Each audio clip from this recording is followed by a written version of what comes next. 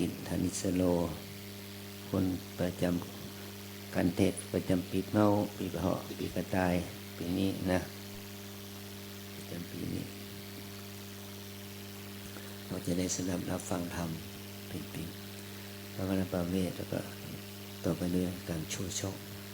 อยู่ละปนมหาปนไปเรื่อยต่อไปกระผมจะได้อาราธนาธรรมกันที่สี่ธรรมประเวทขอศรัทธาทุกท่านได้สดับรับฟังด้วยความตั้งอกตั้งใจณบัดนี้นะครับธรรมเทศนาตานะขันก็ฟังกันจดสุดเสี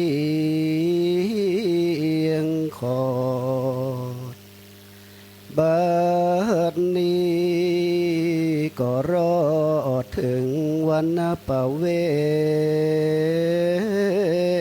ทปางเมื่อพระตนวิเศษจือ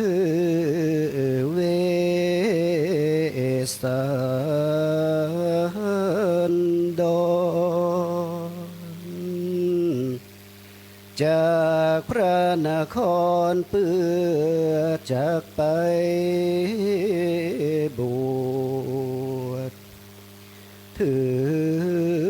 ผนวดเป็นราศีที่เขาวงกฏคีรีป่าไม่ดังคาถาบอกไว้57พระคาถาขอราธนากรมกล่าวลูกศิษย์พระพุทธเจ้าตนสวักสวัสดคือนั่งธรรมาสแล้วเทศนาธรรมอนุกัมปิมังปะชังอาราธนังกโรมา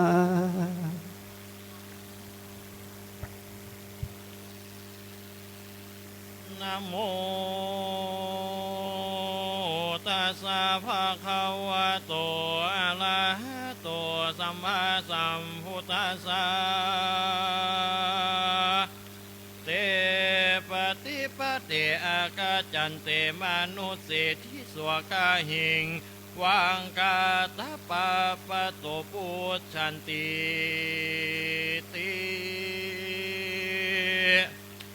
ลำดับธรรมเทศนามาส่วนมหาคสัตตาลาสีตนก็เอากันออกจากเมืองไปหานคนตั้งหลายไปนาเจ้าจึงถามว่าดูลาเปื่อนตั้งหลายเข้าวงกฏปัปปะตากิริมิติใดจ้ามนุษย์อันว่าคนตั้งหลายแคดกฎหมายหูว่าพัญญาเวสันตาลาเจียนจากภาคเมืองมายิ่งยอหัตถานอมไว้ว่าเตวาข้าแต่พาแก่นไทยบุญมีเข่าวงโกดขีลีไก่นักแลว่าอ่านคนตั้งหลายฟูงนั่นหันมาหากษัตริย์สีโตนเตียวโตนต้องเตียวหนต่างมิติใดมิใจคุณนาอดบ่ได้ก็ห้องให้บอกต่างอันใกล้มากนักนาว่าข้าแต่มหาราชเจ้าโหนต่างเข้าสู่วงกฏกีลีไก่นักแต่แลเตตาลากาอันว่าเจ้าจารีและกันหาตั้งกูหันดอกไม่ตั้งอยู่ท่าหลาบข้างต่างไปก็มีใจใครใดหญิงลองให้วอนขอลูกคาเทวดา ก็อินดูสองแกนไทยจริงฮือกิ่งไม่กอมออมลงมาพอยอฮัดหายุบถือเอาได้มาหาสัตว์เจ้าก็ปิดเอาดอกไม้และหน่วยไม้ฮือแก่ลูกไทยสองลาส่วนนางราชมัตสีโตนถ้าลงลักษณะอิทธิบ่ย่อนหันกิ่งไม้กอมลงมาปูนอัศจรรย์ลำเลิศเหือบังเกิดสาธุการว่าอะโหโอยนอโดยมีแต่เก่าไม่ทั้งหลายอันหาจิตใจบ่ได้อาศัยซึ่งอันให้แห่งกุมารก่อบันดาลก็ออมลงมาด้วยภาวะอนุภาพแห่งพัญญาเจ้าจอมเจียนเงาพาลาจาอาสาจันนินาบ่เคยมีมาแต่ก่อนโกนหัวปองสาหยองเส้นขนลูกก็มีบังเกิดในโนกนี่แต่ว่าอ่านที่นั้นจักจะด้วยมาการบ่อใหญ่อันมหาสัจเจ้าไต่เตียวไปยังโดยจือว่าสุวรรณกิริอันไกลใดหาโยจันอาคานาว่าแต่เวียงเจตุตาลานาครไปมีแม่น้ำหนึ่งชื่อว่าโกติมาลามีไปนาใดหาโยจันอาคานายังมีบานพามอันหนึ่งชื่อว่ามาลันจากิรีไก่ใดสีโยจันอาคานายังมีบานพามอันหนึ่งชื่อว่านาลิกันทากามเป็นสานามตีนยั่งใจมีไก่ใดหาโยจันนาเวียงตูตลานาครมีไก่บานพามได้10โยจันนาเหตุดังอ่านไปสู่เวียงเจตุตลานาครบ่ได้นอนกลางต่างไปวันเดียวก็หอดสีกษัตริย์ออกจากเจตลาดนครยามง่ายเจ้าตั้งหลายก็ไปหลอดประเทศอันเป็นเขตเจตลาดบุรีอันอุดมสมทีด้วยคนหมากดาด่านเต็มไปด้วยบ้านน้อยเฮียนใหญ่เหลือประมาณบ่อละม้วนด้วยจีนป่าอาหารเข้าเล่าสีมหากษัตริย์เจ้าบ่ได้เข้าสู่เวียงใจก็ยังอยู่ศาลาใกล้ประตูเวียงเหมือนนันราชมัตสีก็ปัดพงผลทุลีอานตีตั้งป่าตาตั้งกูแห่งพาอยู่เนื้อหัว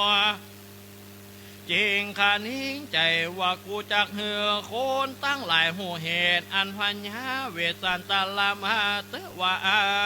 น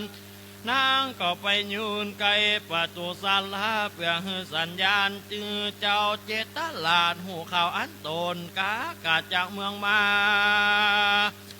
เจ้าเจตลาดหันหนังหนักไทยมาสีผู้มีลักษณะดีจุกแอเขาก็อ้อมแห่เป็นบริวารก็กะโวทาน ก็กะโวหานถ้อยข่าววัดดูลาเจ้าแม่เทวีเจ้าเคยอยู่ดีสุมาบ่ทุกอย่างอันใดเคยไปไหนมาไหนด้วยหน่วยยาบ่พาสีวิกายคำหากนำไปบ้านนี่เจ้าเตียวตั้งไก่ด้วยตีนเป่าบ่เอาเกิบห้องไปเตียวตั้งไก่ในป่าเจ้ามาตีนี่โดยเหตุอันใดจ้าโบนตั้งหลายมวลหมากหันเต้าสีตนภาคเมืองมาหาบริวารบ่ได้หายันจ้างยันมาใจบ่มีเขาก็ลีลาไปสู่ยังตีอยู่เต้าพัญญาเจตลาลาดหาบอกขี้ญาอันมาแห่งพัญญาเวสันตลาเจ้ายามนั้นเต้าพัญญา60,000 ตนก็ได้ยินคนมาบอกข่าวหูข่าวอันมาแห่งพัญญาเวสันตลาแก่นไทยเขาก็ห้องให้ ลำไหลไปมาก็มาสู่ศาลาตั้นเต้าห้องให้กล่าวภาษาไหลว่าข้าแต่ ปังเงาไทยเทวราชภาวาอันหาพญาติบ่ได้บ่มีโศกไม่เคียงขี่ก็ยังมีแก่เจ้านันจาหรือพักการหนึ่งเจ้า4 ปีตั้งไหนหนอตั้งข้างขอกเสมาตั้งปัจจานาลาดบ่มีพญาโลกาบ่มีโศกาเดือดร้อนบ่ตุกห่อนใจอันใจจะหรือพักการหนึ่งหมู่ลีปนหมวนมากจังมาลดหลากมีหลายไปที่ไหนบ่เตรียมเจ้าหลานเฮกากาดเมืองมาพ่อข้าซึกหนาเรือแหลบมาป่าแป้แก่เจ้าละจ้าขับเจ้าไก่กาออกจากเฮือพัดปากเมืองมาอันจ้าพักการหนึ่งส่วนพระมหาสัจเจ้าจริงบอกข่าวอันมาแก่พญาเจตลาจริงโอกาสคาถาวกุศลานเจวะเมสัมมาอโหสัมมาอนามายังดังนี้เป็นต้นดูลาเจ้าตั้งหลาย ดูลาเปื่อนเจ้าตั้งหลายเฮาอยู่ในเมืองสุขมากบ่ทุกข์ยากอันใดบ่มีภัยอาพาธบ่มีปัญญากังวลกับตั้งพิตาตนที่ลาตั้งปัจจานาลา4 ปีโดยมีแต่เฮาฮือจ้างตัวมงคลตัวประเสริฐตัวล้ำเลิศงางอนท่านจอมไปแก่พาเมืองกาลิงกาลาเจ้าเมืองเข้าอำนาจโกธาจริงครับเฮากากะไก่กาออกจากเฮือป้าปากเมืองมาเฮาก็จังเอาการไปสู่เขาวงโกฏปุ่นแลเมื่อนั้นเต้าพญาเจตละต่างหลายจริงโอกาสกำงามข้าแต่พระมหาศาลเจ้าบัดนี้เจ้ามาด้วยดีบ่มีอันมาห่อนหายขอเจ้าอย่าได้ใหญ่นี่ไก่จุงอยู่ในเมืองเจตลาเสวยอำนาจเมืองมูลเป็นเต้าคุณตนใหญ่แก่หมู่ไพเจ้าเฮาเจ้าจากบ้านเต่าทุกห่อนอย่าได้มีไปไก่บ่โศกไม่โศกาจิ้นป่าอาหารเข้าสาลีมีหมากน้ำเพิงน้ำมิ่นหากเลือลายเจินตันอยู่สบายเตอะเจ้าว่าอันเวสันตาโลอาหารยามนั่นพัญญาเวสันตาลาเจ้าจิ้งเก่ากำดีว่าดูลาเจ้าตั้งหลายสิ่งอันใดม้วนหมากอันเจ้าตั้งหลายหากนำมาเฮาก็ปฏิกาหาหับเอารับแต่แลเป็นของแขกปูจาองค์พระพิตาธิราชได้ขับเฮากากาดออกจากเมืองมาเฮาก็จักเอาการไปสู่เขาวงโกฏปัปพตาบุญแลเราตั้งหลายสิควรไปอยู่ที่ใดเจ้าตั้งหลายจึงให้โอกาสยามนานเต้าพญาเจตลาจึงให้โอกาสกำจาว่าพระราชาจุงโอกาสผู้ขจักใจไปขออนุญาตพระพิตาธิราชสนใจโหสภาวะอันหาโตดบ่ได้เมื่อคนใจไปตันมาขอพระราชาอย่าไปสู่ตั้งอื่นเจ้าเจตละจมจืนโสมนัสสา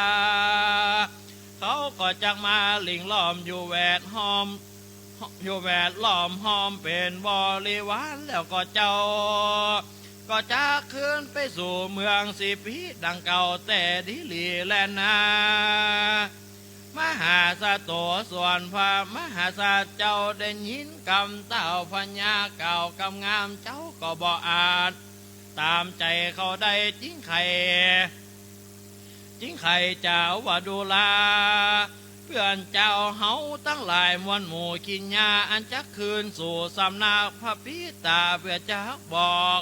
ปัญญาตนใหญ่หูสภาวะอันหาโตดบ่ได้แห่งเฮาขอเจ้าตั้งหลายอย่าเพิ่งใจเหตุสันใดเฮาว่าอ่าน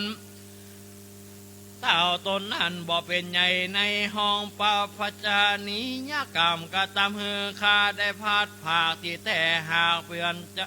ที่แต่หากเป็นเจ้าเมืองเขาเคียงเกียรติเขาเคียงเกียรติใหญ่จักฮือป่อข้าใส่กันถ้ากรรมบ่อ่านก็กรรมจัดยังป่อแห่งข้าฮือพัดปากนานิละเทศพ่อข้าเป็นเหตุตนเดียวและนาลาจะโน้นยามนั้นเต่าพญาทั้งหลายจิงเก่าวเทวาข้าแต่มหาราชาเจ้าพี่ว่าประวัติการอันใดมีอยู่ในเมืองเจตลาด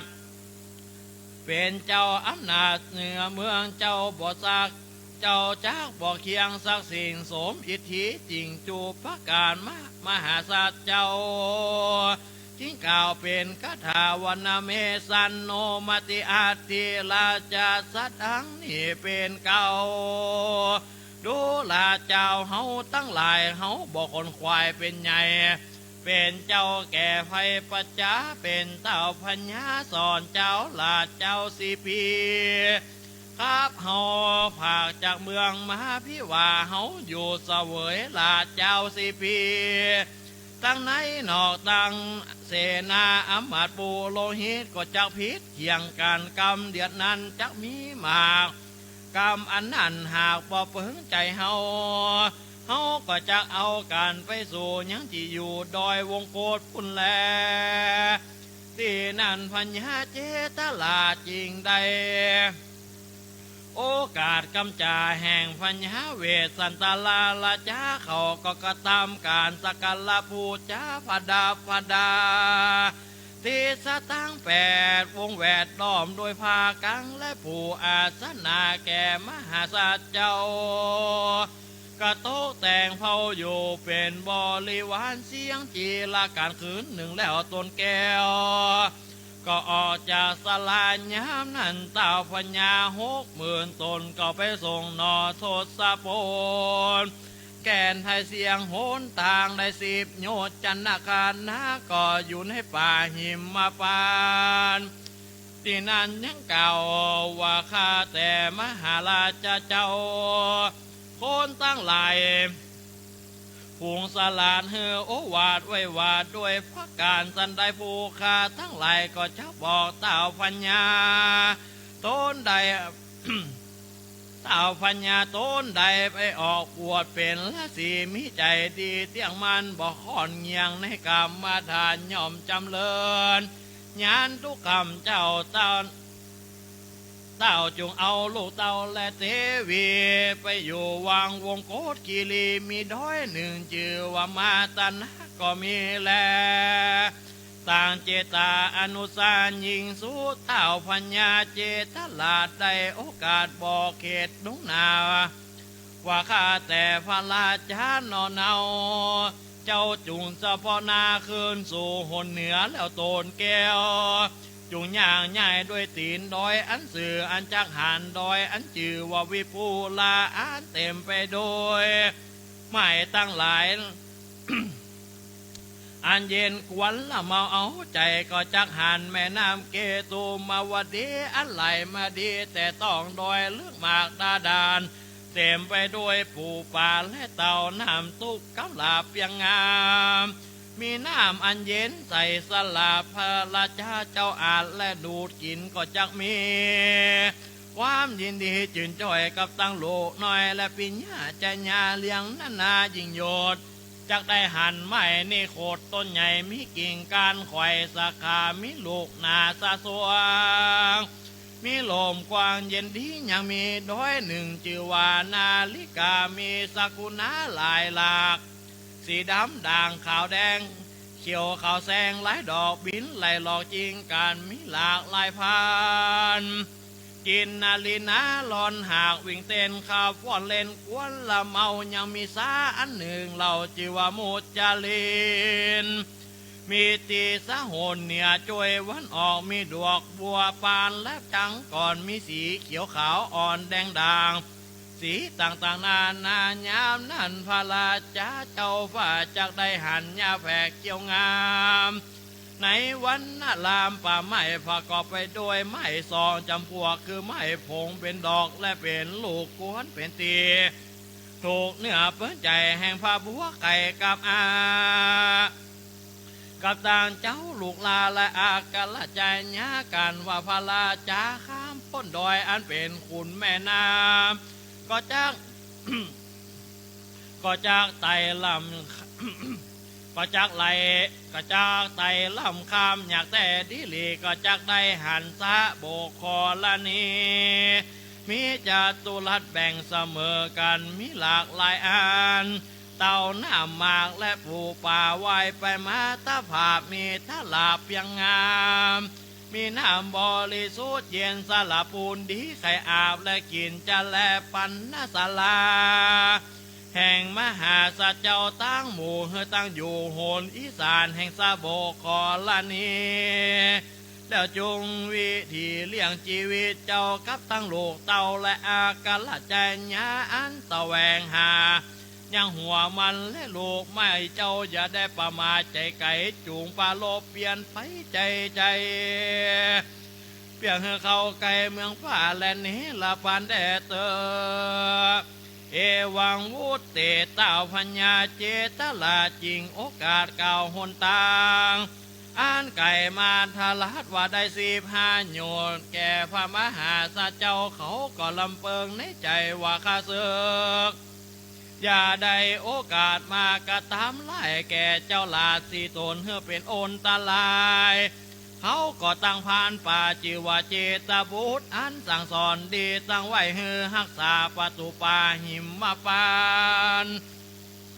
ว่าท่านจงพิจารณาการในนอตั้งคนเข้าออกไปมาท่านจงหักษาอยู่เฝ้า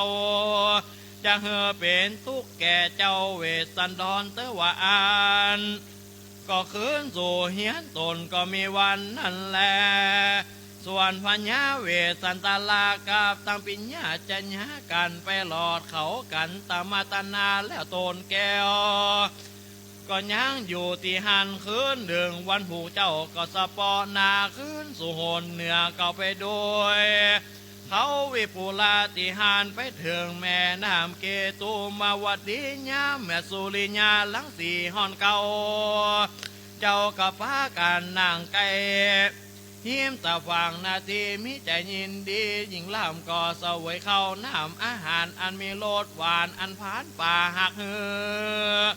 แล้วเจ้าก็หมอบปิ่นคำแก่ผานป่าผู้นั้นแล้วก็อาบองค์ส่งเกตเก่าแล้วก็ป้ากันอิ่มก็กากันกินน้ำอิ่มเพียงใจความห่อนดับหายเจ้าก็เข้าสู่ป่าไม้ไปถึงเก่าไม้นี่โคตรตั้งอยู่จอมได้เจ้าก็ยังเหือหายลำบากอันด้วยทุกอยากเที่ยวตั้งไก่ก็ไปถึงเขานาลิกาอันใหญ่ก็ไปตึกก็ได้ไต่ไปถึงตีนเขาที่หานก็ไปถึงเขตมุจจารินตาสาก็ไปถึงแจงวันออกช่วยเหนือ ก็เข้าไปสู่ลาวป่าด้วยเหตุอันใดพอร้อยตีนผู้เดียวเตี้ยวไต่ใดก็ล่วงข้ามป่าไม่สู่ลาวป่าก็มีแล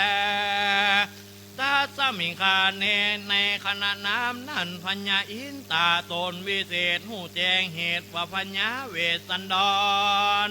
ได้เดินจอนอยากไหลเข้าสู่ป่าไม่หิมมาปานพระองค์การตนเป็นใหญ่จริงรีบได้พิจารณาว่ากวนกูอินตาหึนไรยังติอยู่แห่งพระแกนไทยเวสสันตลาลาจากันอินตาลำเปิงสันนี่แล้วตนแก้วก็ยังหามันยังวิษณุกรรมเทวบุตรตนวิเศษว่าเจ้าจูงเนรมิตเปรตลงไปสู่โขงเขตเมืองโคนไปเนรมิตอาสมบทติญูอันเป็นกูสนุกใจในจุมปูไตติดต้องเหตุเขตเขาแห่งห้องวงกฏแด่เตือนยามนั่นวิษณุกามเตวบุใจกว้างก็หับเอายังกำอ้างแห่งอินตาก็ลงมาเนลามิศาลาตั้งกูฮือตั้งอยู่เป็นตีอยู่เมื่อคืนและเมื่อวัน เนลามิดโจงโกมสองหลังแล้วก็สำแดงยังก่อดอกไม้อันเป็นดอกไม้บานงามกับดงหลานปากกวยในที่สุดห้วยจงโกมแล้วก็แต่งบริการ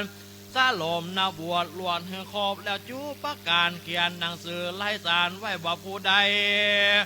ใครบวชถ้าหลงผันหนวดเป็นละสีจงหาบเอาบริขารพงนี่แล้วบวชสร้างพระหนวดแสวงบุญเตอเวสันหุกามเทวบุตรตนองค์อาจก็ขับผีปีศาจเฮือหลีกหนีเฮือหลีกง่ายไข่นี่ไก่เนื้อและนกทั้งหลายสั่งสะลืดอันมีเสียงสะพึงเปิงกว่าก็เฮือเอาตัวหลีกนี้จงเฮือผีกนี่ไก่แล้วก็กราบคืนสู่ยังตีอยู่แห่งตนก็มีวันนั้นแลมหาสะโตส่วนพระมหาสะเจ้าก็ต้องเต้าตามต่างเตียวพอผู้เดียวเตียวไตได้ก็นอก็ไหวน้องไทยและลาจะบูตาเข้าสู่ปัญญาสาลาแล้วตนแก้วก็ลำเปิงในใจว่าที่นี่เป็นตีอาศัยแห่งนักบวชมาสร้างผนวดภาวนาเจ้าก็ไขประตูปัญญาสาลาเข้าสู่แก้วกูไปไหนก็เล็งหันลายสื่ออันวิษณุกรรมเทวบุตรเขียนไว้เจ้าไทยก็ลวดยินดีว่ากูนี่มาอยู่ในป่าอินตาเจ้าว่าหากหูตานเต้าจักหานกูตุกยากลำบากต่างภาวนาจิงหือวิษณุกรรมมาแต่งแปลงยังห้องแห่งปณสาลาเปิงมีจะแลว่าอันแล้วเจ้าก็วางสลีการใจและธนูแก้วแล้วก็ลวดแก้ผ้าขาวไว้นุ่งผ้าเปลือกไม่ปาดหนังเสือจอดจะด่าเวเนียเกตเก้าหนุ่งเป็ดเป็นละสีในมือถือไม่เตาเจ้าก็ออกจากสลาเตี้ยวไปมาในจงโกมแล้วก็ออกมาสู่ลูกแก้วแต่ลาชามาสีลามงาบอินทรีบ่เศร้าเป็นดังพระปัจเจกพุทธเจ้าโตนบุญนั่นแหละมาสีพิโคส่วนวลาจามาสีทะลงตนดีสุภาพโกมแก็บโกมกาบแตบตีนแห่งพระภูมินเป็นเจ้าแล้วก็เข้าสู่ปัญญาสลาเอาเปรตเป็นพระตาลสินีจื่นจอยแล้วก็ฮือกุมารน้อยตั้งสององค์พระโลตนเป็นนักบวชสร้างผนวดเป็นจีคาติญาติพ่อแม่ลูกประกันอยู่ในห้องเขาวงโกฏกิริก็มีวันนั้นแลอาถาในกาลนั้นนางมาสีอ้วนอ่อนก็ขอพรกับมหาสัจเจ้าจอมเจนเงาละเจ้าว่าว่าเทวคาแต่พระราชาเจ้าอย่าว่าจะเข้าสู่ดงนาเพื่อแสวงหาหัวมันและลูกไม่ขอพาเงาไทยจุงอยู่หักษายังสองลาลูกแล้วยังสองลาตั้งผู้ฮือตั้งอยู่อาโสมคาจากโอดเข้าในป่าไปสอดลาแสวงหายังพันละลูกไม่กันว่าได้แล้วก็จ้างรีบขึ้นมาเลี้ยงพาลาจะเป็นเจ้ากับตั้งลูกเต้าตั้งสองแดเตอพระมหาสัจเจ้าก็ขอพรกับนางนอเนามาสีวดูลา มาสีเจ้าปีนี่เราทั้งสองนี่นาได้ชื่อว่าเป็นนักบวชแต่ดิลีว่าอ่าน อิทธิไม่ยิงตั้งหลายเตรียมยอมเป็นอนตะหลายแก่พรหมจาริยกรรมกระตามหือจิตใจหือผงแตกแหลกแต่นี่ไปเมื่อนานนางอย่าได้เข้ามาสู่สำนักกูปีนให้กาลติบกวนมานางลาสมาธิก็หับเอายังกำแห่งมหาสัจเจ้าวันนางบอกเข้ามาในกาลติบกวนก็มีและนะแม่นว่าสัตว์ตั้งหลายมวลหมู่ทวนนาอยู่หิมมาปานมีประมาณหลายหลากเนื้อเบืองหากอาเกียนเขาบบาเบียนหือทุกหอนลำบากโกลามีเมตตาไม่ตีจุดจอดลูกเบียงหลอดทุกไปก็มีแลมาสีพิโคส่วนลาจะมาสี เดินแล้วนางนอกแก้วก็นำเอาย่างน้ำกินและน้ำสวยนาและไม่สิวันไปปั่นแก่มหาสัจเจ้า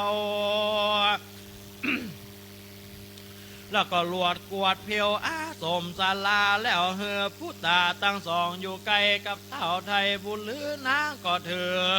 กระเจ้าและเสียมจอดบองอันจะโคดเอาหัวมันและขอยังกาตังขออันจะเกี่ยวลูกไม้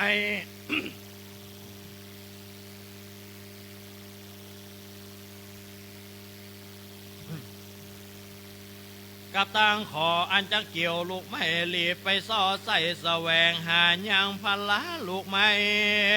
กันว่าดังใดแล้วก็ขึ้นมาสู่ศาลาญาเมื่อตะวันตกตามลูกไม้สามเต็มทงเจ้าก็อาบองส่งเกตเก่าแห่งลูกหลักเจ้าพุทธายามนั่นกษัตริย์ตลาตั้งเสียนางตีไก่ประตูศาลาก็ปากันเสวยหัวมันและลูกไม้อันตนแม่ได้นำมานั่นแหละเมื่อกษัตริย์ศาลาพ่อแม่ลูกเสวยลูกไม้และหัวมันแล้วนางแก้วลาจะมาสีก็ปาเอาลูกลากสองสีไปสู่ยังติโยแห่งตนก็มีวันนั่นแหละยัตตาโลคาติญากษัตตาลาตั้งสี่พากันอยู่ในห้องเขาวงโคตกิลีมีนานประมาณว่าใดเดือนหนึ่งก็มีด้วยพระการดังกล่าวมานี่แลวันนปเวกาทางนี้ขีต่างกิญญาสั่งวันนันนาห้องเหตุวันนปเวกาทางอันพาดาพาดาด้วยกาถา57กาถากะบังคม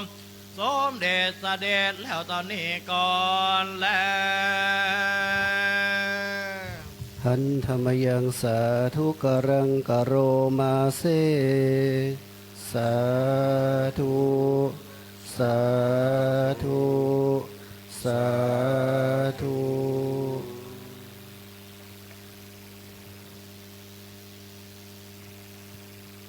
กับวรรณประเวทนะครับก็จบไปสำหรับเกิดปีเถาะเนาะเบิ่งกระต่าย และเจ้าภาพนะครับปียวันพัทรพิบุญนันนภัสอุทัยเลิศชยุทธชื่นจิตคุณวินาลิ้มสักดากุลรองศาสตราจารย์ดรกันทิมาพิชัยนะครับเรียนเชิญนะครับท่านเจ้าภาพเจ้าสถาประเคนร่วมกันนะครับ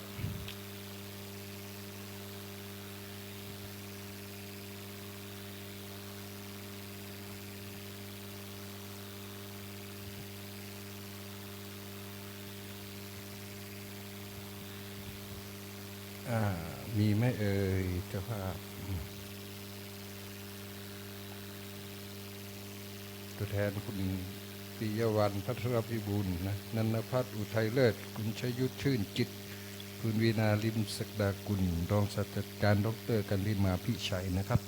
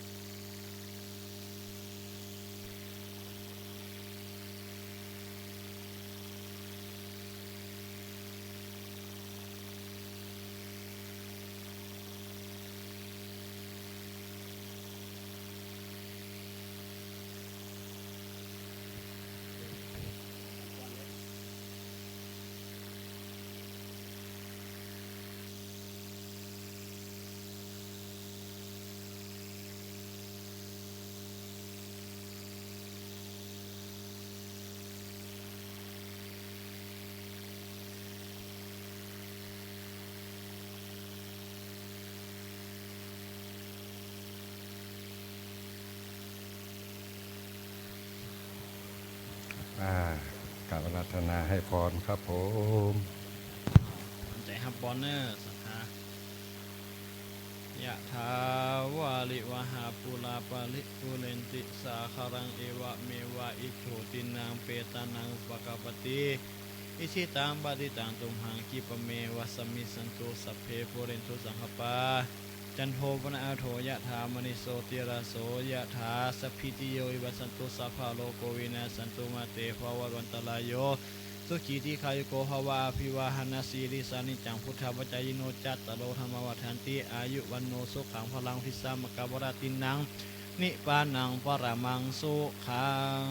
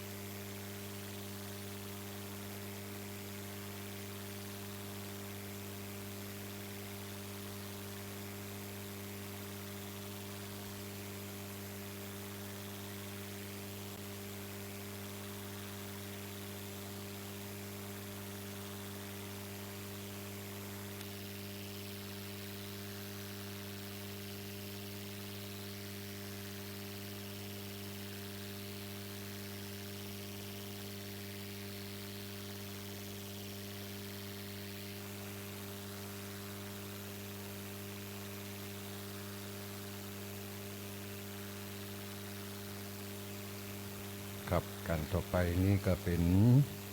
ชูชกการชูจกนะครับท่านอาจารย์พระสมุอนุภาพคุณังกะโลนะครับเจ้าวาดวัดโสพนารามอาจารย์สอนพระอภิธรรมนะครับเดินทางมาจากวัดโสพนารามนะครับ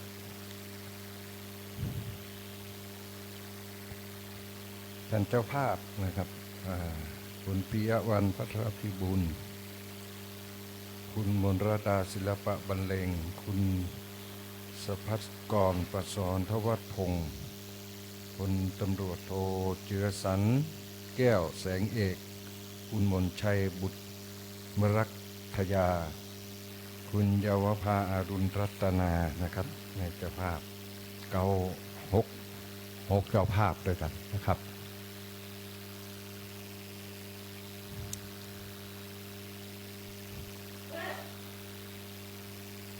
เกิดปีสีปีมะโรงงูใหญ่เปิ่งนาคพญานาค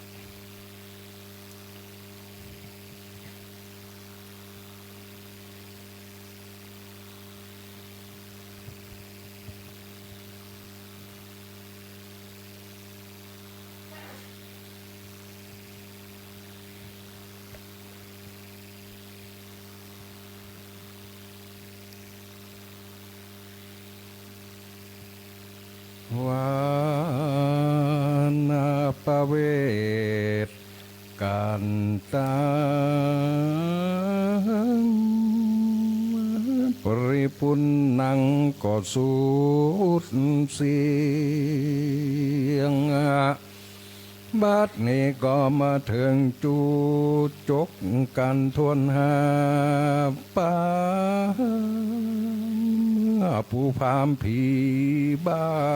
ได้เมียหนุ่มงา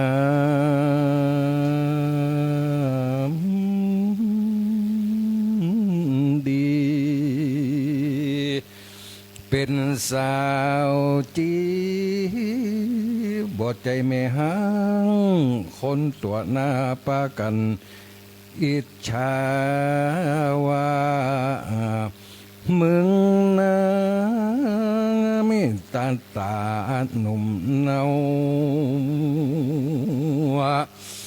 สั่งมาเอาคนแก่คนเฒ่าอายุพอจะยังเข้าป่าจาละเนื้อนอนนางมีตาจริงได้อ่อนวอนขอผู้พามเท่าสากตาไปขอเอาสองกุมารนอไทยมาเป็นคนใจแต่นางผู้พามจริงทะเลทลายไปเอาผ้าปกกับไม้เต้าเข้าสู่ป่าไม้หิมาป่าละบัดนี้จะขอนิมนต์ลูกศิษย์พระผู้บานโตน่าเลิศแล้วคืนนั่งธรรมาสแก้วแล้วเทศนาธรรมสาธุธรรมังอนุกัมปิมังปัจจังรัตนังกโรมา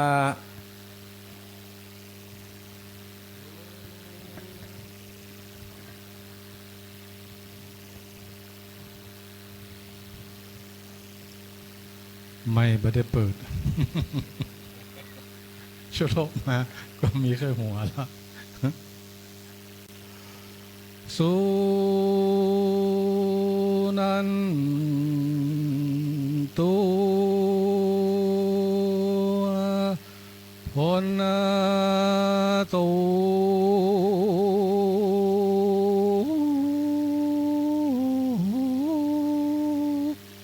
เต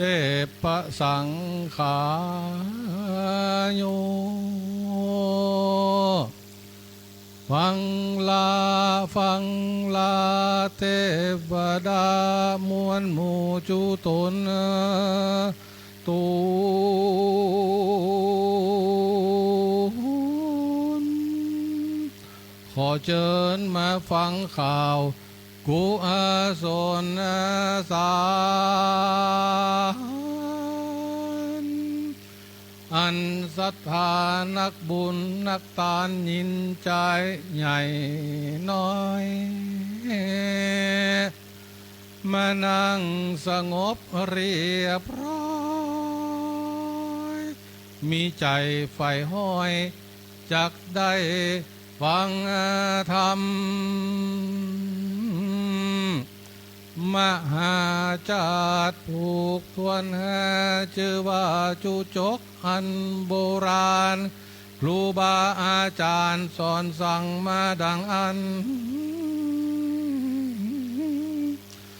วัดใดเมืองใดฟังธรรมมหาจารย์นั้นฝนฟ้าจักตกจอบตามฤดูกาลบ่เจ็บป่วยเมื่อยไข้บ่เกิดโรคร้ายใดๆลูกหลานตันเต้าตุเจ้าพระเนนแม่ชีโยคีจักอยู่ดีสบายว่าง่ายสอนง่ายจุตนตูนขอเชิญเทพเต้าตัวคงเขตดาวมาส่องหัวเล่งหา มาจดเอารายหมายเอาชื่อไปส่งให้เต้าวักกวาลท่านเจ้าคณะศรัทธาวัดรำเปิงตั้งหลายตัวนาขอให้นำเอาข่าวนี้ไปบอกคุณสวรรค์จันทร์ฟ้าขอให้มักขวานต้านเต้ามาจดเอารายหมายเอาชื่อนามสกุลของพ่อแม่พี่น้องศรัทธาเอาอาหนุ่มเท่าเพื่อเป็นพยานหลักฐานในการฟังธรรมนั้นเราเหมือนกันจุตนตู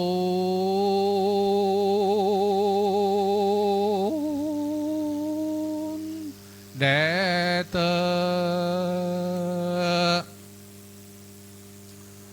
นะโม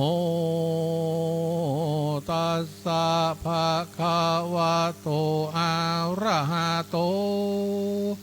สัมมาสัมพุทธัสสะตะตากะลิงการัตเถตุนะวินนะพรามะนะคาวาสีจูจาโกนามะพรามะโนภิกขาจะริญาญะกะหาปานะสะตังละพิตวาเอกสะมิงพรามะกุเลทะเปตวาปุณะทะนังปริเยสานัฏฐาญะคะโตติ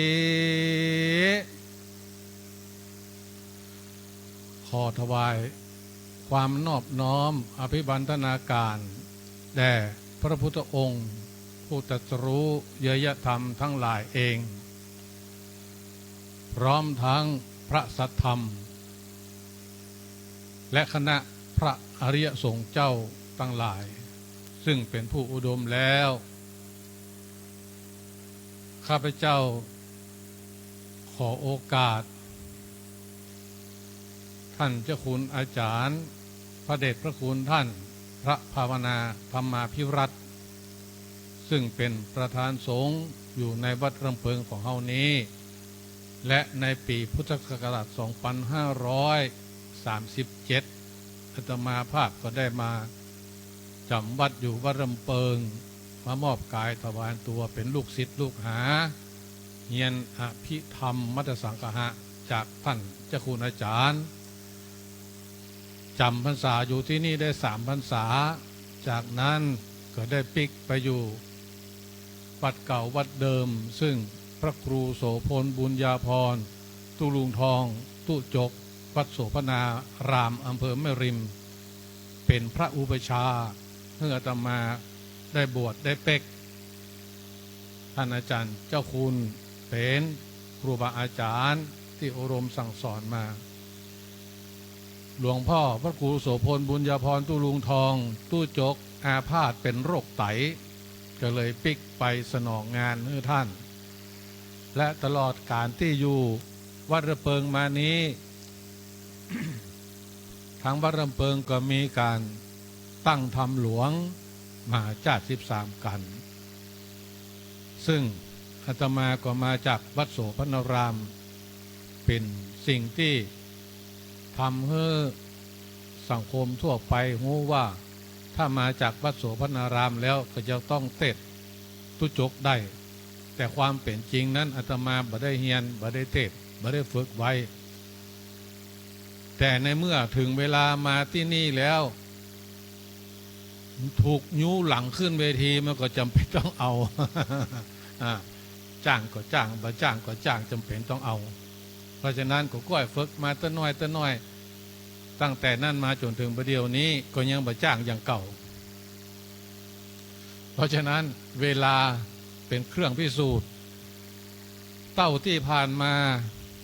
ก็ได้รับการนิมนต์จากคณะสงฆ์ของวัดรำเปิงเฮามาเทศกันชูชกอยู่ทุกๆปีนี้ก็เหมือนกัน วันตักบาตรเทโวก็มาเพื่อที่จะมารับเอาประกาศสิบัติอภิธรรมของนักศึกษาที่วัดโสพณารามหล่นติดมาอยู่ที่วัดรำเปิงนี่ก็ได้รับการนิมนต์จากท่านโดจากท่านอาจารย์นิคมอาจารย์พิเชษว่าขอมาช่วยกำเนิดปีนี้ก็บอกท่านทั้งหลายว่าผมถึงมาแน่นอนขอหึ่งหูข่าวเตอะเพราะมันเป็นโอกาสที่ผมจะได้ทดแทนบุญคุณของท่านเจ้าคุณอาจารย์พระเดชพระคุณท่านพระครูพระภาวนาธรรมาภิรัตน์ซึ่งได้ประสิทธิ์ประสาทวิชาความรู้อภิธรรมมัตตสังคหะกับอาตมาตั้งแต่ชั้นจุลตรีจนถึงชั้นมหาเอกจบอภิธรรมบัณฑิตจากวัดรำเปิงของเฮานี้เพราะฉะนั้นในการเทศชูชกในครั้งนี้การแนะนำตัวของอาตมาภาพชื่อว่าพระอานุภาพคุณังกโรปัจจุบันนี้ก็อยู่วัดโสพณารามตำบลดอนแก้วอำเภอแม่ริมจังหวัดเชียงใหม่วิธีการนำเสนอการเทศนั้นก็จะมีอยู่สองอย่างที่หนึ่งก็จะเป็นการเทศประยุกต์นำเอาเรื่องเก่ามาผสมกับเรื่องใหม่นำเอาเรื่องใหม่มาผสมกับเรื่องเก่าห้องว่าประยุกต์ถ้าทางอภิธรรมก็เรียกว่าสังคหะสังคโหซึ่งเข้ากันได้แต่บ่เป็นเนื้อเดียวกันใช้ศัพท์คำว่าสังคโหแต่ถ้าหากว่าเอามาประยุกต์แล้วเข้ากันได้เป็นเนื้อเดียวกันก็เรียกว่าสัมปโยคะก็คือนามระหว่างจิตกับเจตสิกเพราะฉะนั้นการที่เฮาเทศเฮาใจเสียงเฮาใจความหูความเข้าใจเข้ามาผสมกันระหว่างรูปและนามจึงเป็นสังคโหไม่ใช่เป็นวิปยุตไม่ใช่เป็นสัมปยุตเป็นการประยุกต์เอาจากนั้นเมื่อเฮาประยุกต์แล้วเฮาก็จะเอาเรื่องเก่าๆที่มีมาแล้วเมินนานเป็นสิ่งที่ครูบาอาจารย์ได้เทศนาไว้แล้วเฮาก็ได้ไปจดไปจำเอามาก็จะนำเสนอให้กับท่านได้รับฟังรับชมต่อไปแถมอย่างอู้นักเมื่อใดจะเทศใจเย็นๆถึงเวลาแล้วถึงจะได้เทศแล้วก็ถึงจะได้ฟังเพราะฉะนั้นแล้วการแนะนำตัวของอาตมานี้ก็จะเป็นอยู่สองประเด็นหนึ่งก็คือเทศตามเนื้อหาของพระบาลีที่มีอยู่ในธรรมภูกนี้79คาถาและก็เทศตามการประยุกต์เอาสถานการณ์สภาวะธรรมที่เกิดขึ้นมาทั้งอดีตและปัจจุบันและอดีตมาผสมผสานกันตากะลิงกาลาตตุเตสนาพรหมโนอันว่าพรามจุจกนี้นามันเป็นคนลอดมอกสูง9 คืบ 9 ศอก 9 วามาแล้วเนอะ93 ตัว บ่ได้บอกหวยนะบ่ได้บอกใบเกิดเอาคนเดียวคนที่เชื่ออาตมานี่10หายไปเมินละ เดิมนี้นะมันชานมาตั้งหม้อหน้า6 พดมาจากอเวจีนีมาจากผีไปเหี้ยวบุกเดี่ยว2 คนเนี่ยบุกเดี่ยวมี2 คนเพราะอาตมาเป็นตู้เจ้าขับรถมาได้ก็เลยเอาคนขับรถมาคนหนึ่งท่านนับเป็นคนมี2 คนท่านนับว่าบุกเดี่ยวนี่มีกับตู้เจ้าเหมือนกันครับพ่อจานวัดรำเพิงบุกเดี่ยว2 คนเหมือนกัน มีปนานชัยคนหนึ่ง แล้วก็ยังมี FC ตัวมาจากไม่ริมแห่มคนหนึ่งครูยงพรทิพย์เพราะฉะนั้นแล้ววันนี้อาตมาก็มีหน้าม้าละ เพราะฉะนั้นบ่ได้กลัวว่าบัตลกตลกแน่นอน หนีมาจากผีป่าเหี้ยวบุกเดี่ยวสองคนโยนมาจากเมืองคุดเมืองนาคคาดมาจากเมืองปักกะยอนี่ปักกะยอนี่เป็นทรัพย์ที่ใจแทนชื่อของชนกลุ่มน้อยในปีพุทธศักราช 2522 อาตมาสอบบรรจุได้ก็ไปเป็นครูอยู่ที่อมก่อยซึ่งมีแต่ปักกะยอล้วนๆเอานักเรียนไหว้พระซึ่งเลือกแล้วดีที่สุดในโรงเรียนเพื่อเป็นคนนำไหว้พระน่าจะมาจะลองเอาสำเนียงของนักเรียนมาไหว้พระเพื่อตั้นได้รับฟังอรหันต์สันมานสัมพุทโธนภควานภูนทันภควันตันภิวันเทนมินมีตัวสะกดมดทุกตัว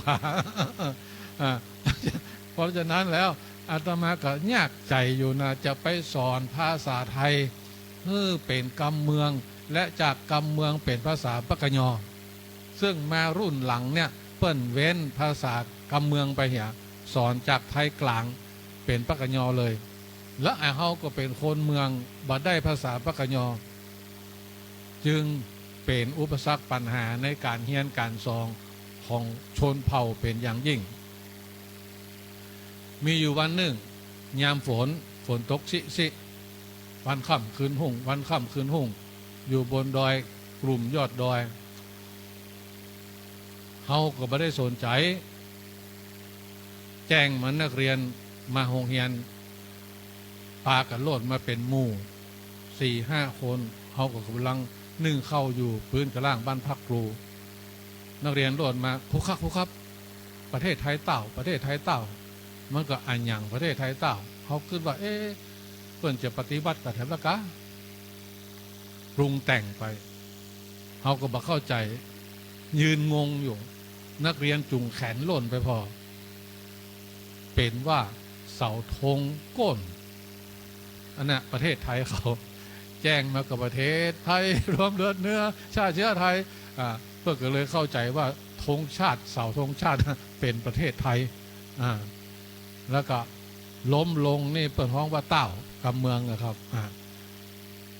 มันมีเรื่องอยู่นักขนาดที่ทำให้เป็นเจี้ยให้ได้มาเล่าให้กันฟังแต่เวลาของอาตมาตั้งไว้30 วินาทีเพราะว่าเขายังมีผูกต่อไปก็เอามอบออเดอร์เพียงสักหน่อยจากเมืองปักกะยอแล้วก็ลงไปทางเมืองมงนี่ก็มีละอ่อนที่เป็นเยาวชนแล้วก็ลงมาจากขุนจ้างเขี้ยนแล้วมาพักอยู่ที่วัดโสพนรามหลวงพ่อพระครูโสพลบุญยพรตุลุงทองก็เมตตาเพื่อได้ศึกษาห้ำเฮียนที่โรงเรียนบ้านศาลาและก็ต่อไปขยายไปจนบางคนบางท่านก็จบระดับปริญญาตรีโดยการอนุเคราะห์สงเคราะห์จากหลวงพ่อพระครูโสพลบุญยพรและอาตมาก็เป็นละอ่อนเป็นขโยมอยู่บ้านอยู่ใกล้วัดก็ได้หูจักได้ผู้ได้จากันก็ฝึกนับ1-10อย่างกับมงแอปลอแปลซาอีโยกวะก็ฝึกมาจากเขาแล้วก็กำอู้ต่างๆที่มีอยู่อย่างกินข้าวนี่ก็นอมอเรื่องที่ทำให้เกิดเที่ยขึ้นมานั่นก็มีอยู่แต่ก่อนสมัยเมื่อสัก40 ปีที่แล้วการเลี้ยงหมูของชนเผ่าของคนดอยเปิ้นจะเลี้ยงหมูปล่อยหมูดำนั่นนะครับเลี้ยงปล่อยและก็เปิ้นจะมามีห้องน้ำการที่เขาไปทายนักของเขาเมื่อเจ้าเนี่ยเราก็ต้องเลือกเอาตามที่เหมาะสมและเขาเป็นคนทั้งลุ่มบักเกยเมื่อขึ้นไปถ่ายขึ้นไปเสาะหาที่ถ่ายตั้งบนเขาก็ว่าเขาได้ดีที่สุดละขึ้นไปยองขอนไม้สูงประมาณสัก50 เซนเนี่ย แล้วก็ถ่ายนักปรากฏว่ายังบัตันได้ถ่ายเตื้อหมูมารอแล้ว พอเขาถ่ายออกมามันก็กระโดดกวับมันเสียวนะ พ กำไม้อนามัยเหียไล่ฟาดหมู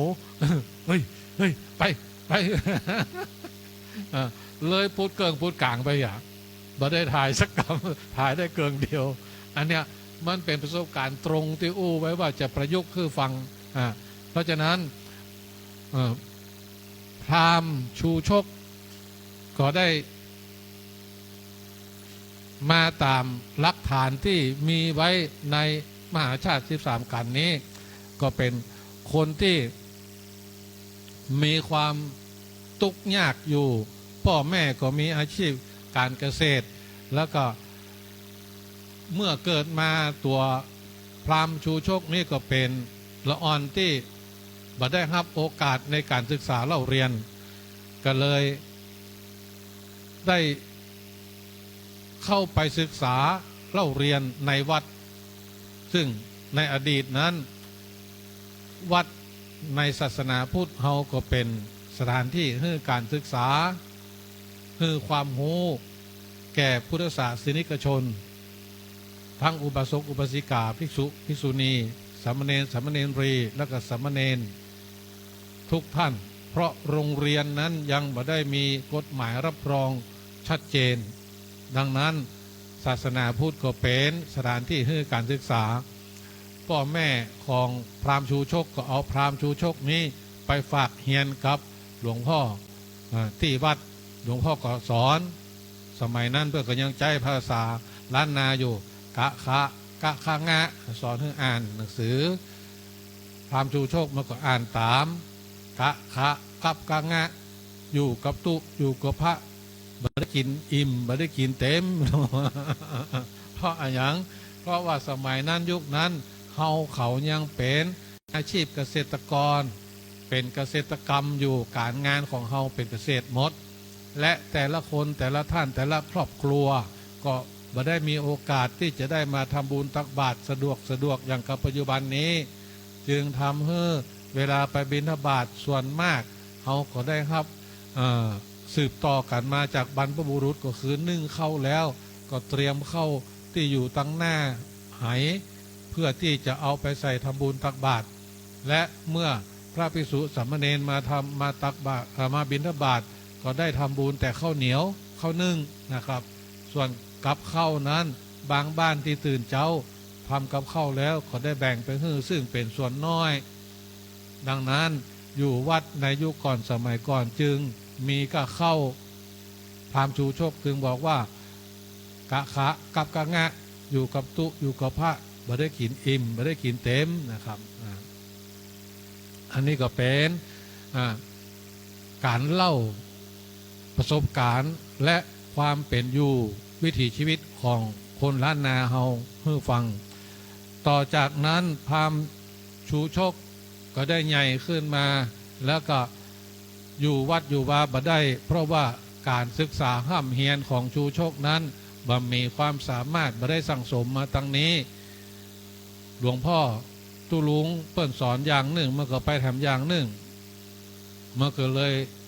บ่สามารถที่จะเป็นขโยมและบวชเนนได้ก็ปิกไปอยู่กับพ่อกับแม่เมื่อไปอยู่กับพ่อกับแม่พ่อแม่ก็มีอาชีพเป็นเกษตรกร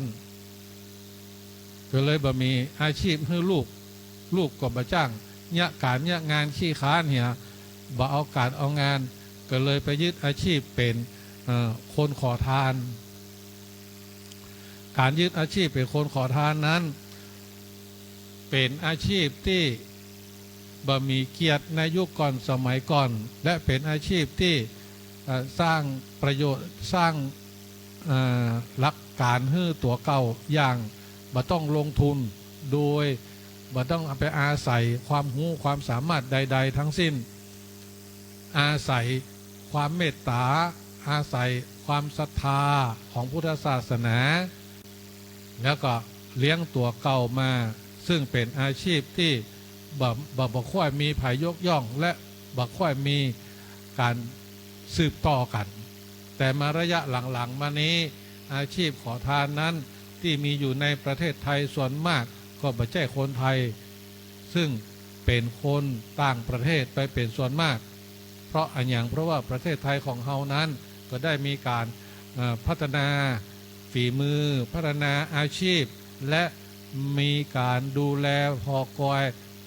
ในขั้นพื้นฐานจากรัฐบาลเป็นอย่างดี ตลอดถึง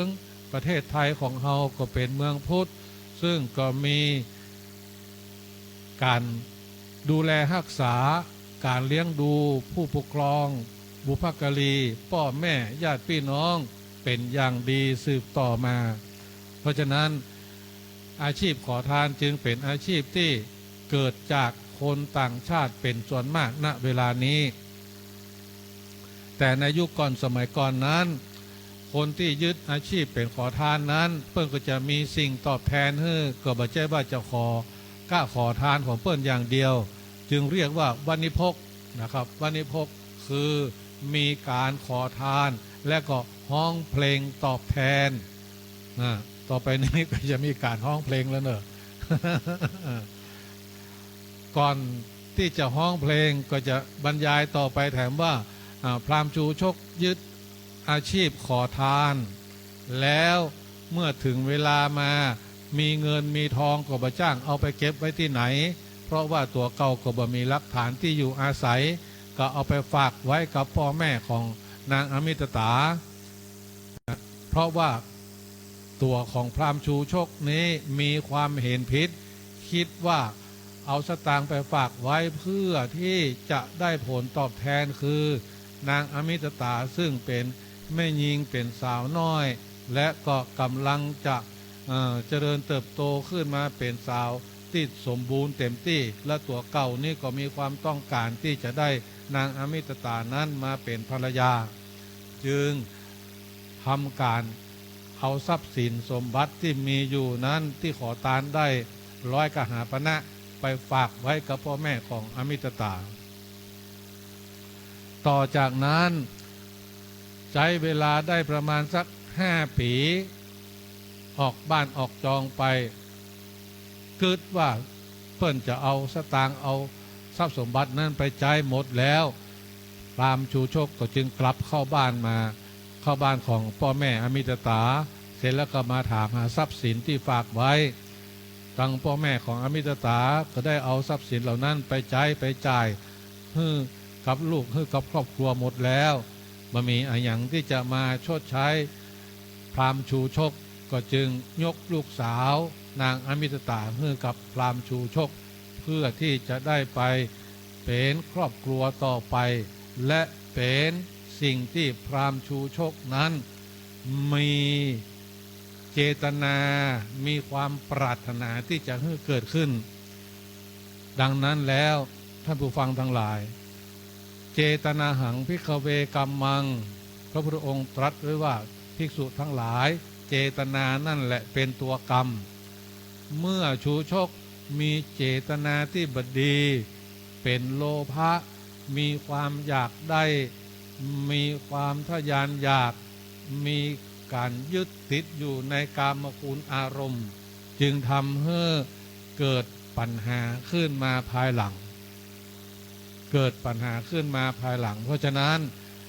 ในเจตนานั้นเจตนาหังภิกขเวกัมมังเจตนานั่นแหละเป็นตัวกรรมที่เกิดขึ้นจากเจตนาที่บดีก็เป็นกรรมที่เป็นอกุศลกรรมย่อมส่งผลไปในทางที่บดีก็เป็นอกุศลผลอกุศลวิบากเพราะฉะนั้นดังนั้นแล้วการกระทำกรรมหมายถึงการกระทำทั้งดีและชั่วทั้งทางกายทางวาจาทางใจที่ทำมาแล้วในอดีตและปัจจุบันได้แก่เจตนาในจิต25 ดวงได้แก่เจตนาในจิต25 ดวงเพราะฉะนั้นเจตนาในจิต25 ดวงได้แก่อะไรอย่างได้แก่จิตที่เป็นอกุศลจิต12ได้12 ดวงแล้วมหากุศลจิต8ได้แห่ง8 ดวงเป็น20 ดวงแล้วก็ในรูปากุศลจิต5 ได้แห่ม5ก็เป็น25จิต25ดวงนี้เป็นเหตุทำให้ผลเกิดขึ้นคือวิบากถ้าเหตุอยู่ในอกุศลจิต12ก็เป็นอกุศลเหตุได้แก่โลภะเหตุโทสะเหตุโมหะเหตุ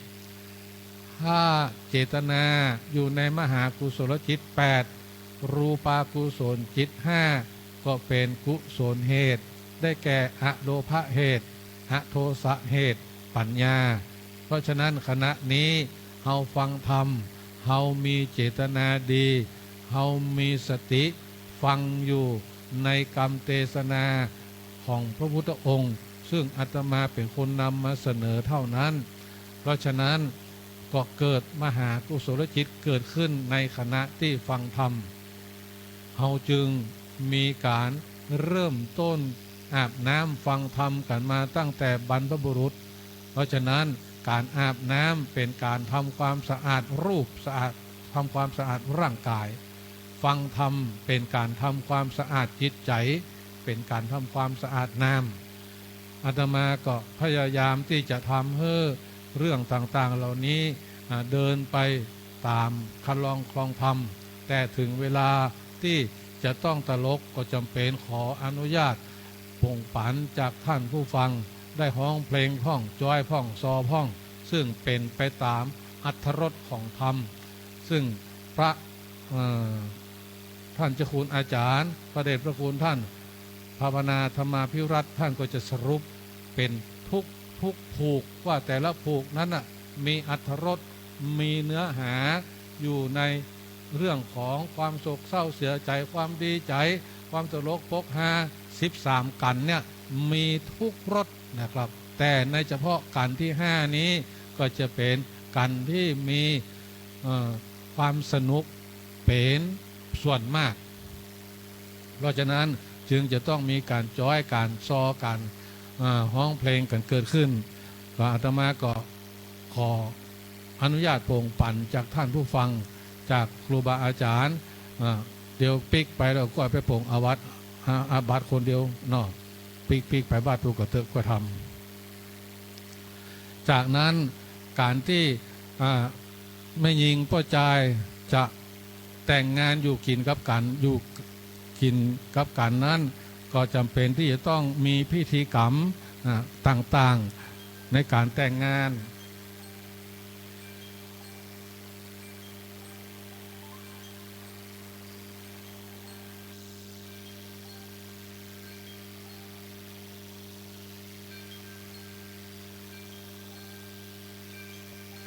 จะมีการแต่งงานกันพิษกับประจ้างมีกระใจ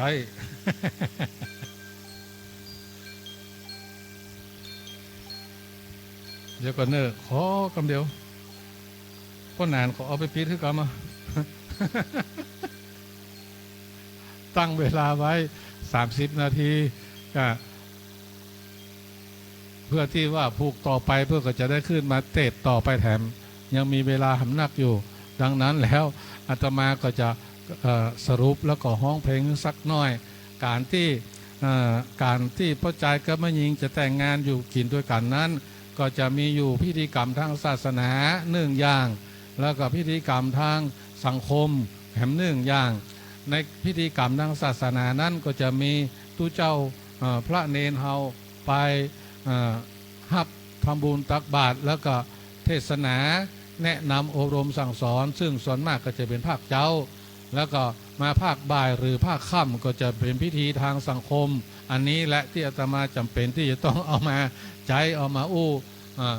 การที่เขาจะมีงานอย่างสำคัญเหมือนกับกับพ่อจานไว้ตะกี้ว่างานใดก็ตามแต่ถ้าเป็นงานที่สำคัญแล้วเครื่องเสียงบดีพิธีกรบดีงานนั้นกล่อยทันทีดังนั้นงานนี้งานแต่งงานของพระรามชูโชคกับอมิตตาทางเจ้าภาพเพิ่นก็ได้เตรียมเครื่องเสียงไว้เป็นอย่างดีและเชิญพิธีกรมาเป็นโฆษกนะครับโฆษกนั้นในยุคนั้นสมัยนั้นก็มีป้อนานคำเก่งเหลือเปิ้นนะก็โฆษกก็พยายามข ขอความเมตตาจากพ่อนานคำให้มาห้องขวัญให้กับกู้บ่าวสาวขอพ่อนานห้องขวัญให้กับละอ่อนขอกำนอไม่เอา ปฏิเสธเป็นยังไม่เอาพ่อนานบัดสบายเป็นไข้2 ก้อนไงหรอเมื่อย2 ก้อนเล่าให้ฟังแต่ว่าไปแอวหาละอ่อนเขาเอาน้ำอ้อยให้กิน2 วันเลยเมื่อย2 ก้อน คนเท่ามันจังอู้ลืมไปปีนเอาตั้งหัวไปตั้งหางแล้วก็สำคัญเฮาทุกคนเนี่ยเมื่อเท่ามาตึงวันนี้โมหะธรรมชาติที่บังสภาพความเป็นจริงไว้คือหลงลืมไม่รู้จะเข้ามาครอบงำเฮาเหมือนกับที่เฮาเริ่มปฏิสนธิใหม่ๆเพราะฉะนั้นการที่เฮาจะแก้โมหะนั้นก็โดยการบริกรรมหรือเสพบ่อยๆหรือทำตึงวันเหมือนกับท่านพระออกศรัทธาได้มาปฏิบัติธรรมเดินจงกรมนั่งสมาธิมีจิตใจที่เป็นสมาธิมุ่งอยู่ในอารมณ์เดียวแล้วกำหนดให้หูทันอารมณ์ปัจจุบันอันนี้เป็นการกระทำตามคำสอนของพระพุทธองค์และจะได้ผลเมื่อใดก็จะได้ผลเมื่อองค์มรรค8เป็นสมังคีมรรคคือเป็นมรรคที่สามัคคีกันมีกำลังเท่ากันทั้ง8 องค์แล้วเมื่อมรรคมีองค์8มีกำลังสมบูรณ์เต็มที่ก็จะทำหน้าที่ประหารอกุศลธรรมเพื่อที่จะให้จิตของเฮานั้นข้ามโคตรวิถีจิตข้ามโคตรจากวิถีจิตปกติของปุถุชนข้ามโคตรไปสู่จิตของอริยบุคคลคือโสดาบันสกทาคาอนาคาต่อไปเพราะฉะนั้นการเสพบ่อยๆการแก้ไขปัญหาการหลงลืมแก้ไขโมหะนั้นก็คือสั่งสมและก็เสพปัญญาให้นักขึ้นหูเท่าทันอารมณ์ที่เป็นปัจจุบันโคโซกก็ขอป้อนานให้มาห้องขวัญป้อนานก็บอกเอาไม่สบายเป็นไข้มาเลเซียโอ้ถูกพ้องบ่ถูกหลายในที่สุดมาเป็นห้องขวัญก็บอกเอามาเนี่ยอย่างก็บอกอันขอเชิญป้อนานเป็นโคโซก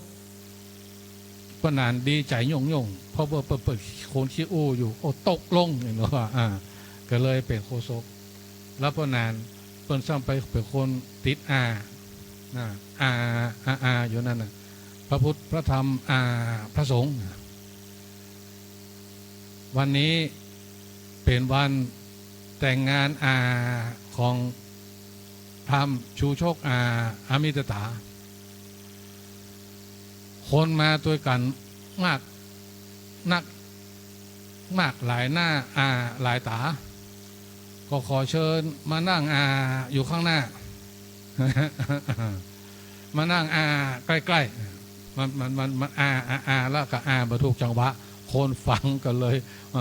มีความคิดไปในทางที่สสังคาริกกังชักชวนจิตที่มีการชักชวนให้เกิดขึ้น เพราะฉะนั้นนี่ถ้าเป็นไปได้ถ้าเฮาเป็นพิธีกรเป็นโคศกก็ขอให้เว้นเหี่ยกำเนิดจะไปเอามาใจ บางคนก็ติดไออยู่ฮะน่ะพระพุทธพระธรรมไอพระสงฆ์ ตัดประสงค์นี่เป็นไอไปเนี่ย เพราะฉะนั้นสิ่งต่างๆเหล่านี้เฮาเสพบ่อยๆก็จริงแต่ขอเสพอารมณ์ที่เป็นปัจจุบันและเป็นอารมณ์ที่มีสตินะครับวิริยะคณิกะสมาธิสติปัญญามีกำลังพร้อมกันถึงจะรู้รูปรู้นามรู้ว่ารูปนามเป็นไตรลักษณ์ก็คือโสรสญาณแล้วก็วัดลำเปิงเขาเนี่ยเป็นโอกาสอันดียิ่งที่เป็นสำนักปฏิบัติซึ่งสืบต่อมาตั้งแต่ยุคของหลวงปู่ต่อมาจนถึงท่านเจ้าคุณอาจารย์ก็เป็นสิ่งที่เป็นบุญเป็นหน้าบุญของเฮาที่ได้มาพบกันในการประกาศของป้อนานก็ได้จบลงไปต่อไปก็จะเป็นการห้องขวัญมัดมือห้องขวัญให้ สองคนกู้บ่าวสาวมาอยู่ด้วยกันอาจาโสอาจาในวันนี้ก็เป็นวันดีใส่บ่อเศร้าป้อนานจักหน้าห้องควันสู่เจ้าตั้งสองจุงรีบเร่งเร็วมาควันเอวมาอยู่ที่ต้องควันน่องมาอยู่ที่ขาควันเกี้ยวควันตามาอยู่ทางหลังนั่นเปิดขึ้นมามัดมือห้องขวัญอันนี้สมัญญายขวัญคนเท่านี้ยุ่งแต่มัดมือห้องขวัญต่อไปก็จะเป็นการจ้อยอาจาจาโยอาจาจาโสวันนี้ก็เป็นวันดีใส่บ่เศร้าอันนี้ห้องขวัญไปละเพราะว่ามาจ้อยกินสุรามาเมาก็เข้าบ้านร้อยครอบครัวบอกข้างมาเตะหม้อเตะให้เมียมันล้นเข้าไปกำก็ผมไว้แง่นแต่ข้างอ้อยพ่องตัดอกตันใจวันไหวหนีบแน่นปัญญาบอกแค่เมียมันเปียได้ว่าบ่ได้อกปะโถทางหน้าเปิดเงาเนี่ยมันใจยากนะพ่อใจนี่นะ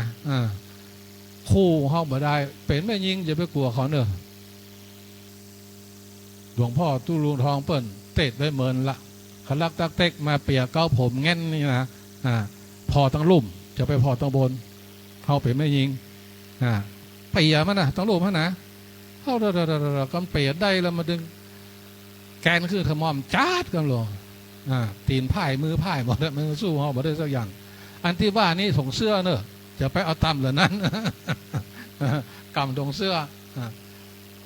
กำถงเสื้อจักมันถึงดิ้นไปได้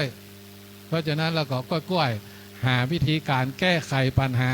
บ่ฮื้อโมหะมันเกิดก็คือใช้ปัญญาอย่างเดียวกันจากจอยไปแล้วก็ต่อไปก็จะเป็นโฆษกก็จะประกาศให้นักฮ้องที่มาร่วมงานมาฮ้องเพลงเพื่อที่จะทำความสนุกสนานให้เกิดขึ้นกับในงานนี้เพราะฉะนั้นต่อไปก็จะได้เป็นการฟังเพลงเกิดขึ้นแล้วเนอะจะฮ้องเพลงละคืออย่างนักแกฉันโยงฮ้อนไหนฮ้อนเบาบ้างไหนก็ไหนละเอาอย่าแตะก่อนอื่นเขาก็เอาเพลงที่บอกปอได้เดือดร้อนอะไรอย่างกระไผ่ถ้าเขาเอาเพลงที่เป็นเรื่องของความฮักความเกลียดความชังจากสังคมก็จะเป็นการกระทบกระเทือนวันนี้อาตมาก็จะเอาเพลงจากเรื่องของสังคมเรื่องของสิ่งแวดล้อมมาฮ้องให้ฟังในงานแต่งงานของ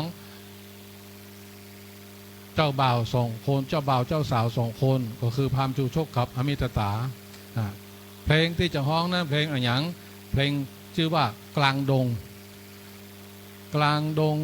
พงป่าเขาลำเนาไพรไกรสังคมมีแด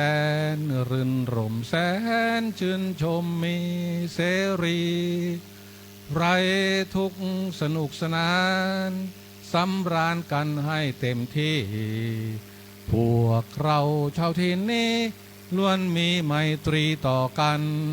อันนี้ซ้อยมันเนื้อมันบ่เอาละนักลงไป เมื่อเขาเป็นละอ่อนย้อนไป30 ปีที่แล้วเฮายังใจหลวนึงเข้าเนี่ยกินอยู่แก๊สยังบ่มาเตื้อเนี่ยมันจะเป็นเรื่องที่อยู่ในเนื้อหาของเพลงนี้และเป็นการอยู่กินอย่างสงบและก็มีความยั่งยืนบ่ต้องการไปแข่งขันอะไรอย่างกันนักเพราะฉะนั้นถ้าเราสามารถที่จะพยายามทำพื้นที่ในบ้านเราให้เป็นเหมือนกับบ้านในยุค30 ปี40 ปีที่แล้วมา หัวกินได้มีหัวหีอยู่ตีนขั้นใดหลังฝนตกซิเขาไปเก็บพักในหัวหีปิดประตูเฮเนอร์ใกล้จะเข้าปะอุยเปะอุยเปิดหนึ่งสั่งสอนเฮ้อเอาพักเอาอย่างมาแกงไปห่อเหล้าไก่มีไข่แก่นเอามาต้มตำน้ำพริกเอาพักมาลวกกินด้วยกันมีข้าวเหี่ยอยู่ด้วยกันและครอบครัวใหญ่ไม่ใช่น้อยๆอู้จะเป็น7 คน8 คนเลี้ยงกันกุ้มเลี้ยงกันอย่างมีความสุขกินข้าวตัวกันทั่วหน้าพร้อมหน้าปัจจุบันนี้5 โมงห้องหลองอ่อนลูกไปกี่ข้าวในรถแวะเซเว่นซื้ออาหารอุ่นนะร้านอาหารพุ่นเรียบดุนอุ่นในร้านเซเว่นเรียบร้อยฮือลูกฮือเต้ากินเข้าบนรถมันก็เลยเกิดความรีบเร่งและการแข่งขันกันนักลำไปก็ทำให้สังคมเขาเปลี่ยนวิธีคิดของคนประเดี๋ยวนี้ก็เปลี่ยนแปลงไปถ้าหากว่าเป็นไปได้เขาก็นำเอาความคิดวิธีคิดของคนในยุคเก่าสมัยเก่ามาเพื่อที่จะปรับปรุงให้กับสังคมให้อยู่ดีมีสุขต่อไป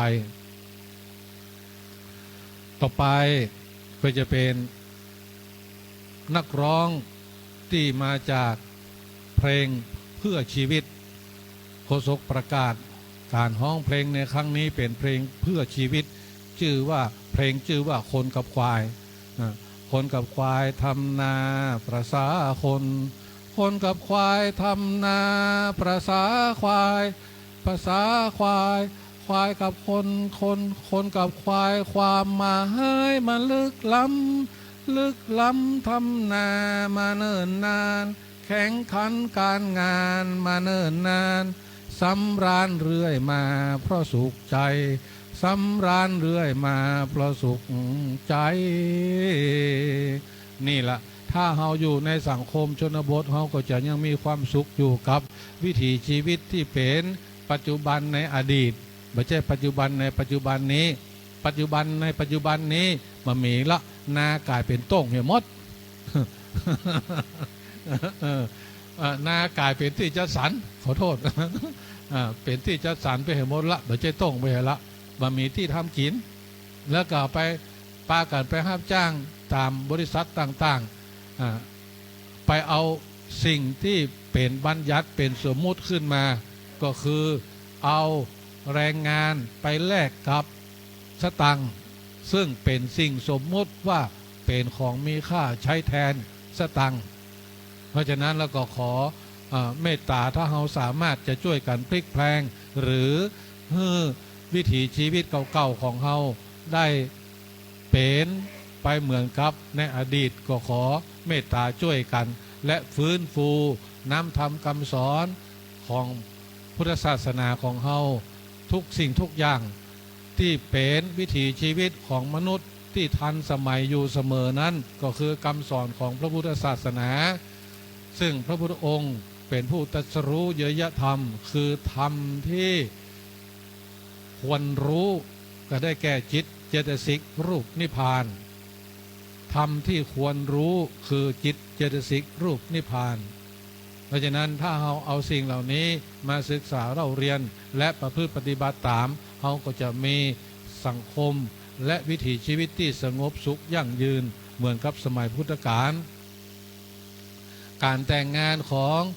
พราหมณ์ชูชกกับอมิตตาก็จบลงเสร็จแล้วก็ชูชกกับอมิตตาก็ปากันไปแปลงบ้านแปลงจองลงเฮือนลงหออยู่แปลงบ้านอยู่หิมต้าน้ำจากนั้นพราหมณ์ชูชกเป็นคนแก่เป็นคนเฒ่าไปได้เมียหนุ่มก็เป็นที่อิจฉาของคนในหมู่บ้านพ่อเฮือนหนุ่มต่างๆเหล่านั้นก็มาเมานางอมิตตาและหลักการเดียวกันแม่หญิงเฒ่าได้ผัวหนุ่มก็เป็นที่อิจฉาของคนในหมู่บ้านเพราะฉะนั้นเรื่องอย่างนี้มีขึ้นมาก่อนสมัยพุทธกาลแห่งตากหากดังนั้นถ้าเราได้ศึกษาห้ามเฮียนและนำมาใช้เราก็จะมีความสุขผัวเดียวเมียเดียวอยู่ด้วยกันกับครอบครัวกับลูกกับเต้าได้อย่างสงบสุขยั่งยืนแต่ถ้าหากว่าแก่แล้วยังไปเอาผัวหนุ่มเอาเมียหนุ่ม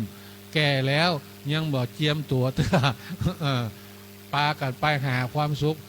เข้าบาร์ไปหาสิ่งที่เป็นอบายมุขต่างๆ ก็จะทำให้เกิดความทุกข์ความเดือดร้อนเพราะฉะนั้นเมื่อ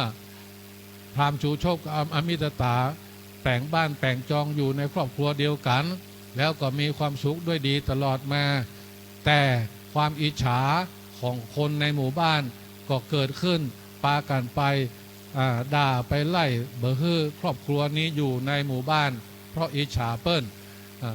จึงเกิดปัญหาขึ้นมาอมิตตาก่อนมายื่นคำขาดให้ชูชกว่าถ้าอย่างอี้กูไปอยู่กับพราหมณ์ชูชกแล้วเนอจะขอลาไปอยู่กับพ่อกับแม่ชูชกก็ว่าบัดถ้าไปเตื้อจะมีการอย่างใดอย่างใดแก้ไขปัญหาที่ไหนเหตุเกิดที่ไหนเขาต้องแก้ที่หั่นเพราะฉะนั้นทุกสิ่งทุกอย่างก็จะทำแทนเบอร์อมิตตาได้มีความทุกข์ความเดือดร้อนอมิตตาก็บัตกลงแนะนำให้พราหมณ์ชูชกไปขอลูกของพระเจ้าแผ่นดินซึ่งมีชื่อว่าชาลีกับกันหามาเป็นข้าใจคนสอยมาเป็นทาสให้ใจงานอยู่ถึงจะยอมอันนี้ก็เป็นไปตามเนื้อหาของธรรมะความเป็นจริงแล้วการที่พระโพธิสัตว์จะเป็นพระพุทธเจ้านั้นการที่ฮือตาล5อย่าง1ท่านะฮือตาลโดยทรัพย์สมบัติ2ปุตตะท่านปุตตะฮือตาลโดยบุตรธิดา3ภริยาฮือตาลโดยภรรยา4อวัยวะฮือตาลโดยฮืออวัยวะกับคนอื่นอันที่5ฮือตาลโดยชีวิตทั้ง5ข้อนี้เรียกว่ามหาบริจาค5ประการเพื่อที่จะสั่งสมบุญบารมีเป็นพระพุทธเจ้าต่อไปเพราะฉะนั้นเฮาขอเป็นปุถุชนบางท่านก็ไปวิเคราะห์ว่าพระเจ้าแผ่นดินหันแก่ตัวฮือภรรยาเป็นตาลฮือลูกเป็นตาลโดยที่บ่ไปถามความเห็นของภรรยาและของลูกอันนี้เป็นความคิดของปุถุชนแต่โดยความเป็นจริงแล้วครอบครัวนี้เปิ้นสั่งสมมาพร้อมกันเปียงกันเสมอกันจึงได้มาเป็นพ่อเป็นแม่เป็นลูกอยู่ในครอบครัวเดียวกันและเมื่อพระเวสสันดรฮือตาลนางมัสีก็บ่ได้เสียใจยังดีใจตัวแถมตลอดถึงฮือตาลชาลีกับกันหาทั้งชาลีและกันหานั้นก็บ่ได้เสียใจตกใจอันอย่างตามที่เนื้อหาที่บุคคลภายหลังที่มาเทศนาธรรมชูชกแล้วก็มีการแบกหาบเปียดหาบครัวมาเอาตัวแสดงละครมาเป็นชาลีกันหามาห้องให้หวยหวนอยู่ในวิหารอันนั้นเป็นการแสดงไม่ใช่เนื้อหาของธรรม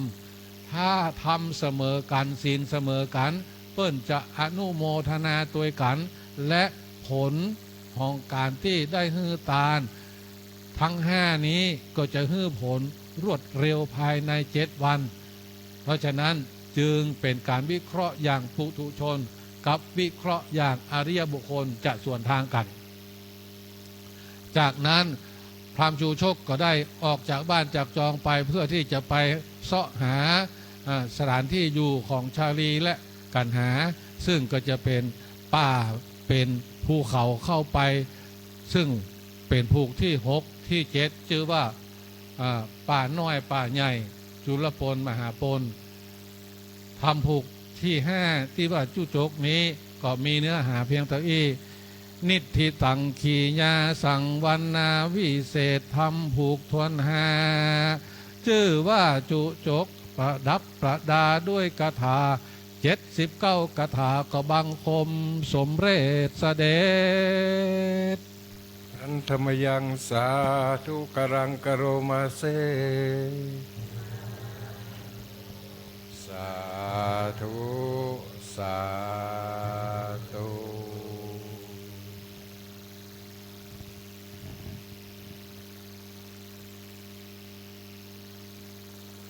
ปีหน้ายังมาอยู่เนอะถ้าบ่ตายนะ แต่มาทดแทนบุญคุณ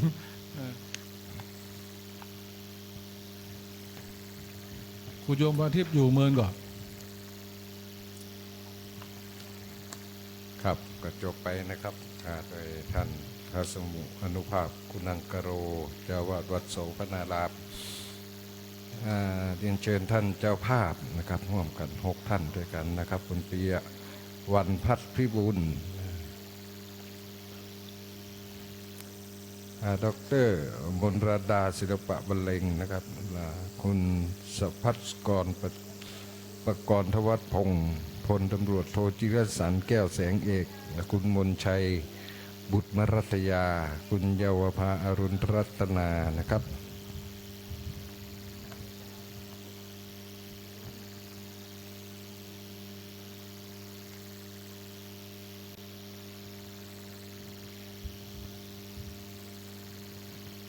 มันมีชื่อฮื้อกัน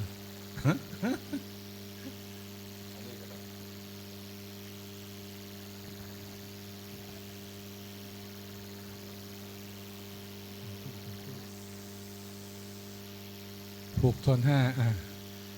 ฮับปอนเนอร์ยะถาวาริวหาปูราปริปุเรนติสาครังเอวะเมบะอิโตทินังเปตนังอุปกปติอิจิตังปฏิตังตุมหังคิปะเมวะสมิจตุสเพปุเรนตุสังกปาจันโทปันนรโสยถามณิโชติรโสยถาเอวังโหตุดีและอาจารย์ในวันนี้ก็เป็นวันดีสลีสุภมงคลอันประเสริฐล้ำเลิศยิ่งกว่าเวลายามทั้งหลายบัดนี้หมายมีคุณโยมปียวันภัทรพิบูลท่านดร.มรณะมะชระดาศิลปะบรรเลงคุณสะภัสกรประกรณ์วัชพงศ์พลตำรวจโทจิรสันต์แก้วแสงเอกคุณมนชัยบุตรมรัตยาคุณเยาวภาอนุรัตน์อรุณรัตนาพร้อมด้วยครอบครัวลูกเต้าผมเผ่าพนุษาตลอดถึงคณะสถาบันใกล้บ้านไก่ของวัดร่ำเพิงนี้บุญกุศลที่เกิดจากการฟังธรรมการเทศนาธรรมนี่ก็ขอให้เป็นพละวะปัจจัยเป็นนิสัยตามทรงขอเกิดปัญญายาณทั้งชาตินี้และชาติหน้าตลอดชาติอย่างยิ่งอยู่ความพ้นทุกข์คือพระนิพพานนับตั้งแต่บัดนี้เดี๋ยวนี้เป็นต้นไปของทุกท่านทั้งหลายที่อาตมาเอ่ยนามมาแล้วนี้จงได้มีอายุมั่นยืนยาวหิมากาขึ้นเจริญในหน้าที่การงานคิดสิ่งใดด้วยแบบพิสิทธิธรรม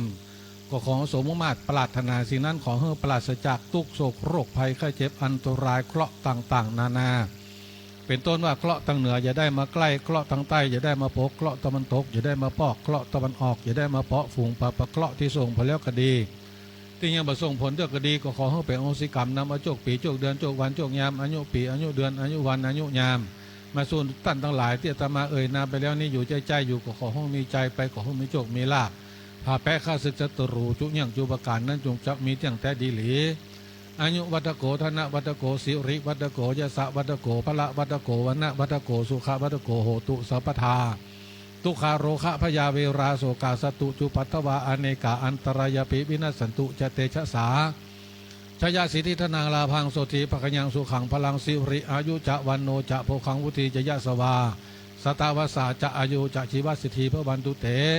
สปิติโยวิบัจจันตุสัพพะโรโคเวนัสตุมาเตพระวัตตวนตรายโยสุขีติขายุโกพระวะอภิวาพระนศีลิสานิจังบุธาปจาญิโนจตารโรธรรมาบัทันติ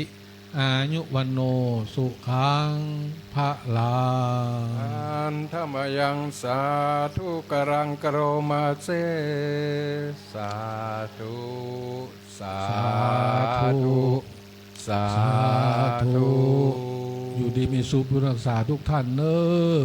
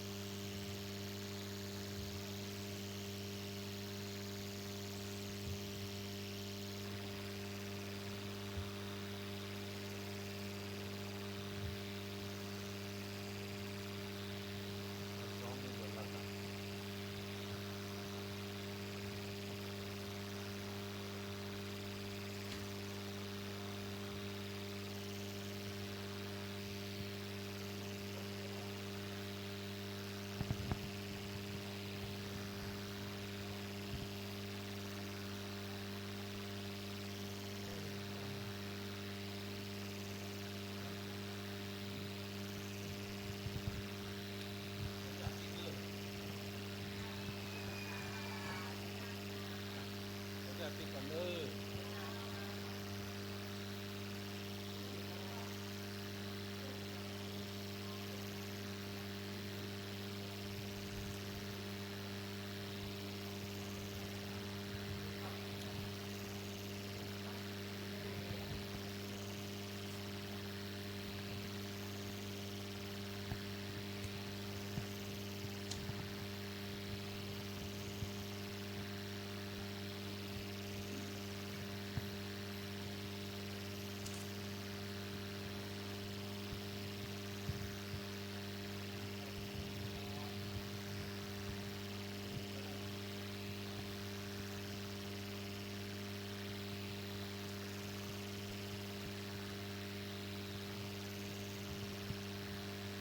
ครับก็กราบนมัสการอนุโมทนาบุญกับพระอาจารย์อนุภาพกุนังกะโลนะครับแสดงความเมตตามาเตะกุปีอ่ะ แต่ผ่องเล่นผ่องนะร้องเพลงตัวผ่องอีเก็บออกนะปีนี้มาจากวัดโสพนารามสืบเจ้ามาแต่หลวงพ่อวัดโสเนาะจำเป็นได้เอามาเตะเอามาแสดงให้มันครบสูตรเปิ่นได้เนาะต่อไปจะเป็นกันจุลปนนะครับจุลปนจุลแปลว่าน้อยปะนะป่าน้อยนะครับสำหรับคนเกิดปีไส้นะครับมะเสงงูเล็กนะครับดร.สิริเพญเอี่ยมอุไรนะครับพันตำรวจโทแพทย์หญิงธัญพัฒน์แก้วแสงเอกคุณวิไลพรแซ่จางนะครับเจ้าภาพเก่ามี3ท่านด้วยกันนะครับพร้อมด้วยคณะศรัทธานอนวัดนะครับร่วมด้วยช่วยกันเป็นเจ้าภาพร่วมกันนะครับกับอาราธนานะครับพระอินทร์กัปปัญโยนะครับเป็นองค์แสดงธรรมเป็นองค์เทศธรรมนะครับกับอาราธนาครับ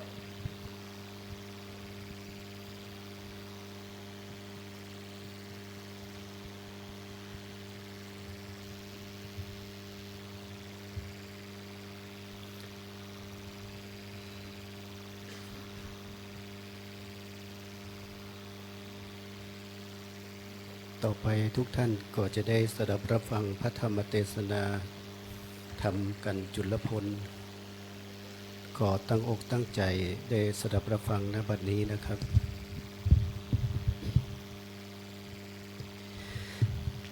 จูจะกายาปะปังนิทิตังก็ปาลิปุณนังมีอันจอดบาดนี้ก็มารอดจุลปนกันทุนหกปางมือพรานเจตบุตรยกมือบอกจีฮือรูตีโหนตางย้อนเชื่อคำพรหมพรางรายกรรมวันแล้วยังปั่นข้าฟานและน้ำเพิงใหม่เจตบุตรจีต่างไต่ไปสู่ยังที่อยู่อจุตราสีว่าลัดคิรีไปซื้อนาคาถามี35 บาทบาลีข อนิมนต์ลูกศิษย์พระมุนีตนสวากสวาดคือนั่งธรรมะแล้วเทศนาธรรมอนุกรรมปีมังปะชางอาราธนังการโรมา ก็ก่อนจะเทศเนาะก็ขอทักทายนิดนึงก่อนนะก็ออกตัวนิดหน่อยเนาะดูหน้าแล้วจะเหมือนหลายพรรษานะ แต่จริงๆแล้วหนุ่มพรรษาเพิ่งได้พรรษามาเมื่อเดือนผ่านมานี่เองเนาะก็มาบวชใหม่นะก็ครั้งนี้ก็เป็นการเทศครั้งแรกก็อาจจะมันใหม่เนาะก็อาจจะมาถูกต้องตามที่หลายท่านเทศกันไปนะก็ขอถือว่าเป็นบุญเนาะอันไหนที่มันมีถึงกำเมืองเนาะกำเมืองกำไทยแซมบาลีพ่องไอ้นะซึ่งกำเมืองนี่ยอมรับว่าหลายกำนี่กำลังเพิ่งมาหันเนาะมันบาลีก็จำมาได้นะเราต้องจับใจความเอาจะได้ก็แล้วแต่ถ้าเราอยากพูดเรื่องนะก็ฟังจากผู้จารสรุปตอนท้ายกันแล้วกันเนาะเนื้อเรื่องเนาะ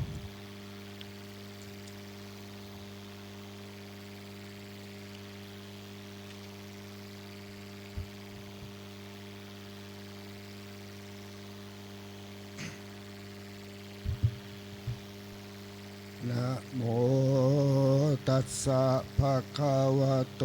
อะระหะโตสัมมาสัมพุทธัสสะ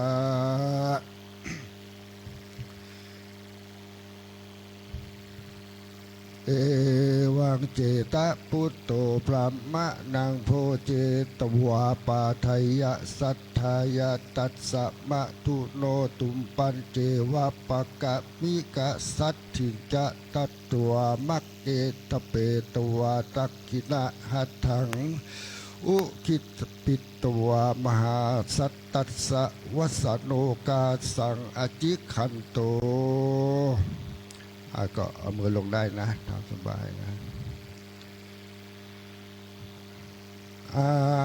ฮะลำดับเทศนามาส่วนพรามเจตบุตรผู้ใจงามยังจูจกะพรามผู้เท่าฮืออิ่มด้วยข้าวน้ำอาหารแล้วก็คือตุ่มพระงามอันใหญ่อันเต็มด้วยน้ำพึ่งขาดทลายเนื้อสุกแห่งใสบอดเศร้าเปื่อจักคือเป็นเขาไต่เข้าทงพรามผู้จงใจกว้างจักบอกที่อยู่พระเจ้าจางกษัตรา จึงยกแขนขวาไกวกวาดจิวะวาดแก่พรามจักบอกยังศาลางามแก่เก้ากว้างแห่งพระเจ้าจ้างเวสสันดรก็กล่าวอธิกรต้านตัววายนาโลมักกากล่าวเป็นกาถาว่าเอโสเสโลมหาพระเมปัปปโตกันธมาตโนดังนี้เป็นเก้าดูลาพรามเท่าผู้เป็นคนใจบอกกลัวขามท่านพรามจุงมานี่กูจักบอกจียังอาสมเขานั่นกลมงามเลิศแล้วพาดับด้วยแก้วละหินผาชื่อว่าเขากันทมาตนะพระยาเวสสันตละเจ้าจ้างอยู่เสพสร้างกับผลตำผลด้วยเมียตนเลิศแล้วกับทั้งสองลูกแก้วอุดมอยู่ในอาสมที่ใดท่านพรามไปแล้วก็จักหันท่านจุงเข้ากว่าตามต่างนี่เตอเอเตตุมาอันว่าไม่ตั้งหลายงามใจเจ้าลำใหญ่นาหันมาทะลงพลาหลายลากทวนถูกพลากนาอุกตามีลำสูงใสสะอาดเป็นดังอากาศกลางหาวอันเต็มไปด้วยหมู่ดาวตั้งหลายนั่นแลตูมมาไม่ถ้าแบกแก้วใบบางไม่หูกวางตั้งผู้ไม่สะเคียนหลุมกลางเกียงไม่ลังเลี้ยงดอกจอไม่สะข้อเปลือกบางไม่สูงไม่ยุงยางสูงเป็นเปื้อน นกแอวแล่นเลื่อนไปมาอันว่าสาขาและใบไม้ในที่ไกลวัดไกวลมพัดไหวอ่อนเอือกนมเนือกไปมาเป็นดังมานว่าผู้ยังเท่ากินเหล้าเก่าเสียงใสนั่นแหละเอเตสะกุณานว่านกตั้งหลายงามเลียงลายเสียงกองคือโพดกดอกร้องเสียงเบานกทวาวร้องเสียงสว่างนกร่างร้องเสียงใสบินไปไกลจิมไกลเนื้อหมูไม่นาการเถิงยามมาสว่างร้องเสียงมีกองมัวเมาเขามีหัวใจจมเจือนนักว่ามือหลายแสนมาทุกแดนทุกดาวจับปลายเป่าและปลายตาลมีเสียงหวานใจจ้าเหมือนดังเสียงคับติบแห่งนางฟ้าอันอยู่ในแหล่งลาตะวันนั้นแลพระเมรุลาท่านพรามอันว่าป่าที่นั้นดูผ่องใสภายพองเต็มไปด้วยดอกไม้ย่องเลียงลายแม้นคนฝูงได้ไปหลอดหันในป่าที่นั้นก็คือยินดีเป็นที่สนุกมีแสนเท่าแม้นคนอยู่เก่าก็คือยินดีอัศโมอันว่าอาสมบทท่านไทยยิ่งเสมอกันท่านไทยอันอินตาแต่งไว้ดูงามบอกกลัวขามเข้าสู่เมืองที่อยู่แห่งเทวดาตั้งหลายนั่นแลพรามเฮยยัตถเวสสันตโลราชาส่วนพญาเวสสันตละแก่นไทยอยู่ป่าไม้วงกฏมีใจอดกระตำเปลี่ยนทุกคำเจ้าเนื้อบ่เศร้าส่องใสงามท่านพรามใบหลอดหันในที่นั่นก็หากจากหันตันทะลงทำตนสักกวาดอันอยู่ด้วยนางนาเทวีกับตั้งเจ้าจารีและกันหาลูกเต้ากลางดานดาวดงลีพระละสีตนบุญกวางศีลบ่มางอยู่ภาวนาทะเลนโตก็ทะลงพันวิเศษเอาเป็ดเป็นละสีถือคอรียาวยื่นหมวดเกาจืนเป็นจัดาจำมะวาสีท่านนงหนังสือลายยายุ่นนอนเหนือนูนดินได้ย่องื้อถวายจุบจอบไว้บนนอบกองไฟเปียวแสงใส่บ่อเศร้าดูคำเจ้าเป็นวัดแห่งพระละสีนั่นแลตะโตในกาละยามนั้นพรานเจตบุตรผู้ใจคานชักบอกตีสำลานแห่งเจ้าตาลตรงเงาเวทสันดอนก็กล่าวอธิกรยิ่งกว่าเก่ายกโยเล่าวันนาดูราดันพรามผู้หัวงอกกูจักบอกด้วยดีหมากม่วงมีหลายหมู่ตั้งตนอยู่หิมมาปานในสถานบ่อล่วงลำสุกดิบพร่ำผู้ดูพระจิตไม่หมากควิดสูงใหญ่ใบน้อยขนุนสุกย่อยข้านามนาไม่สบามีข้าอ้วนจุมปูล้วนสุกลูกสุกแควนหมากแหนนหมากแหนสุกกะสะอาดไม่หมากหาดสุกใสงามไม่หลังลามลูกน้อยหวานจิตจ้อยมีวันไม่หมากกะตันสุกขากอมไม่ขามปอมลูกแผ่นกลมหมากยมสุกเดลดาดสมและฝาดปูนยอหมากสมอลูกบ่อเศร้าลูกแต่เข้าถึงปลายคนไปกายเอากินก็ง่ายพอดังจักดูไม้ถือมาที่นั่นนาดงใหญ่มีตังไม้องค์ไก่ตั้งอยู่ย้ายกันตั้งหลายวันหลายพอกก็จึงเป็นดอกลวงเผยกิ่งแก้มเฟยจุกล่ำมีตังไม่กุมหน้าเป็นดอกดวงพวงไม้มูกหลวงดอกที่ทวนไม้มูกน้อยดอกล้วนแก้มใบหมากสร้างใส่หวานจื่นจอยลูกใหญ่น้อยพอดีไม้นี้โครดมีหลายซ้ำลูกแก่สุกแก่พร่ำควรกินหล่นตกดินเลืองเรือไม่หมากเดือเหลือหลายลูกมันยายแต่เก้าทลาบต่อเต้าเถิงปลายมีลายผักกาดใจน้อยเป็นนางคนผู้จางลอยหาที่ทองนั่นและนาพรามเพยผักกาดหนึ่งอันว่าป่าที่นั่นมีหลากหลายกูหากได้หันมาป่าเลตป่าเลวัดจากกล้วยเข่าแปรและกล้วยฝายลำบ่อใจปางปูน กล้วยกาลุนบุญหลายสิ่งมีพร้อมยิ่งปุนถนอมมีตังกล้วยหอมกล้วยตีบลูกบ่อรีบกินหวานเลี้ยงสงสารคนใหญ่กล้วยนั่นใจสามานมีตังเพิ่งลวงหวานกี่ปลายตัวแม่กายบ่อเฝ้าพรามกว่าเอากินเตอะอัมปาจับประกาศเนื่องไม้ม่วงลางจำปวกเป็นดอกดวงดีลำเขียวจีใจจ้อยเป็นลูกน้อยจุ่มจีดูเจียงจีลายสิ่งสุกดิบเสมอกันอันว่าหมากหมวกสองจำปวกมีที่ใกล้โบกคลณีวันนะมีประหลาดเป็นดังเขียดปาดเขียวงามผการนึ่งใจใดเตียวกว่าเข้าสู่ป่าหิมมาปานเขาอันก็เข้าไปไกลอยู่ใกล้ต้นแล้วยืนมือปิดเอาใส่ธงเป่าลงถูกหมากม่วงสุกลูกสุกหวานดิบได้คานใจเจ้าลูกใหญ่มาใส่แสงมีวันหน้าเปิงแปงรถเราเป็นสวนด่านดาวดงรีอัศจรรย์มีหลายลากกูหากได้ยินมาอันมากและตำเสียงเยะหิงทวนทุกสิ่งนาแห่งพระมลาแก่แมงปู่ลองแล้วสู่ต้อมดวงในดวงหลวงย่านกว้างที่อยู่พระเจ้าจ้างเวทสันตระสีปูนยินดีใจเจ้าเหมือนที่อยู่แห่งเทวดาฝากฟ้านั่นแลพรามเมดูลาพรามอ่านว่าป่านั่นเต็มไปด้วยไม้ตาลงามสะผู้ไม้เปล่าอยู่ยายยังก็เต็มระวังถูกตาปูมเปงป่าเป็นน้ำลุงเรืองามใจน้อยเป็นดังคนหากร้อยหากกองไม้ตั้งพองปูงเป็นดอกมีข้างหอกมักกาสูงไกลต่ำสุดพอเหมือนดังปลายจอปลายตุงนั่นแหละพรามเฮยมีตังไม่เฟยงามลมแรงจามลูกย้อยกา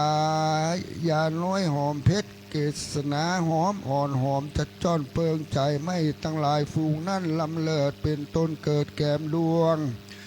มีตังไม่สำลงและไม่ตะแบกอ้อย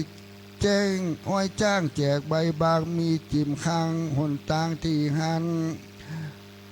ท่านพรำไปหลอดหันก่อจักหันดอกอันจันเรื่องทั่วคือไม่หมากงัวนามหนาไม่หมากนาวหนามน้อยไม่ปล่อยซอยผิวแดงเครือเก่าแฝงดอกทีถอยไม่มูกน้อยดอกแก้มใบกดสอใสแก้มกีบตักกันรีบบานงามแค่ฝอยหลายใบทีก็มีไก่อาสมและพรามเฮยโรงไฟงามใสสะอาดเป็นดังอากาศกลางหาวอันเต็มไปด้วยหมู่ดาวนั่นแลดูราพรามผู้เท่าท่านจูงเข้าใจปันโปกขลนีอันพระเสริฐดอกบัวเกิดแก้มอุบลจังกรแสนกีบการดังดอกปานและบัวเครือหล่นตกเหนือแก้มพักบุงรถสวรรค์ฝูงแก้มใบกากาทกไปหลายซ้ำเกิดเป็นน้ำหอมหวานดูเจียงคานใจจ้าเหมือนบกคลนีฝากฟ้าอันอยู่แหล่งลาเหมือนสวรรค์นั่นแลอะโถผการหนึ่งอันว่าโลดแห่งดอกไม้ในจิมไกศาลาลมพัดมาทุกสลอกลดเล่าดอกมัวเมานกกระเวามวนหมูล่องแล้ว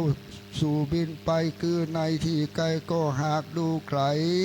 เหนือหมู่กิ่งไม้เป็นดอกบานงามลดน้ำหวานเหลือแหล่ไหลออกมาแต่เงาบัวหวานหลังนัวดีเงาใหญ่หวานแต่ใจพอดีก็เกิดมีในโบกคลนีนั้นเหตุดังอันจึงได้ชื่อว่าโบกคลนีมัทุนั่นแลดูราพรามเท่ากูก็จะกล่าวที่อยู่เจ้าอุดมคืออาสมบทเจ้าจ้างอันอยู่ปากว่างพนมไพเลียลาดไปทุกสลอกแดนดาวขอกหินมาวาลมจอยไปมาบ่อไล่ปัดแป่ปลายใจตักกินนาแล้วปัดไปหนอบปัดสิมาใส่ซองปัดเข้าปองตามทางผการนึ่งหมากขจับลูกใหญ่ทวนแต่ใจพอดีก็เกิดมีหลายสำใหญ่น้อยพลัมมีมาสสาติยาคือ ข้าวสาลีเม็ดมันก็หอมยิ่งเข้านั้นสิ่งควรหวานเขาเกิดมาเป็นหมู่ตั้งต้นอยู่โปกคลนีหมู่ปราบฝาและเต่าน้ำงูเงือกทำและมังกรผู้หอยนอนแตบข้างนาคน้ำกังในวังป่าดุกกังมีมากป่านั่นหากยินดีแง่งมันมีพิษมากเต้นพระภาคในวังมีตังปลาสะเคียนและปลาขาตื่นเต้นลายินดีก็เกิดมีในศาลานั่นแลตังวะนางอันว่าป่านานาหอมสนิทสำลิดไปด้วยกิ่งไม้และใบไม้เตียนยอมฮือจมชื่นยินดีกันถ้ามีหลายมากหอมแล้วชวาดตลบไปมาพมลาอันว่าแม่เพิงแก้มแมงปู้บินเข้าสู่ดอกดวงหอมบินไปตอมพัดรอบแล้วลอดสอบไปมาสะกุณานกทั้งหลายมวลมากมีหลายหลากหลายประการร้องขันขานเสียงม่วนมาพร้อมส่วนศาลาเขาเกิดมาสองคาบคือเกิดมาจากต้องสกุณาและเกิดมาในไข่ตัวน้อยใหญ่เสมอกันมีวันหน้าหลายสันหลายหลากเป็นดังท่านหากได้หันมาปากันมาเกิดกองส่งเสียงทองเซิงกันโมตันติก็จมชื่นยินดีซาสู้กับด้วยนกตัวกูเป็นเมียก็มีแลพรามเฮยเจตพุทโตอันว่าพรานเจตบุตรผู้ฉลาดอันเต้าเจตลาดเมืองขวางหากประดิษฐ์ฐานตั้งไว้ฮือรักษาประตูป่าไม่หิมมาว่าก็กล่าวคาถาว่าดังนี้พรามเมดูลาพรามเทาอันว่านกหมู่หัวตีเขายินดีจมจื่นเขาก็ยื่นถวายพรว่าข้าแต่พระเวสสันร้อนตนภาพเงาพระราชาเจ้าจุงยินดีกับด้วยพระสองสลีลูกเต่าและนางหนุ่มนายอดเมียตนอย่าได้มีกังบนโศกเศร้าทุกค่ำเจ้าอยู่ภาวนาแด่เตอะว่าอนกหมู่นั้นจึงได้ชื่อว่านันตกาตุติยะสกุณาอันว่านกลายมวลสะพูดทวนสองหมู่บินมาจับขากิ่งไม้ดาวจิมไกรอาสมถวายบังคมขาบไว้พระหนอไทยที่ธรรมิกะละสีว่าคาดแด่พระบุญมีวิเศษตนหมวดเก้าเกตเป็นทีขอพระราศีเจียงเจ้าจุงมีอายุยืนเตียงเต้าอย่ารีบเท่าโรยแรงอดใจแข็งอยู่ในเถื่อนอยู่เป็นเพื่อนจ้างและเสือสิงจุงรักเป่าปิงลูกแก้วกับนางเลิศแล้วเตวีแค่เตอว่าอันนกหมู่นั้นจึงได้ชื่อว่าจีวะพุทธาตติยะสกุณาส่วนโลกทั้งหลายมวลหมู่ทวนสาหมู่บินมาชื่อว่าปิยะพุทธารำลองมีเสียงกองป่าหิมมาปานเขาก็มานมัดสการตามโบราณใสสว่างเจียนจ่าจางถวายพรว่าเตวะข้าแต่พระผู้เจ้าจางจุงอยู่เสพสร้างต่างบุญญาใดตาลุนกำเกียรติจุงรักษาลูกน้อยเนตรสายใจจุงอยู่ในปากกว้างในตาต่างดงลีเป็นราศีอยู่โตเต้าทุกข้ามเจ้ากระทำเปลี่ยนเตอะว่าอันเหตุนั้นจึงได้ชื่อว่าจีวิพุทธาปิยาจิโนจะตุทะสกุณาสวนนกทั้งหลายพร่ำพร้อมทวนสีหมู่น้อมถวายพรว่า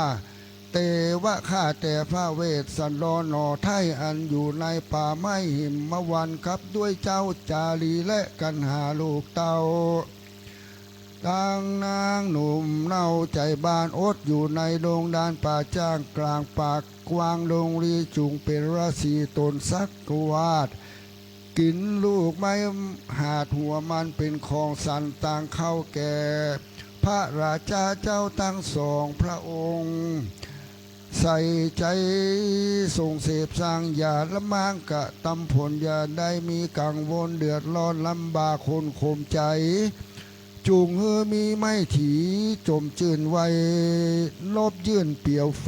เตอะว่าอันนก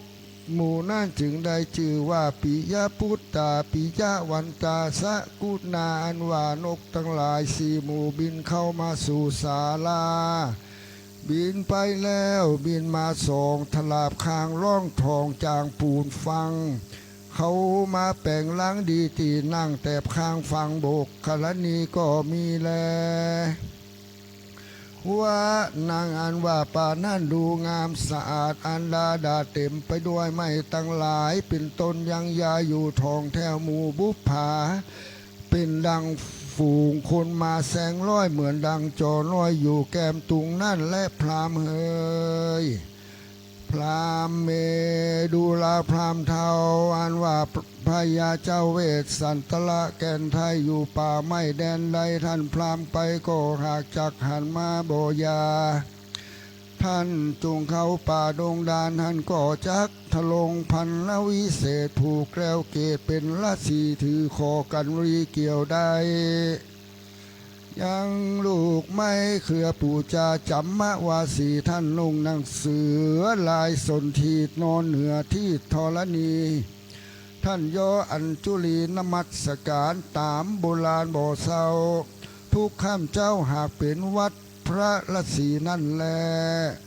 อันว่าที่อยู่แห่งพระยาเวสสันตระแก่นไทยพระเจตบุตรบอกไว้ดูงามส่วนจูกจักรพรามนั่นใสมันก็ได้ยินคำบอกกล่าวแห่งพรานเจตบุตรนำออกกล่าวถอยบอกต่างไปมันมีหัวใจอันฉลาดพรามใบบาปจักผาใสยังกำอันเปิงใจว่าดูพรามเจ้าใจต่อเจ้าใจหมอหลานกูส่วนว่าเข้าสตูหลายดวงใหญ่น้ำเพิงใส่จุอันนางใจหวานทีทวนแปลกเงือรวนแก่พี่มามีตังเข้านมแดกงาและเข้าก่อนหวานจิตจนเจียงจินเป็นของกินลำแห่งข้าเทาปู่ชักเอาไว้แก่เจ้ากวางขวางอันมาบอกหนตางแก่ปู่เท่าปู่รู้คุณเจ้าเหลือหลายและนาว่าอันตังสุดตวาพระเจตบุตรได้ยินคำพรามมากล่าวไว้จะใจข่าวถามหามันก็มีคาถาตานตอบกล่าวจำจอบกล่าวคำจอบแก่พรามว่าตุมเหวะสัมปลังโหตุดังนี้ดูลาพรามผู้บงงามมี8แห่งเท่าเป็นแปลงเหลือคนเดินไพรสนป่าไม่ก็หากบอกไว้จุอันตานจุงเลวปั่นเคี้ยวกว่าเดินไพรลาดงไกลส่วนของกินอันใดพอแต่งอันตานหากแบ่งฮือกูก็เข้าสู่ศัตรูก้อนศัตรูย่อยกินได้ก้อยแรงมามีตังเข้านมแดกงาและเข้าก้อนน้ำอ้อยหวานจิตจ้อยถนัดใจกูบ่เอาในถงท่านใดจักไว้แก่ท่านผู้เดียวอันจักเดียวไปปลายนาเข้าสู่ป่าหนไกลและนาพรามเมดูราพรามอายังมักโกอันว่าหนต่างเตียวในป่าไม่พอไตได้คนเดียวผู้จักเดียวเข้าสู่ที่เต้าอยู่เป็นจีเป็นหนต่างดีเป็นลอดเกี่ยวซับสอดกิลีหลานยินดีจึงบอกแม่นปู่เจ้าจักออกพรากมาจากศาลาท่านเต้าพรากด่านเดาดงเขียวหนทางเส้นเดียวชื่ออันแลชื่อนักแลผกาศนึ่งยังมีเจ้าละสีตนนึ่งอยู่เสพสร้างอยู่กลางป่ากวางดงลีชื่อว่าอาจุตตะละสีตนสักสวัสดสันลูกไม้หาดหัวมันเป็นของสันทุกข้ามเจ้าบ่โศกเศร้าหิงสากระทำเมตตาภาวนาทุกเมื่อใจใส่เชื่อยินดีบวชเป็นจีเสพสร้างแฝงไฟข้างต่างเดียวผมบ่อเขียวสักเซนบ่มีเต้นโมหามีตันตาพร่ำพร้อมเขียวบ่ยอมส่องแสงงามมีหัวติดตามไปด้วยฝุ่นบ่ซ้ำคูณการใด ถ้าลงศีลใส่สาโลดท่านเข้าบวชก็สดใสด้วยใส่ใจเป็นพระองค์อาจหมวดเกาวาจดาจำมาวาสีนุ่งหนังสือลายที่ทวนยาวยิ่งล้วนพระวาสมาเศตินอนเหนือดินหนาบ่มีศาสตร์ใบไม้วาดรองดินซัดทายินจมจอบไว้นอบกองไฟมีเปี่ยวใสเหลือหลากอันนี้หากเป็นวัดแห่งเจ้าละสีตั้งหลายและพรามเฮยด้านพรามจูงเข้าไปโดดคานเท็ดเข้าสู่ยังที่เต้าองค์งามแล้วจูงถามทุกสลอกแดนดาวขอกมักกาเจ้าละสีตนนั้นใสก็จักบอกไว้แก่ตันจะละนาอิตังวัดวานะภิกขเวดุราภิกขุตั้งหลายมวลหมู่ทวนนาสผู้อรหันตาส่วนจูจักกะพรามผู้เท่าแก่จาดเจื้อแต่วงพรามได้ยินกำงามแห่งพรางเจตบุตรบอกกล่าวที่อยู่เต้ากษัตริย์ตราปักปะทักขินังกัตตวามันก็กะตำแวดปัดทักสินใจยินดีชมชื่นนบน้อมยื่นอัญจุลีเจ้าอจุตระสีตนบุญกวางอยู่เสพสร้างแดนใดมันก็เข้าไปในฐานะที่นั้นก็มีวันนั้นแลจุละวันนะวันนานิทิตาขียาอันกล่าวห้องจุละปนอันผดับผดาด้วยกาถาว่าได้35กาถาก็บังคมสมเล็จเสด็จหันธรรมยังสาธุกรังกโรมาเซสาธุสาธุสาธุ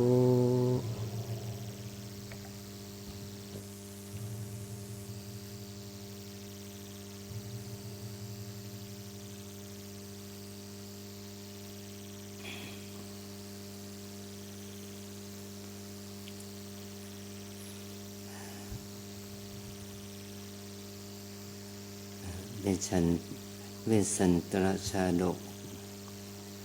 กันที่6กันจุลปนจุละแปลว่าน้อยพลมาจากวนะแปลว่าป่าพันนาถึงป่าน้อยอันจากกันที่7มันเป็นมหาปนพันนาถึงป่าใหญ่ป่าน้อยป่าใหญ่ก็เหมือนกับว่ามันโบเจป่าดงดิบโบเจอุทยานกันเป็นป่าที่บ้านที่เมืองที่เขาป่าที่คนเข้าไปสึ่งเข้าถึงได้เขาเรียกว่าป่าน้อยเนาะป่าติดบ้านติดเมืองเป็นป่าดิบป่าใหญ่ก็เป็นป่ามหาปนเป็นป่าใหญ่อุทยานเนาะวันนี้พานเจตบุตรได้อธิบายความเป็นไปของป่าให้แก่พราหมณ์ชูชกที่ได้เดินทางเข้าไปสู่เส้นทางที่ไปสู่เขาบงกตเดี๋ยวพราหมณ์ก็ได้ใจอุบายหลอกพานเจตบุตรว่าเขาเป็นทูตของพระเจ้าสัญชัยจะอัญเชิญพระเวสสันดรกลับไปบ้านไปเมืองเนื่องจากพรานเจตบุตรเป็นคนป่าจึงโมโหเลกลของพราหมณ์ชูชกแต่ว่าเข้าใจว่าพราหมณ์ชูชกเป็นราชทูตก็ได้พรรณนาบอกหนทางไปสู่เขามงกฎที่ต้องไปพบกับฤาษีอจุตฤาษีนั่นแหละที่ท่านได้บำเพ็ญฌานสมาธิอยู่ระหว่างเขาจากจุติพราหมณ์เจตบุตรไปสู่เขาวงกฏเนี่ยก็เป็นความสำเร็จของ พราหมณ์ชูชกยังได้อาหารการกินแถมได้คู่คนที่อยู่ระหว่างก็มีความก็ถือว่าประสบความสำเร็จในการเดินทางแห่งขั้นหนึ่งเนาะวันนี้ก็มีเจ้าภาพมีท่านดร.สิริเพนเอี่ยมอุไรเรียกพันตำรวจโทแพทย์หญิงธัญพัฒน์แก้วแสงเอกและคุณวิไลพรแท่จางเป็นเจ้าภาพแล้วก็มีศรัทธาญาติโยมสาธุชนทั้งหลายมาเป็นเจ้าภาพได้มาฟังธรรมะคนที่สำคัญกับคนมาฟังธรรมะเหรอคนมาฟังธรรมเจ้าภาพก็เป็นผู้ที่อุปถัมภ์การเทศน์แล้วก็ให้ทานแก่องค์ผู้แสดงก็ขออนุโมทนาบุญกับท่านเจ้าภาพด้วยเนาะมรรคนายกได้กล่าวคำเชิญเจ้าภาพ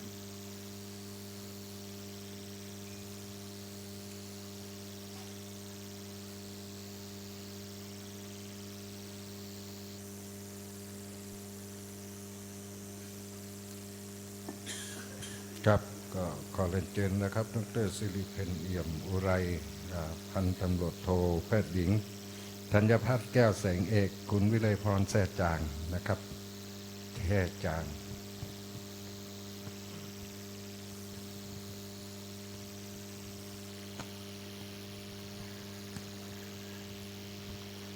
ครับขอเรียนเชิญนะครับ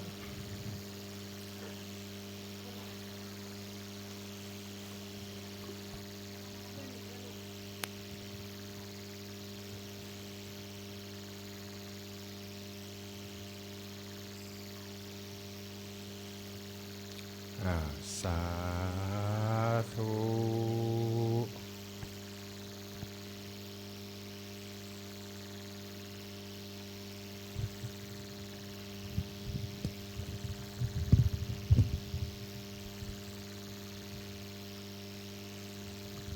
ก็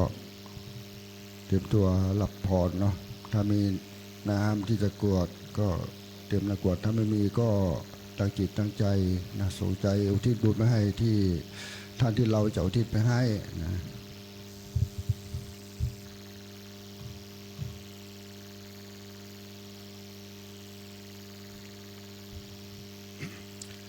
ยะถาวาริวหาปุราปริปุเรนติสาครังเอวะเมวะอิโตทินังเปตานังอุปกัปปติอิชิตังปชิตังตุมหังคิปะเมวะสมิจฉตุสัพเพปุเรนตุสังกปาจันโทปนะละโส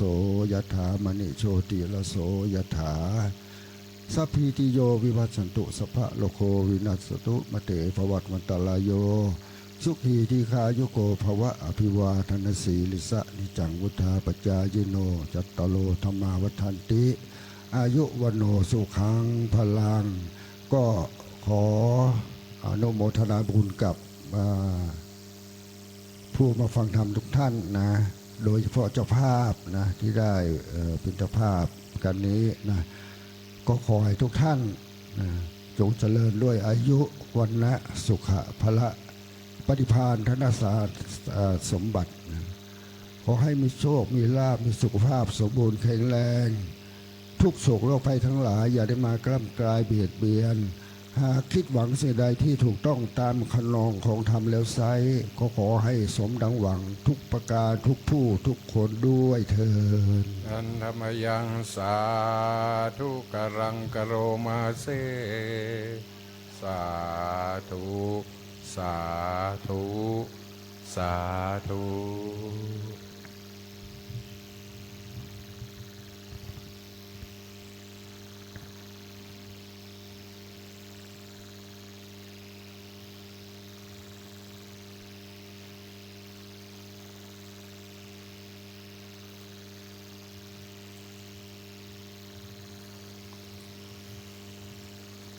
การที่ กันมหาปนพัฒนาถึงป่าใหญ่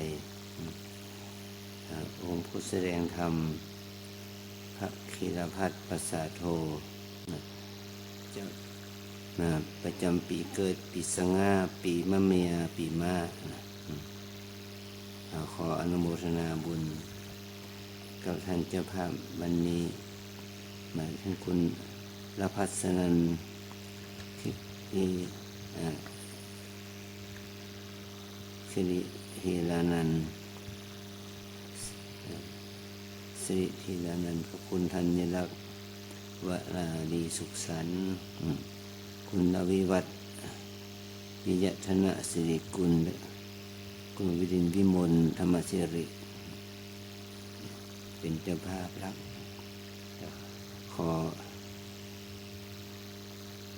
อนุโมทนาบุญกับท่านเจ้าภาพรักแล้วก็ท่านเจ้าภาพที่อุบัติสมทบนะทำบุญคนละเล็กละน้อยตามสมควรแก่เหตุเรามีความรู้สึกเป็นเพื่อนกันเนาะมีคน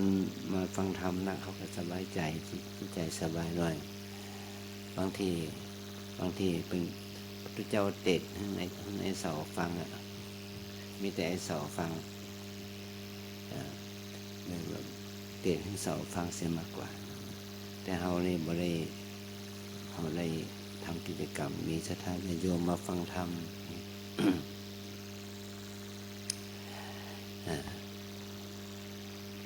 เอาละตอนนี้เราจะได้ฟังธรรม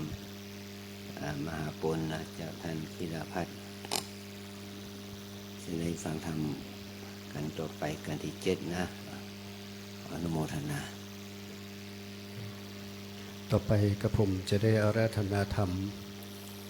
มหาพลกันที่7ขอทุกท่านได้ตั้งอกตั้งใจได้สดับรับฟังพระธรรมเทศนาณบัดนี้ครับชูกายวันนาอนิธิตาสูดเสียงไปแล้วบัดนี้ก็มารอดกันผ่องแผ้วมหาปนปางมือพรำลัดไพลสนไปสู่ยังที่อยู่อัจจุตราสีเจ้าคาถามีแต่เก้าหากบอกไว้80พระคาถาได้ดีลีขอนิมนต์ลูกศิษย์พระมุนีตนพองแผ้วคือนั่งเต้นอาสนะแล้วเทศนาธรรมอนุกัมปิมังปะชาอาราธนังการุมา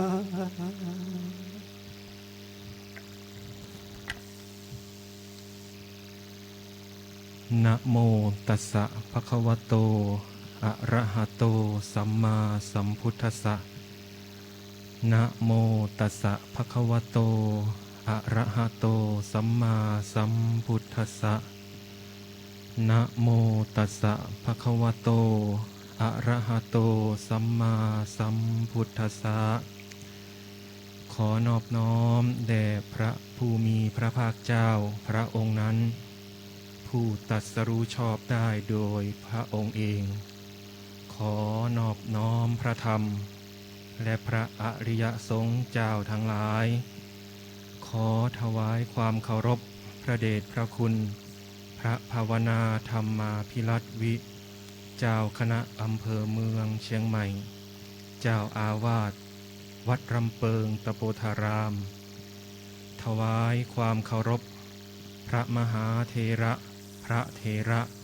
พระมัชชิมะพระนวกะเจริญสุขสวัสดีคณะแม่ชีโยคีอุบาสกอุบาสิกาทุกท่านวันนี้เป็นวันขึ้น15 ค่ำเดือน12เป็นวันลอยกระทงหรือทางล้านนาว่าประเพณียี่เป็งทางวัดรำเปิงของเราก็ได้มีการจัดกิจกรรมเทศมหาชาติประจำปีขึ้นทุกปีซึ่งมีทั้งหมด18 กันลำดับต่อไปอาตมาภาพจะได้เทศในกันมหาพลขอให้ท่านทั้งหลายได้สดับรับฟังพระธรรมเทศนามหาพลเพื่อเป็นอานิสงส์เสริมสร้างบุญมหาทานกุศลสืบต่อไป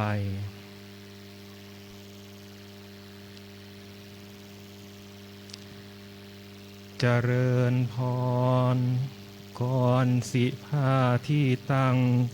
ขอคะแนนสงสารอัญญาท่านมิหลายเล่าอาตมาองค์เก้าจำได้บ่พี่น้องกำลังลองพ้องแสดงธรรมาท้องไฟส่องแจ้งแสงสว่างจนฟางตาพอมาถึงเวลาเทศนาจาสอนวอนท่านให้หินตรองตั้งใจฟังเอาเด้อพี่น้องสิเทศแลมหาพลฟังเอาเถิดสิเกิดผลประโยชน์มีงามล้นขอนำพาศรัทธาพ่อแม่พี่น้องมาจ้องต่อบทนิทานภาษาโทคือน้ำฉันบอกกันให้พ่อหูความเอ็นดูความอดกันเป็นตื่นตันเหลือที่คำใดสอนเทศบดีขอโทษไว้ล่วงหน้าศรัทธาเจ้าโปรดอภัย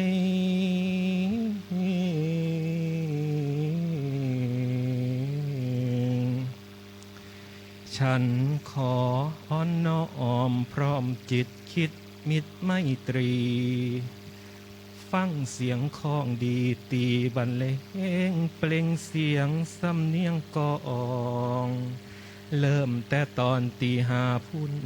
คณะโยมมาซุ้มวิหารกว้างจนแน่นอังจากผู้ยืนผู้นั่งพระเนนเทนสี่โยคีชาวบ้านมาล้นอังออตั้งใจมาไผกะว่าอยากพอใจจ้อใจจดผลกันมาหลายรถอังออพ่อได้ฉันบ่มีแนวยังให้ท่านผู้เป็นกำลังใจไกลไกลหลายเที่ยฉันบ่มีแนวยังดีที่สิขอยกให้เต็มใจน้อมขอบพระคุณกำฝ่ายพี่ฝ่ายพุ่นยังแน่นอุ่นอยู่ในอกเดียวนี่ตกวาระหน้าที่ฉันสิจาเรื่องเอียงหูมาฟังเอาบันติดตามกันให้เห็นแกนมันสิหนักหน่วงแน่นไปนาซ้ำใดซื้อพระกิลาภัทรบอกไว้เปิดฉากไม่ออกมาหาสมมุติเป็นอาจุตาพรามชูชกขอท่านกินพ่อพลค ความขัดสนความจนต้องอจุตาพรามนี่ลำบากทุกขอบปากอยากขอบท้องสิขอร้องเพิ่นผู้ใดบ่มีไผสิซอยใดหน้าให้บ่มีหยังอนิจจังชีวิตคิดหลายแห่งภาคกุมเปรียบดังหม้อละสุมลายกลายมาถึงซึ่งบ่อพามอจุตาพรามได้คิดอ่านอนาคตเบื้องหน้าพ่อปานฟ้าแม่นหางดินพี่น้องยสรุปก่อนห้อนคอโยมศรัทธากำลังล่อสนใจเรื่องยาคอยเงียงฉันกำลังอธิบายขยายเรื่องยาเอียงนาทาบอสนพ่วมเป็นบทฉากต้นไผไปก่อนสิเป็นนอนบทบางตอนบ่คำเลิกบ่ถึกใจอภัยบางบอนมั่นจางเอาเกลือเพิ่มเข้มหลายเอาน้ำเติมยาฝ้าวลืมละทิมซิมแล้วบ่ถึกใจยุติการพักไว้คนไม่ออกมาหาบัดนี้สมมุดเป็นเวลาแก่เงยง่ายเศร้าโอเสร็จจากการสั่นเข่าทางทรงเพียนเมียนฮีได้เวลาพอดีเทศนาก้าวแลลงมองบอนนิทานบัดนี้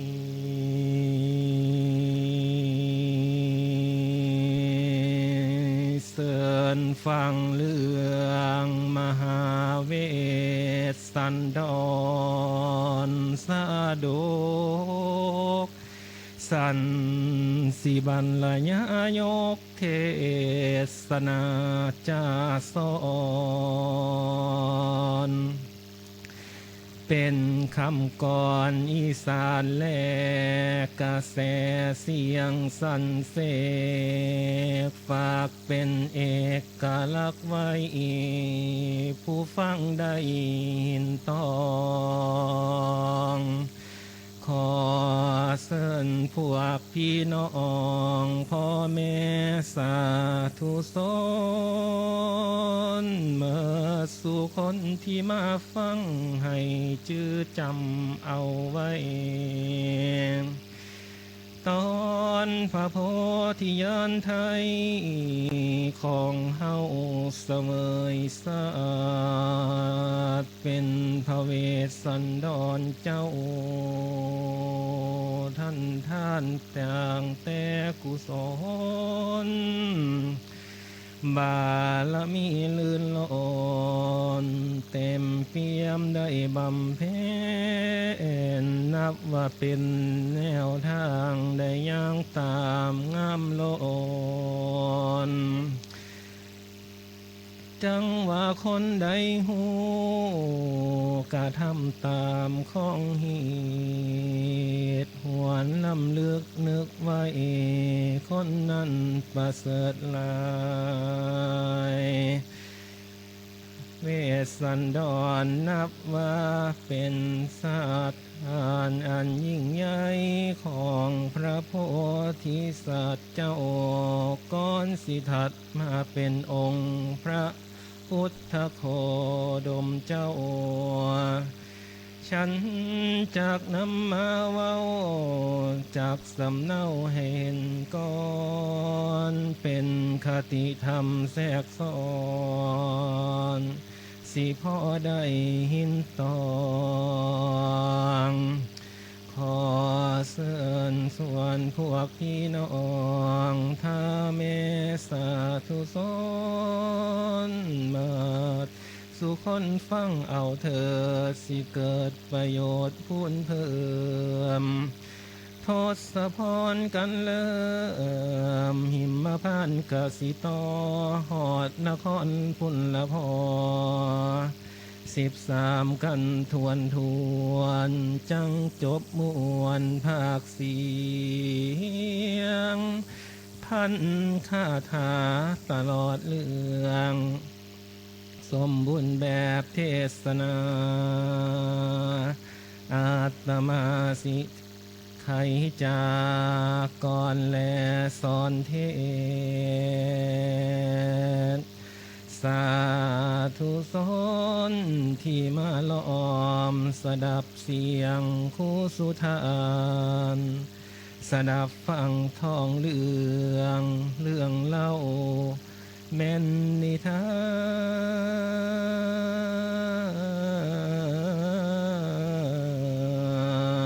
น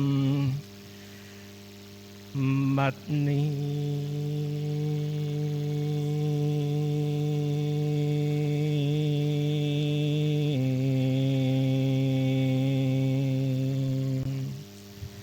อา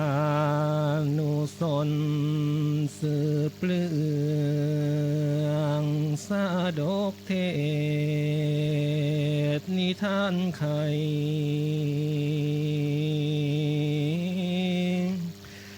มหา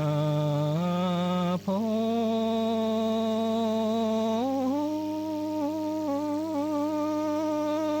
ธิ์สมภัย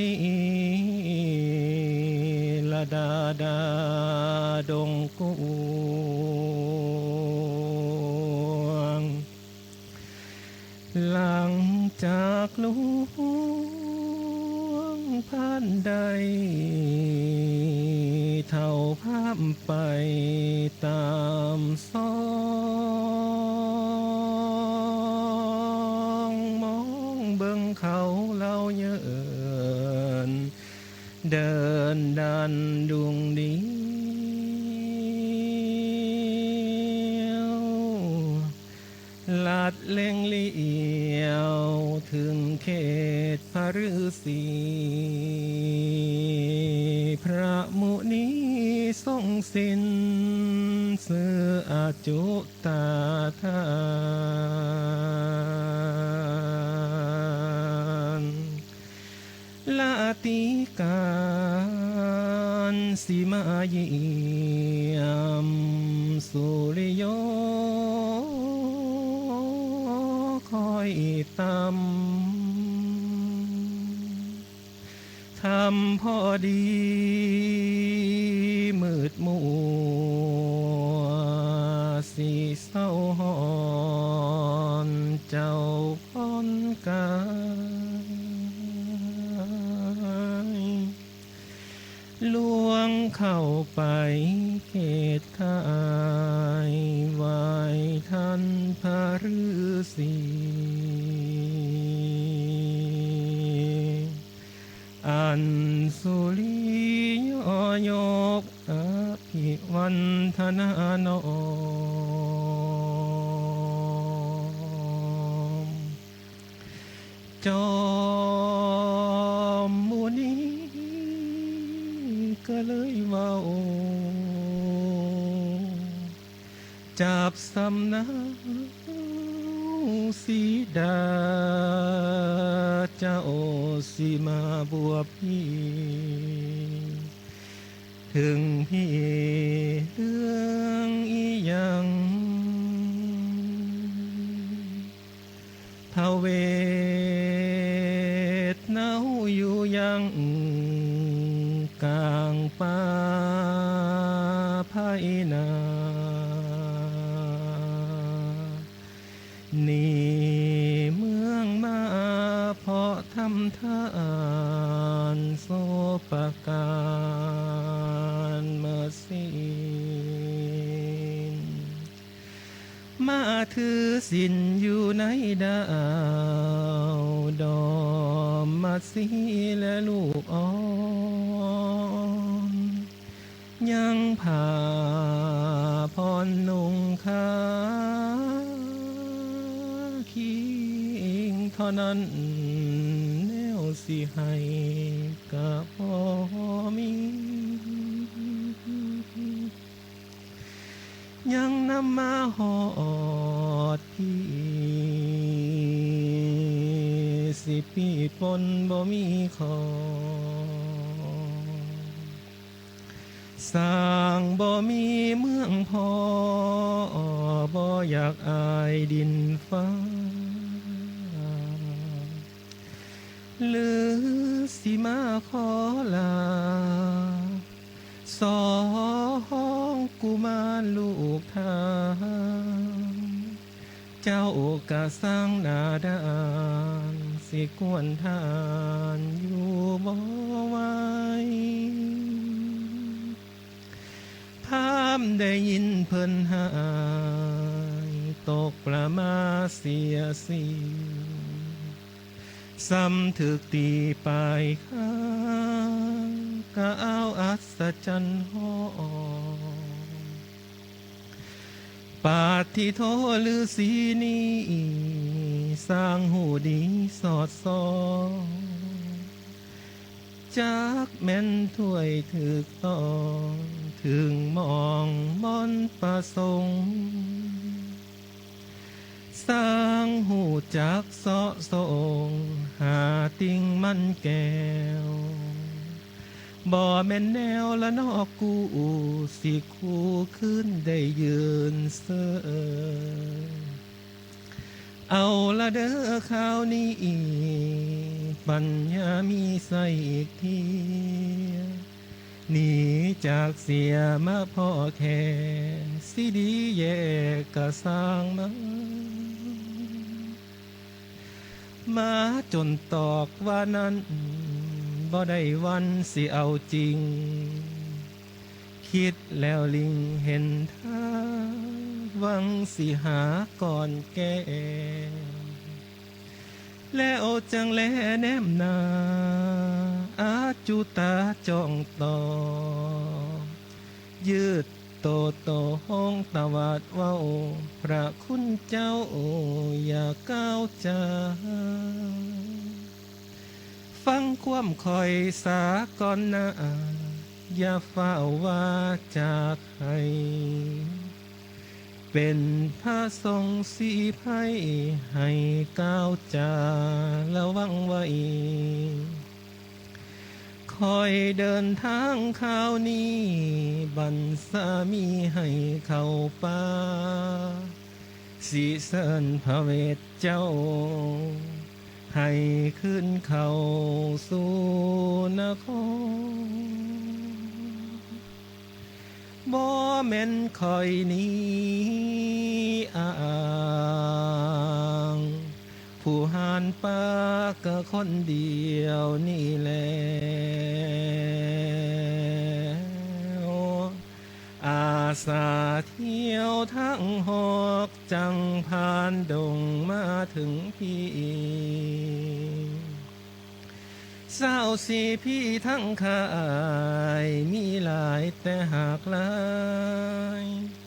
หลายก็หลายแต่ไม่ลำสิใสกะบ่มีได้บักเท่าผู้นี้ละกาเที่ยวเดินเดียวนี่แล้วเลี้ยวเบิ่งคนให้มันคักอย่าสิเดาแปลงเว้าเป็นพระสงฆ์องค์เจ้าจากสำเนาให้มันมวนเห็นว่าพระสงฆ์คอยจังไว้สิขอยังแม่นอยู่นำหรือสีนางหน้างำบ่ถึกศอกพามกาตามตำนานก็ยอมรับบอกว่าเทวดาสวยจังอวยให้พามยังมียังกะยอมอบผลพาลามากไหมกะย่อให้แม่นสู่กินนั่นละนะสาธาโย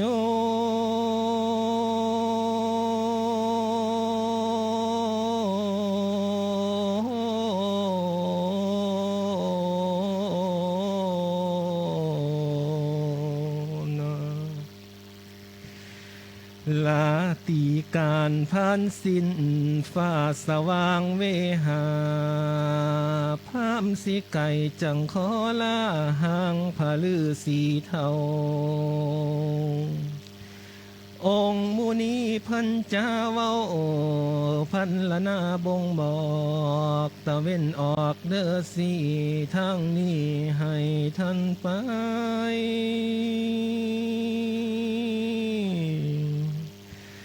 เขาลูกนั้นมีซื้อไว้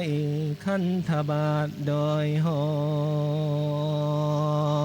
มไก่จากภูเขาหอมแม่นมหานาทีกวงภูเขาหลวงอยู่ทางนาไพนาเจ้ากวงใหญ่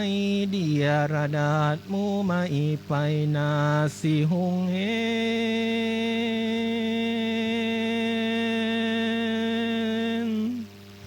เว้นจากแล้วสิเป็นแก้วอ่าวหิ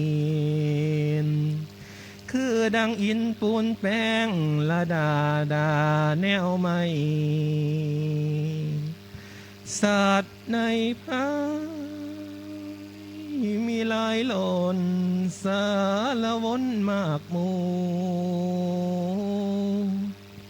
มองนั่นอยู่ห้อมหวยสากวงควงสวรรค์ที่วางนั้นเป็นมองอยู่พระสันด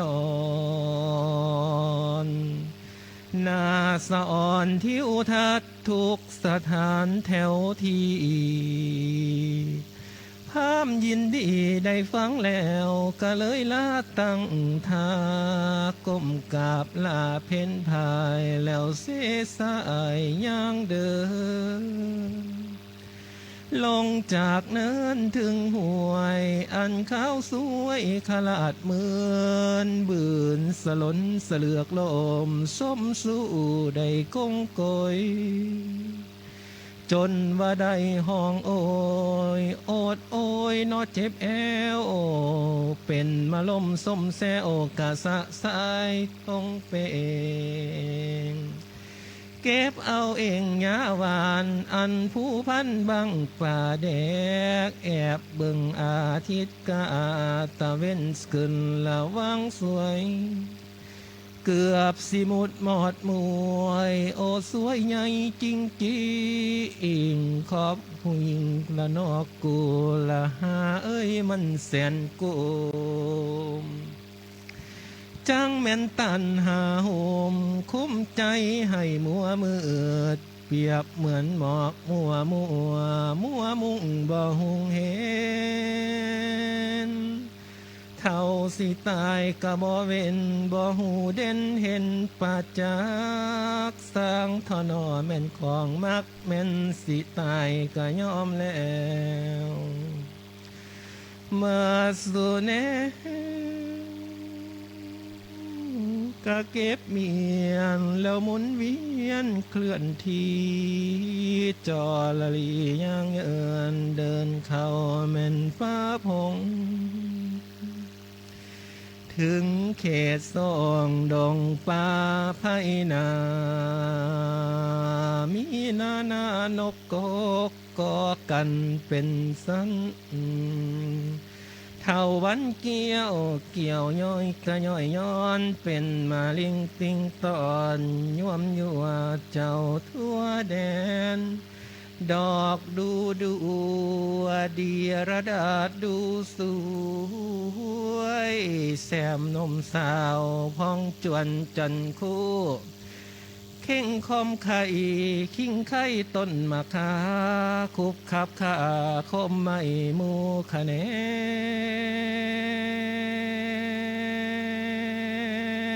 นต้นสนาวแนวมูสมุนไพรแพงพวยผาละฝากเปื่อยเป็นพุ่มคุ้มห้อยต้องเต่งตินตั้งย่นต้นเต้นหังมิมเจ้าย้อนแขวน แตนต่อเพิงแมงผู้มาลินบินโบยบนไหววนเวียนตองตอมตามตายต้นตัวตายเตี้ยแตนต้อยตองตีนไตกะต้อยต่อขมาเต้นพัดลมกลมหังแตนมือขวาตบต้อยตาอันเต็มตั้งแตนตำตองตาพามแม่นตาต้อยตาปูดเป้าละตึงต่อท้อมักตุมเมื่อหนึ่งกลุ่มตาตุมอันเตท้อเมื่อหนึ่งงอมาคำต้อยตาอันแตนตองพามมานาไม่ลงห้องหามึงเอ้ยโคตรสวยเด้ตอดวังอื่นกูบ่ห้องมึงมาตองต้อยกะตาหามึงเอ้ย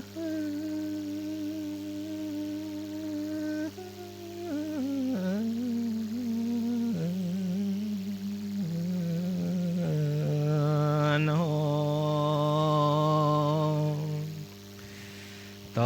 อนนี้สรุปก่อนบ่อยากเว้าไปหลายเสียเวลาละน้อยผู้อยากฟังกันนาขันสิจาเมิดเกี่ยงอันเฟียงไฟไม่ป้าพันละนาบ่ทวน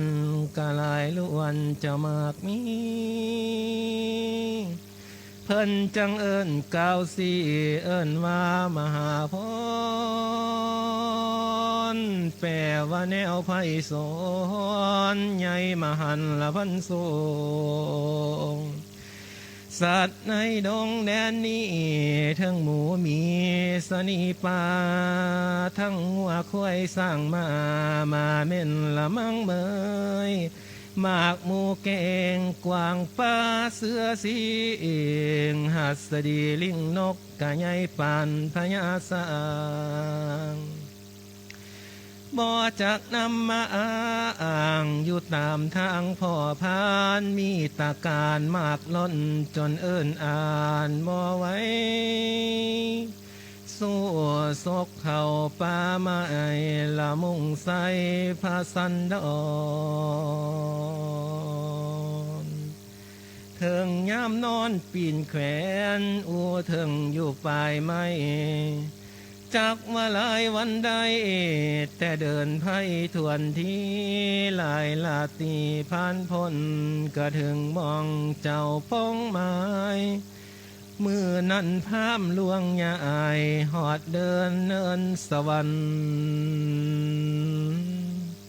อาศจรรย์งามงดดังพระฤาษีเว้าโศกของเฮาจริงแจ้งบ่เสียแห้งที่มนป้าเห็นศาลาพระเวทแล้วพามเทาอิ่มกะใจนั่นละนาสาธาโย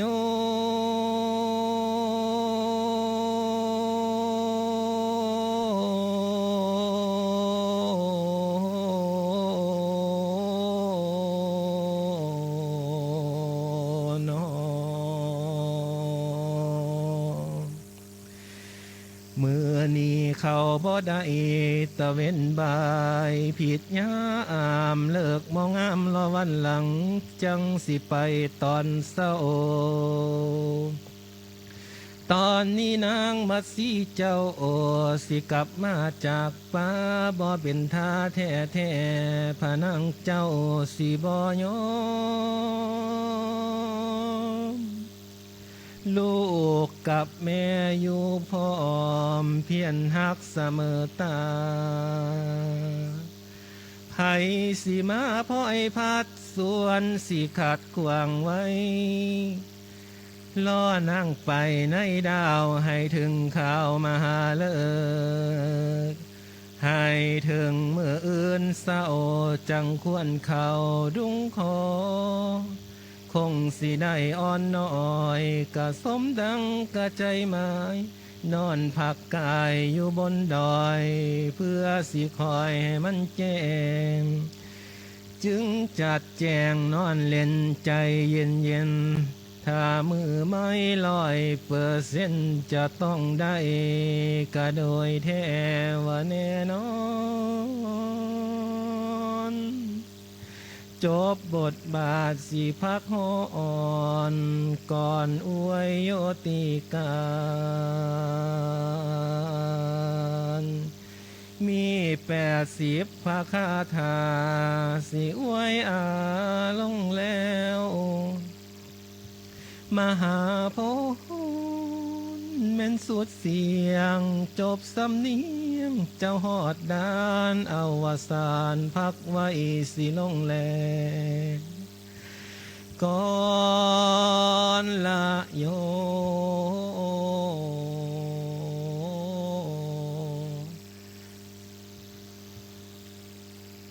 หันธรรมยังสาธุกรังกโรมาเสสาธุสาธุสาธุ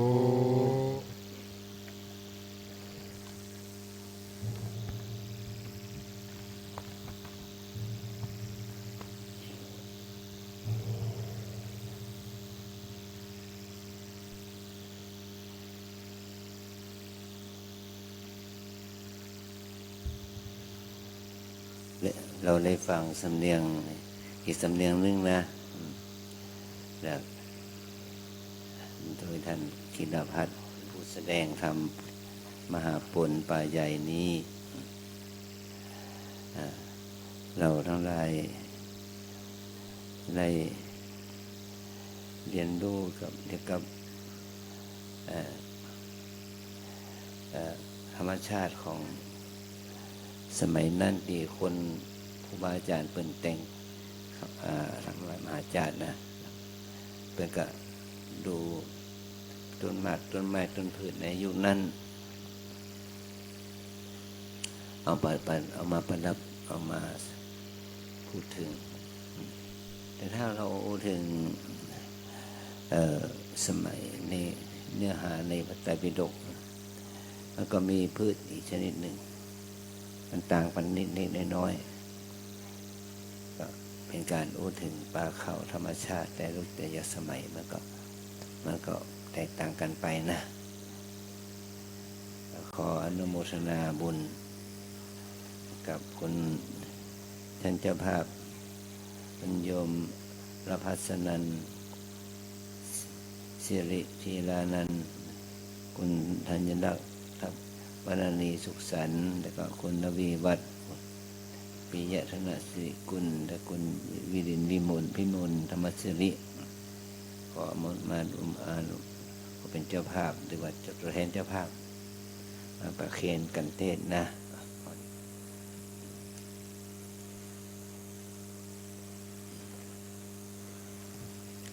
คุณภาวนาพิโคสกี้นะครับเจ้าภาพเพิ่มเติมคุณรพัฒนันท์นะครับคือธีรนันท์แล้วก็คุณธัญลักษณ์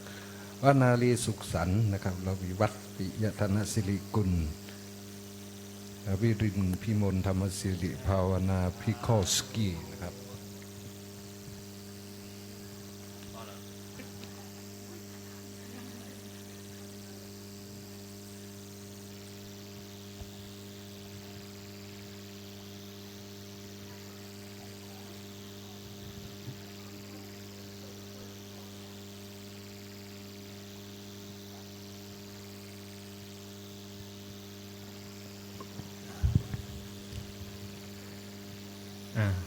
ต่อไปเตรียมรับพรนะเป็นภาษาอีสานขออวยพรให้ไสยโยสิทธิโสสิบประสิทธิ์ประสาทให้คืออายุวันนะสุขะพละอายุนั้นให้เจ้ายืนยาวมันพันวาสายาได้ลายอายุลายควบเข้าถึงเท่าหอดหาน วันนั้นให้มีสีสันเหลี่ยมคือทองคำธรรมสะอาดสีสะอาดกันเจ้าอย่ามีเศร้ามัวมองผงธุลีกะยามีมาตองพอยไผ่ยามาพาเคาะกะยาเห็นเว้นกะยาพ่อให้หนีเว้นห่างไกลสุขะนั้นขอให้ได้นั่งนอนกินมีทรัพย์สินเนื่องน้องอังเฮียนของเจ้าเงินให้ไหลมาเข้าธนาสารนับด้วยโกดคำให้ไหลเหลือล้นเต็มข้อเต็มแขนเป็นตันสาธุเด้อโทษกะยามีพอยกะยาตองบุญอยู่ทรงน้ำพละนั้นขอให้ได้มีเหลือล้นเหลือหลายดังกำลัง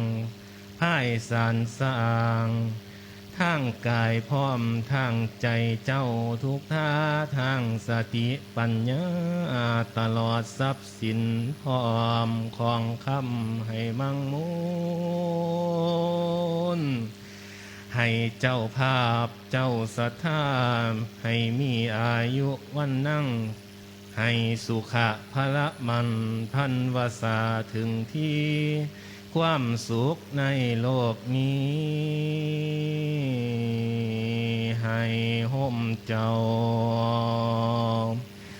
แม้นสู่คนนั้นละนาสาธาโย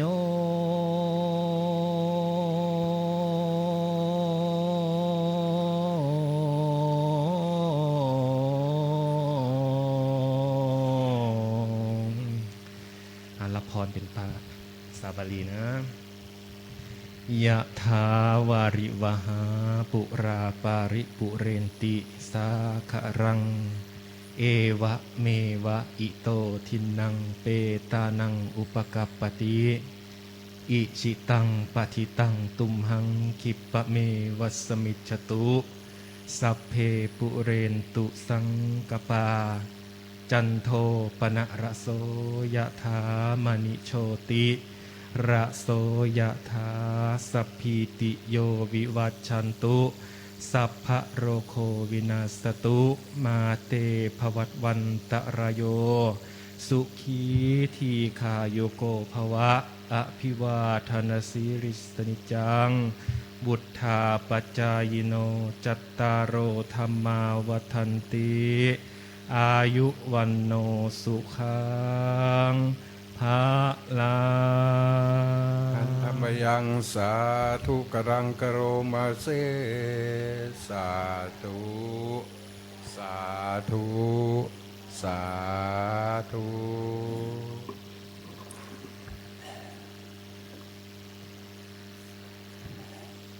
ต่อไปเราจะได้ฟังพระธรรมกันมาเป็นสันตละชาดก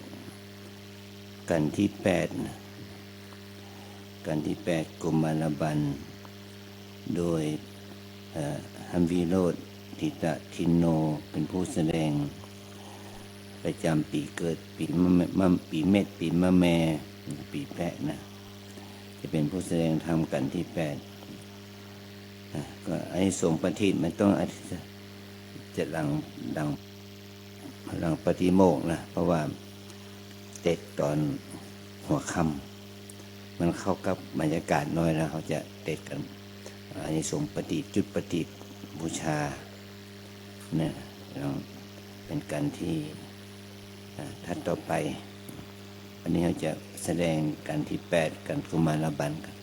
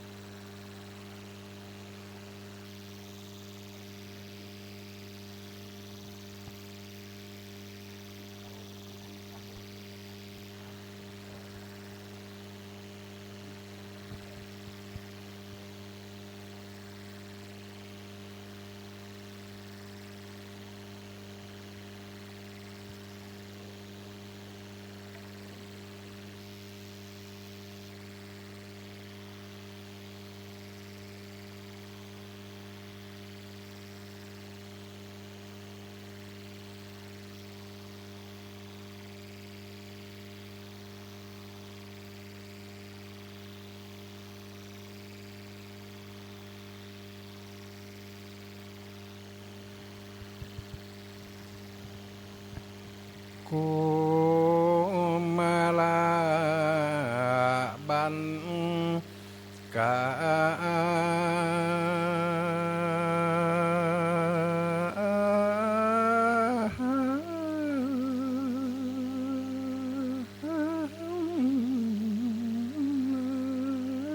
ใหญ่กว้าง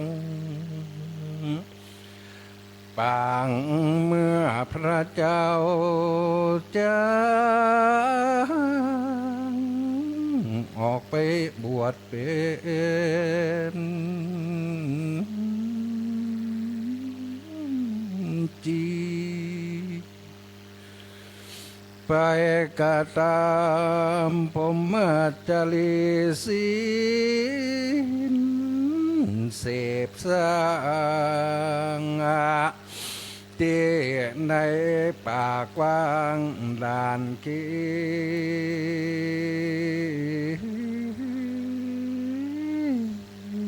ยุรีสิพระองค์ตานเต้าก็มาบวชเป็นฤาษี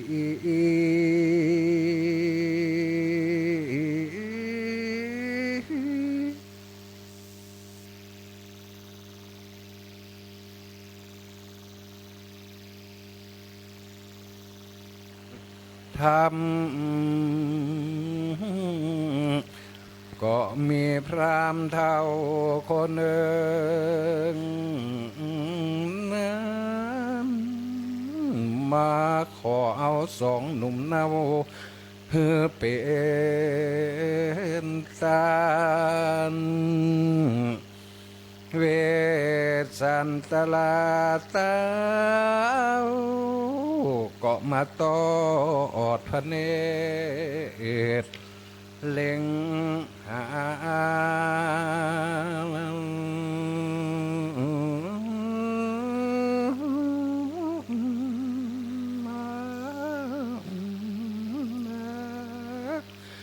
ยังสัพพัญญูสัญญาณอันใสผ่องแผ้วจึงได้หือแล้วยังสองกุมารน้องสองกุมารน้องไทยก็มาให้รำวอนขอ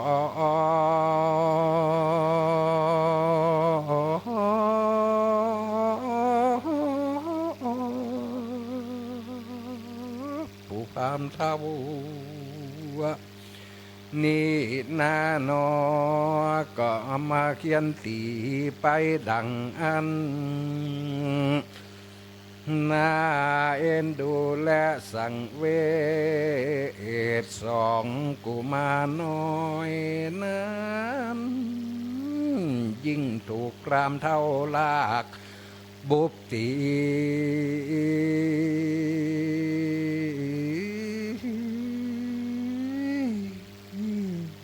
ไปต่อไปนี้ลูกน้อยลูกน้อยจะพอนาภายนา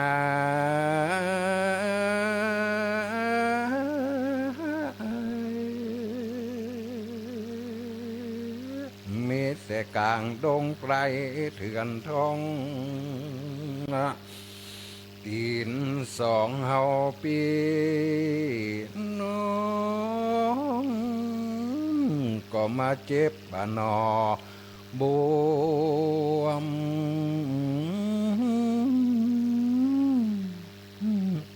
ปองตีจุก็มาจุเป็นนาน้ำติจำก็จักมาจำเป็นน้อง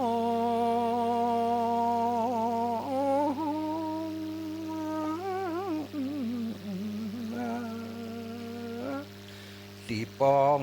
ก็จักมาปองเป็นเลือดดังอันจากมีภัยนั้นมาพอเลงแลบาทนี้จากมาขอ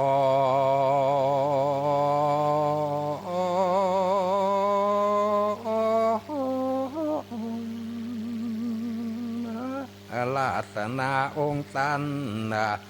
เจ้า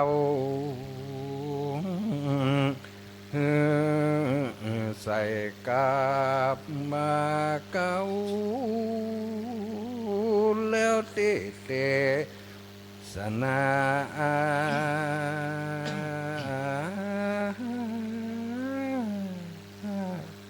ไป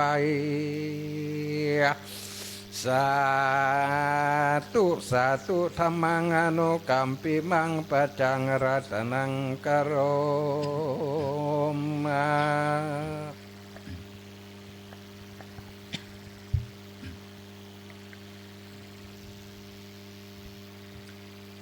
นะโมตัสสะภะคะวะโตอะระหะโตสัมมาสัมพุทธัสสะจุจะโกปิอาจุตตาปะเสนากาทิตามะเกนะควันตายาวาจาตุลัสสะโปคาลานิติลังปัตตวาจินเตสีลำดับธรรมาเทศนามาส่วนว่าจูจากาพรามปู่เท่ามันก็ไต่เต้าไปตามหนทางอันเจ้าอาจุตาลาสีหากบอกกล่าวแก่ตนนั้นจุอันมันก็ไปจุจอดต่อเต้าลอดทะเปิงวางโปกคารณีอันมีสีแจงเสมอกันแล้วมันก็การนิ่งใจว่าสันนีว่าวันนี้ก็เป็นกาลาอันค่ำแล้วปังนี่นางแก้วลาจะมัดสียังพุ่งไปสะแหวงหาหัวมานและลูกไม้ในป่าไม้ก็จักดามาแลนามาตูกาโมชื่อว่าแม่หญิงตั้งหลายเตียนย่อมห้ามเสียยังตานบันดาลฮือเป็นอันตรายแก่ตันตุกเมื่อตายอาหังกวนกู้ยังนอนในที่นี้ฮือสบายก่อนเตอตกในวันลุนพวกเจ้าปอดีเมื่อนางมัดชีเข้าไปป่าแล้วกูเนี่ยเอาเข้าไปสู่พาเวสสันดร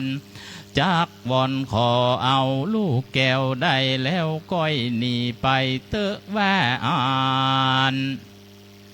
ต่างปานาราติงในกลางคืนไก่ลุงละวายทีนางลาจามัดสีเตวีละสินีก็มาฟันหันหลากนิมิตมากบุญกัวเวโกปุลิโสยังมีใจผู้นึ่งดำเนื้อมันกำเหมือนมีนุ่งผ้าดีย้อมฝาดพื้นหนึ่งนุ่งไปในพื้นนุ่งสบายไปนอกมาตัดดอกไม้แดงสองหูพอเล่งดูย่อหยาบมือถือดาบแก่นตาเข้ามาสู่บรรณศาลานั่งแล้วก็คำหลับนางแก้วมัดสียับเอาเกสีหมวดเก่าหื้อนางเต่านอนง่ายแล้วควักเอาแต่นางนายตั้งคู่แล้วตัดเอาต้นแขนนางกว่าโยกขวานผ่าหัวอกโจกเอาหัวใจได้แล้วนางแก้วให้เกิดติ่งตายแล้วถือเอาวัตถุตั้งหลายนี่กว่าเข้าสู่ป่าไม้ไปปาน สาปาพุนจิตวานางลาจามัดสีลับเบาตันชื่นนางแก้วก็ตื่นกระจังฟานนางบอกเคยหันหลากตกใจมากหนักหนาว่านิมิทากรรมฝันนีนาก็เป็นอันที่สะเพิงกลัวมากหนักหนานางพระยาจริงกึดฮอดถึงเต้ายอดโพธาว่าบ่มีไผมาแก่ฮือรู้ที่แต่แก่ตนกูเต่ามีสาลีบุญจูเวทสันดอนนั่งจริงลูกจากที่นอนตนแล้วห่มผ้าเนื้อลูกแก้วบัวอ่อนจริงไปสู่ภาเวทสันดอนว่าเวียงยามสงัดเตียงกลางคืนนางก็ไปยืนตีต่อยคอยตีเป็นประตูศาลาเพื่อสัญญาเต้าตื่นเพื่อใครรู้แจ้งจืนกำฟานก็มีแลตังสุตวามหาเสนโตส่วนมหาสัจเจ้านั่งอยู่เฝ้าภาวนาได้ยินประตูศาลาดังกากากเสียงหลากแต่นักนาพากาสัตตาตนยิ่งเต้าจริงพิจารณาดูว่าไผมาตีต่อยประตูพี่ว่าพี่ก็ล่างต่อยไปบนพี่ว่าคนก็ล่างต่อยตำกลางพี่ว่าเป็นสัตตลิสานก็ล่างต่อยไปตำเจ้าก็พำรู้ว่าเป็นคนพระตะสะปุนจริงถามว่าไผมาต่อยประตูกูเต้าเมื่อนั้นสลีบุญจู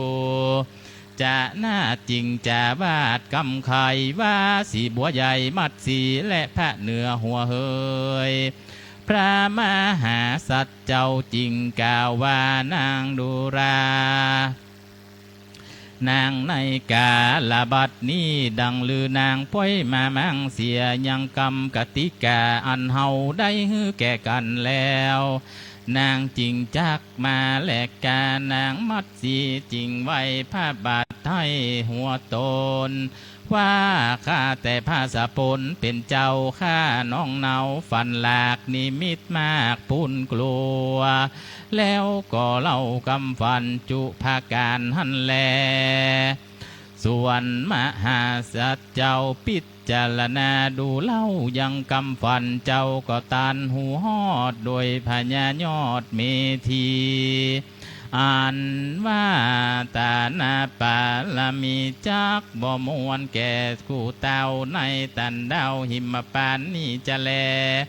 ในวันพวกนี้อย่าจกจักเข้ามาขอเอาลูกสอบอตังกู้กวนกู้เก่าเล่าลมนางฮือให้ศกวิปประโยคไหวคอนแล้วเจ้าเวทสันดรก็กล่าวแก่นางน้องเนามัดสีบาดูรานางในกาลามาเมื่อก่อนนางเคยนอนสาดอ่อนพื้นดีได้เสวยอาหารดีอันลำใส่ถาดคำจุมือบัดนี้นาง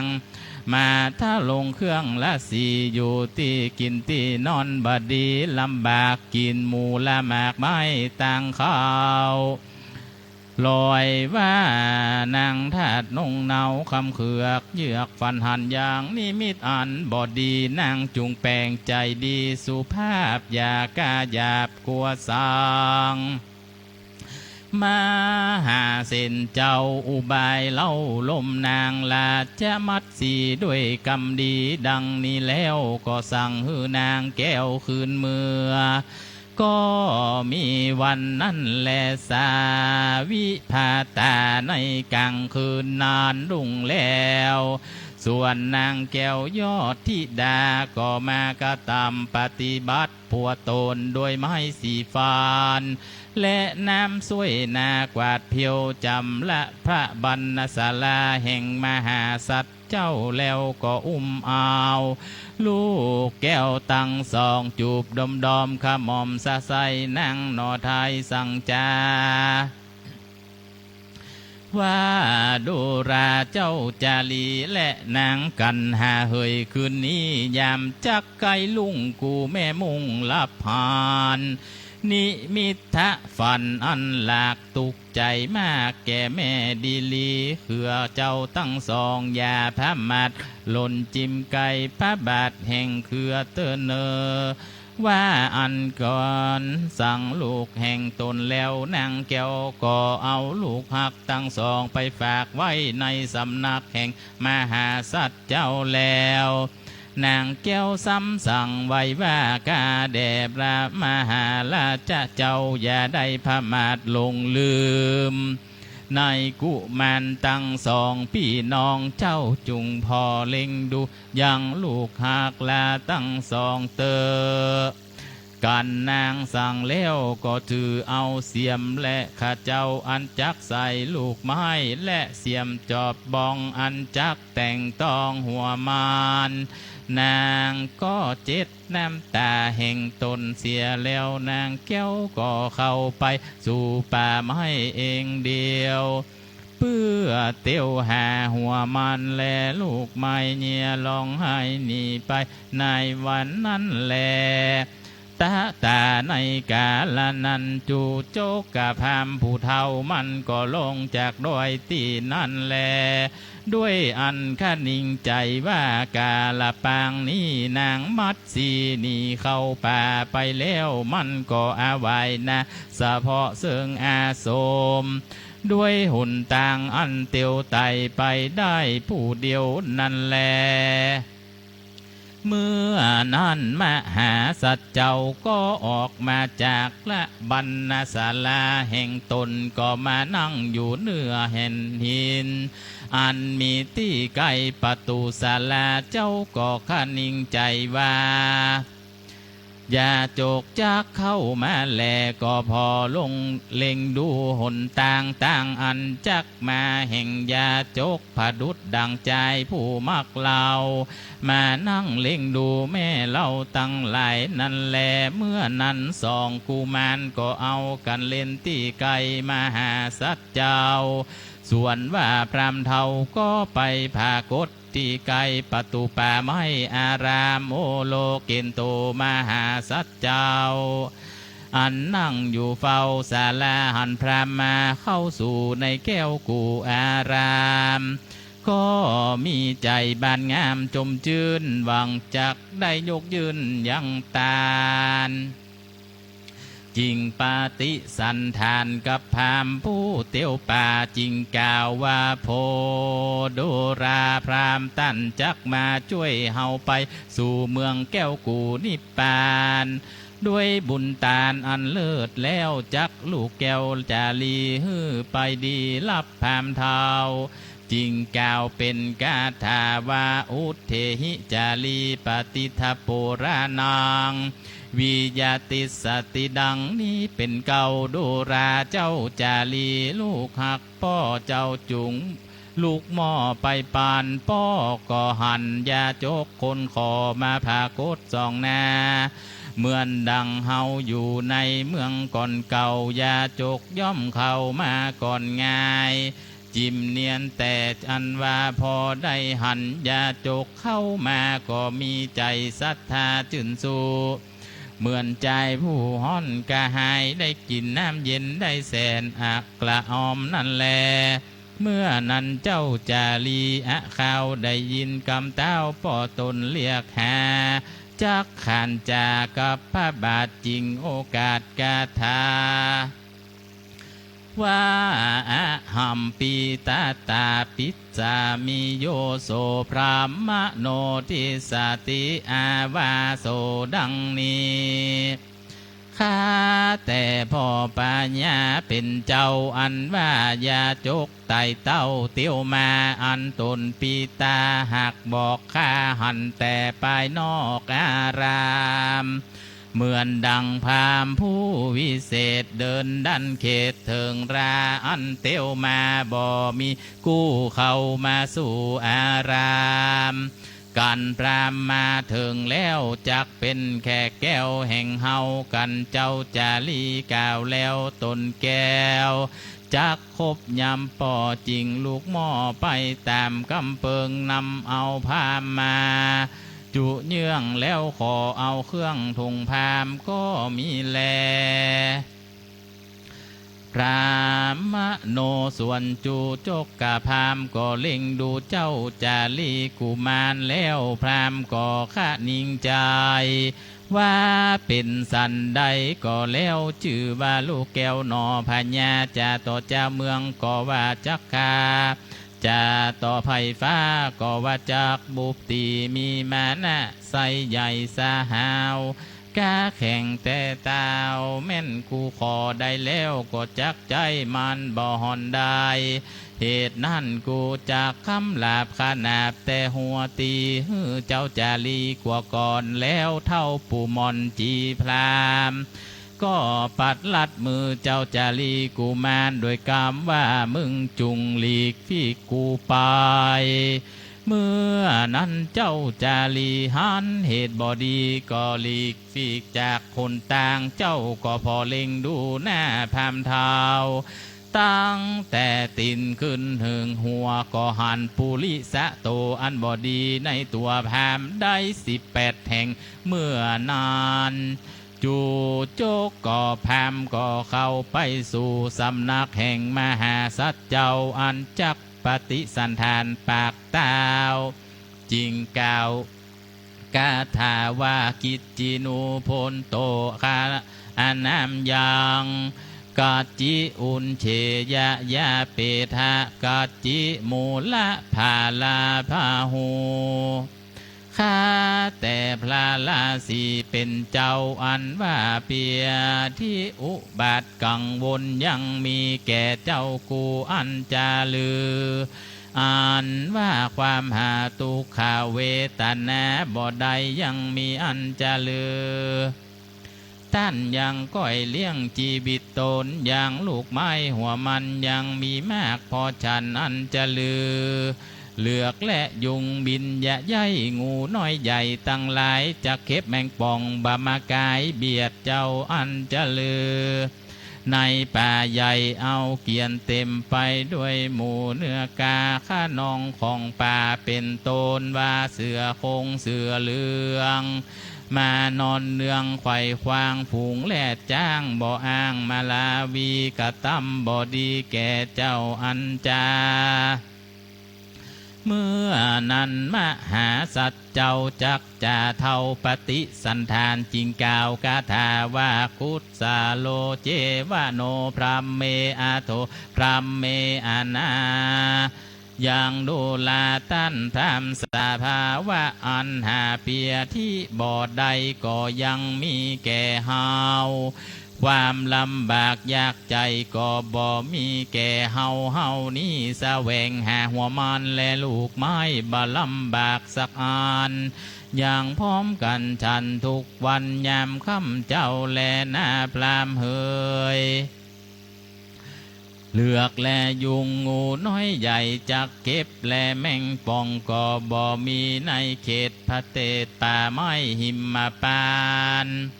เตียนย่อมอาเกียนเต็มไปด้วยหมู่เนื้อกลาข้านองของป่าเป็นตนว่าลาจะสี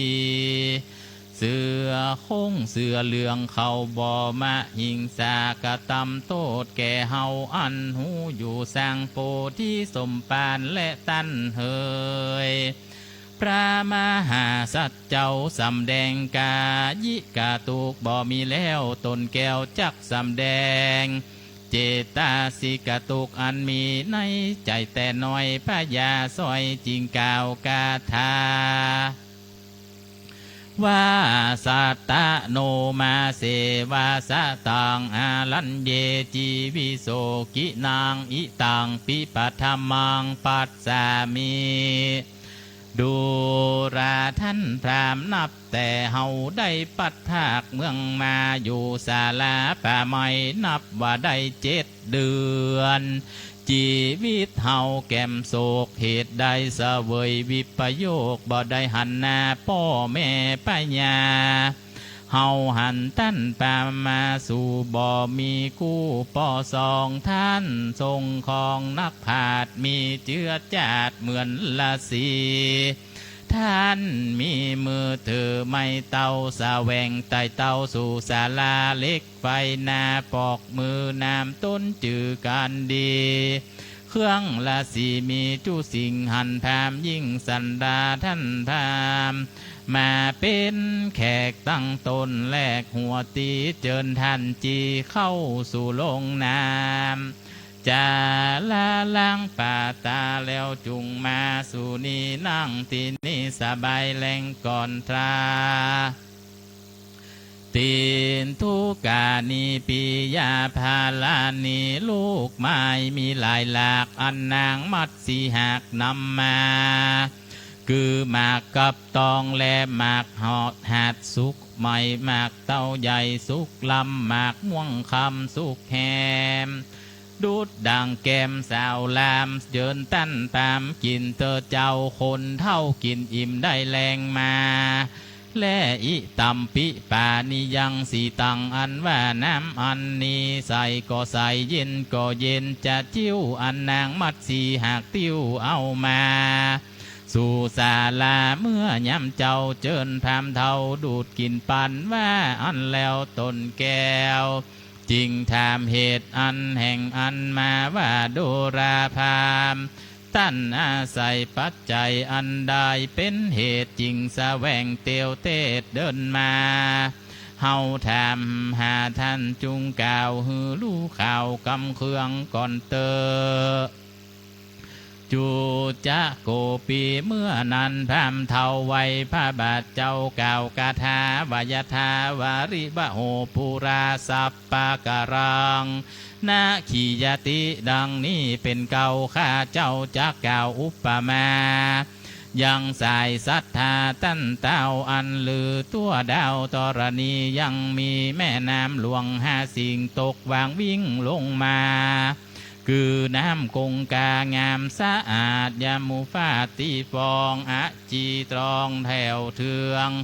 ตะผู้หลังไหลตามมาหิลามไหลกว่าในปากวางหาดนิมปานใสเขียวคันในเถื่อไหลละเลื่อนสุดตาคือดังสายศรัทธาตันเตาอันลือตัวดาวจุมปูตูนี้มาเป็นคนไล่ยากทุกลำบากรอตายข้ายิ่งใจช่วยใจก็หาบ่ได้สักคนข้าเดินดงตามจองอันเต้าไต่ตองเตียวมาอาศัยศรัทธาแห่งเจ้าเพื่อจักขอลูกเต้าตันละสี่คือจะลีแลกันหาลูกเต้าตันจุงเน่าเตตานแก่ข้าอ่านไว้หน้าเข้ามาขอนิเตอตั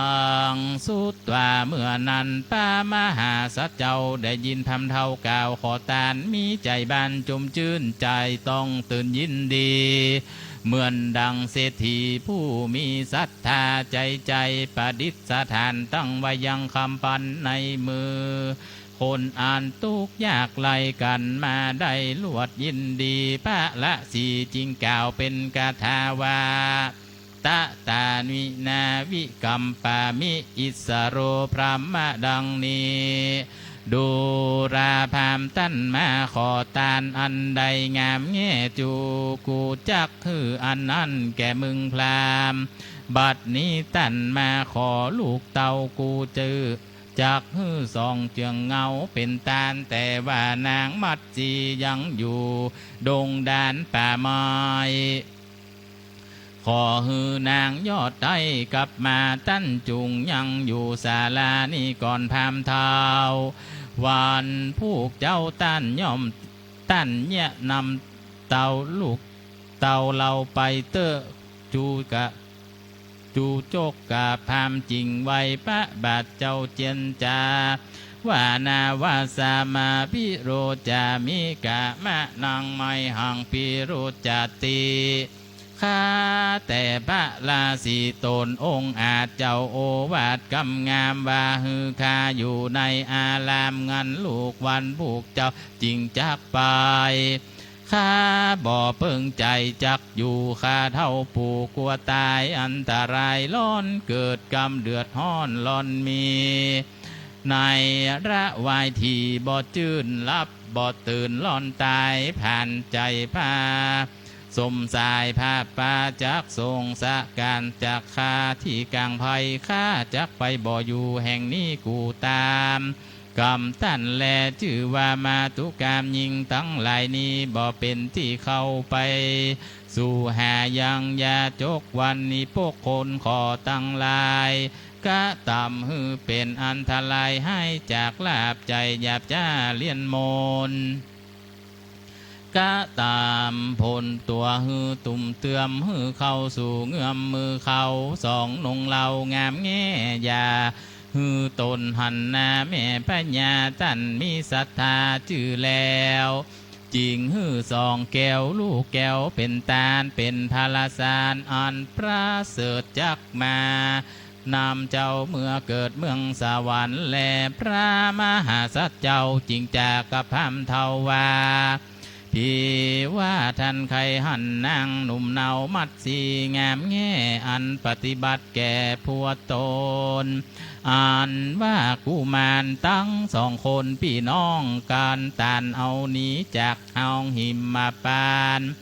ท่านจุงเอากุมารไปถวายเต้าตนปู่แห่งสองขาอยู่ในเมืองเจตุระนครเลืองอาขาวตนเต้านั้นชื่อว่าสนใจกันตั้นฮือสองใสใจไปหอดแล้วสองนอแก้วไปถึงเมืองปากจะเลืองเนืองจมจื่นฮือเต้าหุ่มหืนในใจเข้าของใดมีบ่ไล่แต่งให้ปันพามจะแลจูโจกาพามจริงกล่าวว่าอาเชเนสะพยามิราชพุทธโสโนหิเมข้าแต่มหาราชเจ้าข้าเท่าจากเมื่อเมืองเจตุระนครเนืองบ่ได้เหตุกลัวตั้นไทยบุบตีจริงเอาซึ่งสองนงเหลาหนุ่มเนาข้าเท่าหากยินกลัวยังพระเนื้อหัวแผ่ฟ้าหันผู้ข้าผูกสองกุมารอันเป็นลานตั้นเต้าไปสู่ดาวสิปีเต้าบุญมีจักทรงพระโกรธมโนปโตดเลือลายกะตำทันทากรรมหือตายควายนำบ่ออันจักคาตัวข้าฮือความหน้าเข้าสู่ต่างใบข้ายิ่งใจต่างจริงไปแล้วเล่าข้าจักมีมือเปล่าเววาปีกไปหานางอามิตาเมียแห่งข้านางจักจมดานาว่าคนปาลาเงาใบขอข้าได้แล้วฮือเปิ้นจริงเอาว่าอันเปิงมีแลนาเวสสันตโรอาหาพระมหาสัจเจ้าจากกับพามเท่าเล่าลมใจว่าเต้าสันใจพ่อข้าบ่ใจคนหยาบจ้าสามัญกันตานหันทันปาลานมาฮอดจ่าอ่อนออดกำวานเต้าองค์การตนจอบภากอบด้วยเมตตาธรรมบอกกะตำกำหยาบจ้าบ่หอนข้าตันจีพามเต้ามีใจบานโจมจื่นเข้าของยืนปั่นพรามไทยเอาหลานงามตันไว้พรามจักได้เหลือใจจะแลจูโจกะพามบ่ยินจืนจอบจริงต้านตอบคุณธรรมว่าตามกรรมแห่งพระบาทเต้าฮือโอวาทคำสอนข้าบ่หลอนกะตำตามใดข้าจักเอาสองแก่นไทยบุญเลืองไปสู่เมืองกะลิงกะลาดฮือเป็นท่าใจบำเดินเมียกะตำการเสียตุคำเจ้าแย้มนั้นสองเพื่อเจ้าจักกอดกันนอนจาเลนาทารุสวัจนังสุตตาจาลีผ่านแผ่วกับนางแก้วมัดจีกันหาก็ได้ยินพระพรามจากกำหยาบบ่สุภาพเสียงแข็งสองเปิงแปงกาว ปูนกัวเป็นคาใจต่อนางพามะนีจริงจวนกันนี้โดยอันย่องไปสู่ห้องศาลาบ่อาจจะสามารถถ่าอยู่ได้ใต้คุ้มไม้ภูเขาสองนงเหล่าปากันดันจ่องไปสู่ห้องไพลโซนมีตัวตนอันสั่นหัวอกปั่นละลอนส่องบางอ่อนตั้งตนบ่ได้เป็นดังพรามเข้าไกยิบจริงเอาสองนงเหล่าจริงมีกว่าถึงแต่น้ำบกคลนีเจ้าจาลีจริงขาดยังผ้าย่อมฝาดไว้กับองค์แล้วป้ากันลงไปลีอยู่ในน้ำเลิกเพียงคอปอยอหัวออกได้น้ำแวดไว้ตั้งตัวเอาใบงำงัวหัวอยู่เปือเท่าปู่จีพามบาหันมีวันนั้นแลตะมัดทางปากาเซนโตสัทธาอะหะตะโตกุมาราปยัตติตาสุตวาลุทธัสสะทาสิตังเตนาปาทะวิงสุจาริกันหาจีนาจุโพดังนี้ภิกขาเวดุราภิกขุตั้งหลายตนทะลงสินสายสะอาดอันว่าสองเจ้าลาดกุมารได้ยินพามขานกำหยาบกล่าวคำขนาดปูนกัวสองจอมหัวตั้งกู้ยินเก้าอยู่สายดอดใจฟังบ่ได้สองแก่นไทยเล่นพระนีปายจีพามผู้เท่าเข้าสู่น้ำแก้วแก่นใบบัวแลสายจูโจกาพามบ่อหันสองนงรามพี่น้องในแห่งห้องศาลาจริงเทียนทากำหยาบขนาบตาเวทสันดรวดูราเวทสันดรบัดนี้กูวอนขอลูกแก้วตั้นก็หือตานแล้วจอบทำตั้นจำกูเมื่อสู่เต้าตนปูสองขากูบ่จะไปในเมืองตั้นเต้าในตันดาว4 ปีกูจักเอา2 4ไปเป็นคาใจต่อหน้าเมียกูตั้นปล่อยเล็งดูลูกแล้วสัญญาคือปั๊บตาแลยักกิ้วสายิวหน้าล่อหือลูกน้อยนอตันนี่ปานการเนี้ยแล้วดังลือบ่ลูเต้าคู่เข้าปั๊บปะเนงจึงอันว่าคนในเมืองทุกดาวไผ่บาลายเต้าตันละสีตันยังมีกรรมลู่ลายปุนดีนายแต่ดีลีจะแลโปธิสัตโตส่วนพระโพธิสัตว์เจ้าได้ยินพามเท่าที่ติเตียนตนมีเปลี่ยนผับป้าจริงอาไว้หน้าต่อจาพรามแปลงกำงามด้วยพรามปู่ลมเล่าอยู่ศาลาวดูราพามกูนี่บ่หลอนจากลายมึงอย่านายตัวกูท่านจงรออยู่นี่ลูกกูนายลีเปื่อกลัวมึงกูตึงจักมาหาหือใดยังสองแก่นไทยกูมานมาหือตานแก่ท่านจะแล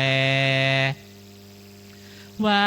อันแล้วตนแก้วจริงย้ายจากศาลาไปหาพุทธางามแง่เดินเตียวตามแต่ลอยตีนอันสองนาลินเตียวกว่าถึงต้าน้ำบกกรณีหันลอยตินสองสีลงสู่ต้าน้ำเจ้าจริงซ้ำขานิ่งดูว่าสองบุญจูลูกแก้วลงสู่ต้าน้ำแล้วดีลีจากเรียกเจ้าจาลีมาก่อนโดยเสียงอ่อนลองหาก็กล่าวกาถาว่าเอหิตาตะปิยะพุตตาปุเรทะมามะปารามีดังนี้เป็นเก่าโดราเจ้าจาลีลูกไอใจเดียวแก่พ่อเจ้าจุงมาด้วยหม้อตามใจพ่อนาช่วยสร้างบารามีแก่พ่อคือทรัพย์ปัญญูตนญาณวิธีอันเลิศแล้วจักได้นางเต้นแก้วเทศนาธรรม พรามผู้นี้มาว่ากำไรด่าเลือใจเจ้าจุงมาเป็นดังน้ำสายเย็นชื่นจอยมา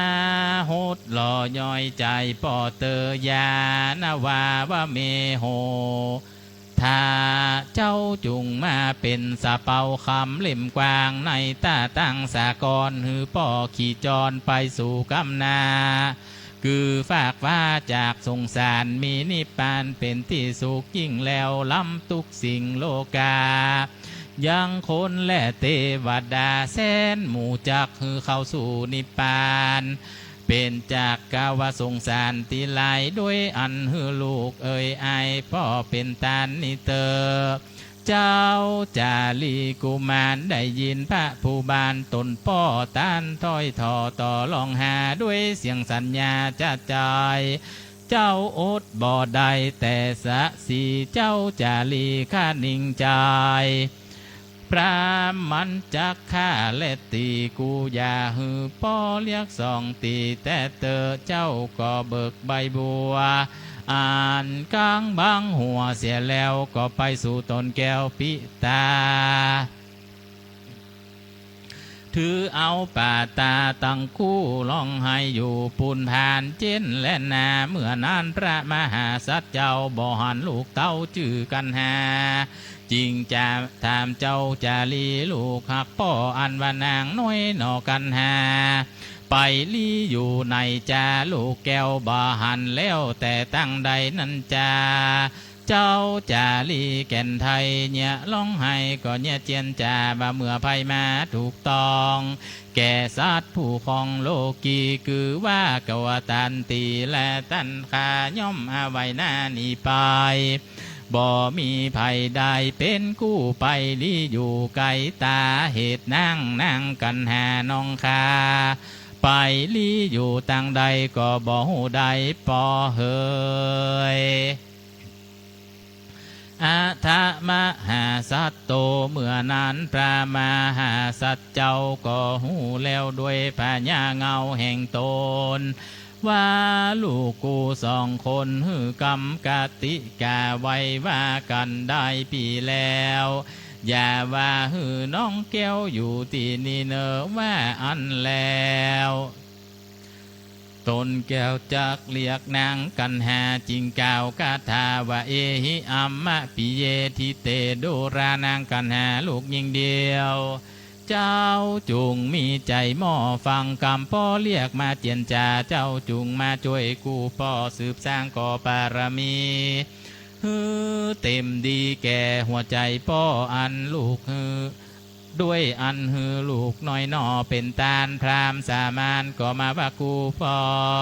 หูจุลอพลังมันหัวใจพ่อปันดังไฟวูไม้ฮ้อนแต่นอกใสถึงในเจ้าจุงมาเป็นน้ำแสนไห้มาหดหล่อฮือหัวใจพ่อเย็นมาเตื้อนานางกันหาได้ยินเสียงพ่อตั้งนาล่อลองหานางมึนตาหักพ่อนางแก้วก็เปิกเวิกใบบัวอันกลางบนหัวตนเสียแล้วก็ออกจากสักแก้วเตี้ยวมาถือเอาหลังป่าตาตื่นใจเจ้าจอมใจหักพ่อห้องให้ต่อพูนผ่านน้ำตาไหลตกเนื้อตื่นผู้ใบยามผ่านแผ่วอันว่าน้ำตาแห่งมหาจัดเจ้าอันหักลูกเต่าตั้งสองก็ไหลตกตองแห่งหลังกูมานพี่น้องหันแลอะทะมหาสัตโตเมื่อนั้นพระมหาสัตเจ้ามีหัวใจเศร้าปานดังจักกิ่งไปมารูปหลังสองพุทธาพี่น้องด้วยพื้นเมื่ออันอ่อนละมุนจากนั้นสองกุมารมายืนต่อหน้าจริงจากับลูกกำพร้านอใส่ใจว่าสองนุ่งไว้เฮยลูกเต่ามีกาว่าเจ้าบ่หูใจพ่อมีปกติสร้างก่อปารมีธรรมเจ้าจุงกระทำอย่างมโนรสแห่งป่อฮือทวนต่อทุกประการพ่อจักคือเจ้าตั้งสองเป็นตาลในวันนี้แลว่าอันแล้วจักกดกาลูกแก้วตนจือจาลี จริงมีกำจาบาดูราเจ้าจาลีลูกฮักแก่ป่อเฮยจำเนียนกันนี้ไปนาคือตั้งสองก็จือว่าเป็นข้าปูจีพรามพี่ว่ารูกงามอันพ้นจากข้าอาไว้หน้าออกเป็นไตกันว่าผู้ใดมีใจมักใครใดไทยจะไหว้สิสืบบงสาก็ฮือหาคำปันนิกางามงอยจื่นจอยมายืนฮือแก็บจีพรามยามนั้นเจ้าจักพ้นจากอาไว้หน้าออกเป็นไตปันดังนางกันหานองเจ้าสมหนุ่มนอปอตาพุงหินาจาตะกะก้อยคือว่าไพรน้อยปัจจาบ่ใจจื้อปัญญาจักมาไทยหันมาได้แต่อันมีแก่ที่พามผู้เฒ่าน้องเจ้าก็จักออกเป็นไตเต้าวัดจักมางวิสัยเจือจาดแห่งเฮาผู้ขัตติยาราชวงศาและยังฐานาเข้าน้องของและปันและลอยบ่มีแก่ไพ่น้อยโยธาเว้นแต่เต้าปัญญาจริงหาได้คนทุกลายหากตอมได้เหตุนั่นนางสายใจน้องเจ้าไข่ป้นจากขจีพรามจุงหาจ้างสารปานปอรอยแม่ใหญ่หน่อยก็สันเดียวคำแดงงามเปียวปอแปงโคบร้อยแต่งนำมาตาสีตาสาใหญ่หน่อยปอห้อยจุกิงโคนมัวแม่งัวนมชื่นจอยปอห้อยแต่งนำมางัวอุสุภาลาจาใหญ่น้อยปอร้อยแต่งนำมาเข้าของดาไทยเจ้าจริงจักพ้นค่าแท้เจ้าพรามเอวังกันมาหาสัตว์เจ้าตัดแก่ลูกเต้าตนแล้วก็เล่าลมลูกแก้วอยู่ในกามเจ้าก็นำเอาสองขามาสู่ในแก้วกูอาลามแล้วถือเอาน้ำต้นกันตีงามมาสู่ที่อยู่ไกลต้นคำเจ้ากะตำผูกเอาผาญาซับปัญญูหือมานลัดกันกับตนจึงเรียกลามเตียวมหนตามาไกลว่าเฮาจักฮือสองแก่นไทยเป็นตาลแก่พระมาจารย์เป็นขนาดน้ำต้นหยาดกฎหมายอ่านว่าสมบัติตั้งหลายในโลกกูบริโภคปันเอากูพาธนาเอาทรัพย์ปัญญูผ่านแผ่วอันจักได้ตนแก้วเทศนาธรรมการเต้าพัฒนาเอาแล้วก็ฮือสองลูกแก้วเป็นตาลก็มีแลตะมะทังปะกาสินโตสัทธาอาหาตโตกุมาเรอาตยาจาลีกันหาจินาจุโพพรามนัสสาอาตาจิโตพุทธเกตานามัตถังตตาสิยังพิงสานกังตตาสิโลมะหังสานังยังกุมาเรปาตินามหิเมตานิงสามกรรมปัทภิกขเวโดราภิกขุตังลายอันว่าพญาเวสสันตราชก็เอาลูกน้อยนาถพุทธาคือจาลีและกันหาตังคู่ฮือตานแก่ผู้จีพรามอ่านว่าเสียงบันดาลเก้าคือเส้นคนตือพุ่นกลัวนังหัวทกสนันแผ่นดินลั่นไปมาน้ำสมุทรกงกาข้ามเขือกเงาหญ้าเยือกตีฟองไหลเนืองนองกับกลางไหลล้นฝั่งไปมาเข้าสิเนรุปัปปตาก็เบนนาเข้าวงกฏแล้วก็อ่อนน้อมกอมไปมาอ่านว่าปัญญาอินตาเจ้าฟ้าก็ไหวหน้ารอเมืองคนยินดีตบตนแขนผู้จาอันว่าเต้ามหาพรามก็มีใจอภิรมโจมชื่นยอยกยืนสาธุการอ่านว่าเสียงบันดาลเกิดกองเป็นตนว่าแผ่นดินห้องและดอยคลางก็สลาไปถึงต่อเต้าถึงโซสะ สาลาพรำก็มีแลขานิขิต่างอันว่าหาฝนเมฆก็ไหลหลังทางตกลงมาข้าขานปุนกัวกำลังอันว่าสายฟ้าบ่ใจกาละควรแมบก็มาแมบไม้เหลืองตัวป่าปานดังฟ้าจักผ่าแดนทลายอันว่าสัตว์ตั้งหลายในเถื่อนลาจะสีเพื่อนเสื้อเหลืองร้องเนืองคะคืนเป็นเสียงอันหนึ่งอันเดียวเอวะรูปังควรปูนกลัวมีมากอันสัจจะอัศจรรย์หากบันดาลก็มีแลพระมหาสัจเจ้าจริงจากับผู้เฒ่าจีพรามบดูราพามลูกหักงามยังกูยังหนุ่มน้อยกูหักข้าคอยของกูเต้าว่าพญาทรัพย์ปัญญูอันผาเสดกูลักล้ำเลิศกว่าสองขาดังจากสังขญาลักเล่าลักลอยเต้าปันดีลักปันตีถึงหมื่นลักกว่าหมื่นถึงแสนเหตุนั้นเราจริงจูงแขนลูกเต้ามาตานท่านเท่าจารีพรามเหตุไข่ได้พญาทรัพย์ปัญญูตัญญาณนี่แล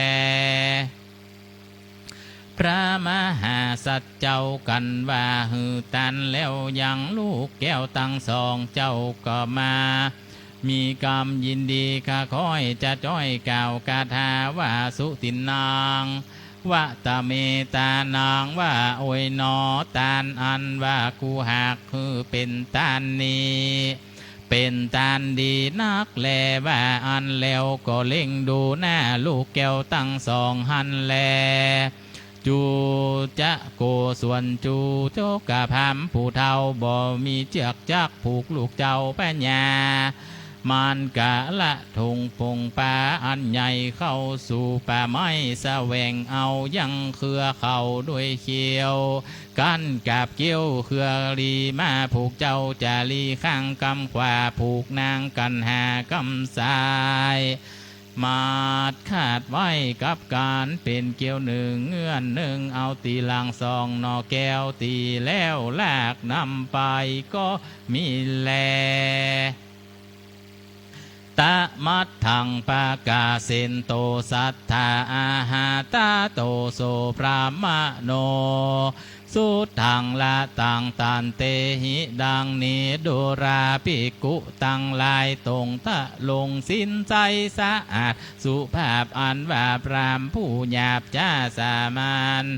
มันนี้ออกจากอาสมบทออกกว่าเอาสู่ป่าแสวงเอาอย่างเพื่อเขาอันจะมาจักนำผูกอย่างลูกเจ้าพระญามันก็เอาละตาด้วยเกี่ยวติ้งกับเกี่ยวเอาปานมาผูกจอมควันลูกเต้าหนีจากเต้าศาลาก็มีวันนั้นแหละนาตาโตเมื่อนั้นจูโจกับพามผู้เฒ่าถือไม้เต้าปะทงปาตีลังจารีกันแห่นำกว่าล่องด่าเจ้าไปปาน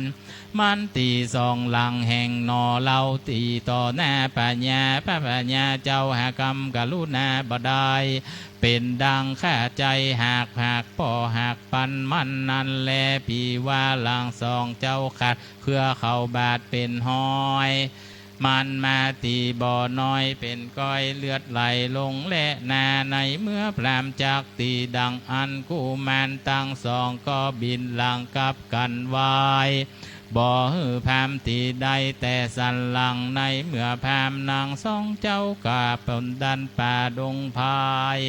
ปู่จางไลกิ่งเต่าพุ่นงามเงาลูกบ่อตันเครือเขาอันมันผูกลากก็หลุดจากกุมาร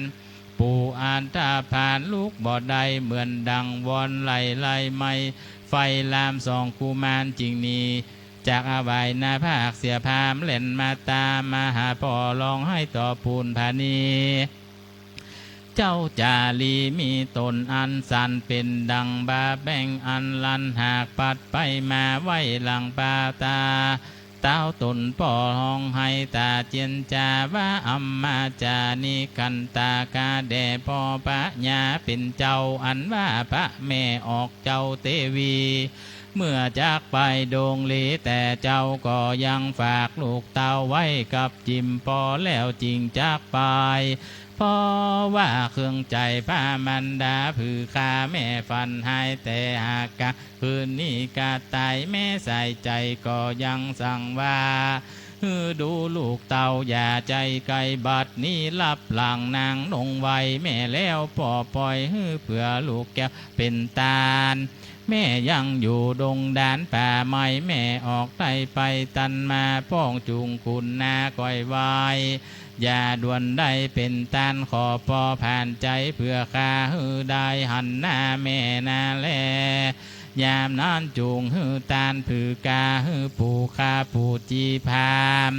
แม่นจักขายและจักฆ่าลูกกามผ้าก็บดบอกกลัวตายและนาพ่อเฮ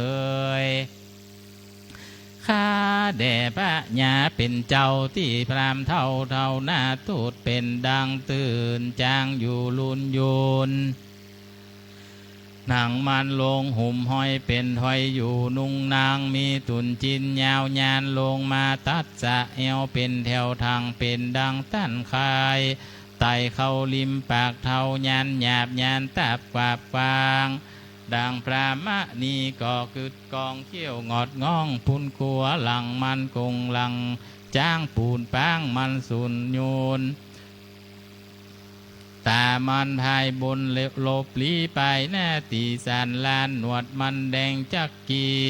เหมือนดังหนวดกุ้งจีเปียวไฟต้นมันเต็มไปด้วยไฟดำไฟแดงมีกลิ่นแหน่งและส้มเป็นดังข้าวต้มหมากแปดาตามันเหลือบมาบสาบกาบอยู่พุนกัวดูกมันลั่นคาขุดคาคาดเนียคาขาดกว่าเตียวปานนางเสือลายหนหอยยานหยาบย้อยเหมือนผีบอบมันบ่ใจคนดีเคยอยู่กันหันหน้าผู้พุ่นกัวอาสามานุโสพรามผู้นีนาลอยเป็นผีเสือเอาแปดเจือเป็นพามมังสาละโหลิตะโภจะเนอาหารอันย่อมมีจิ้นแกมเลือดใจห่อนเดือดมี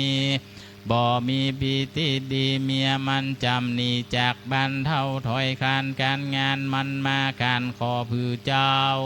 เท่าถอยจะหากนำไปเพื่อนีนาเป็นหายสารใจที่ลาดในเมื่อพีวิศาสตร์ไล่หากนำไปดังหรือพ่อปัญญายังไกวตาพอดูได้ลูกนาน้อยให้พ่อบอกคุณนานิจาอิเทวะอัจฉตุกันหากาแต่พระยาเป็นเจ้าอ่านว่านางกันหางามยิ่งไปหูสิ่งอารมณ์ย่างกินนมบ่อพักเป็นดังลูกเนื้ออยากหากนมนานข้าขอไว้ลามนี้แด่กับด้วยแม่เทวีข้าจาลีไปเป็นเปื่อนเขาดันเถื่อนตามพามขอนางงามน้องข้าอย่าปัดภาคหน้านมนางแต่เตอเอวางบุตเตในเมื่อเจ้าจาลีร้องไห้ขอให้ท้องไทยอยู่ศาลาส่วนพระมหาสัจเจ้าบ่ปากจากับลูกเต่าสักกำเจ้าจาลียินพารำลักแม่ร้องไห้เจียนจากัดด้วยนางกันแห่แห่งตนวานะเมอิตังทัทาทุขังดังนี้ดู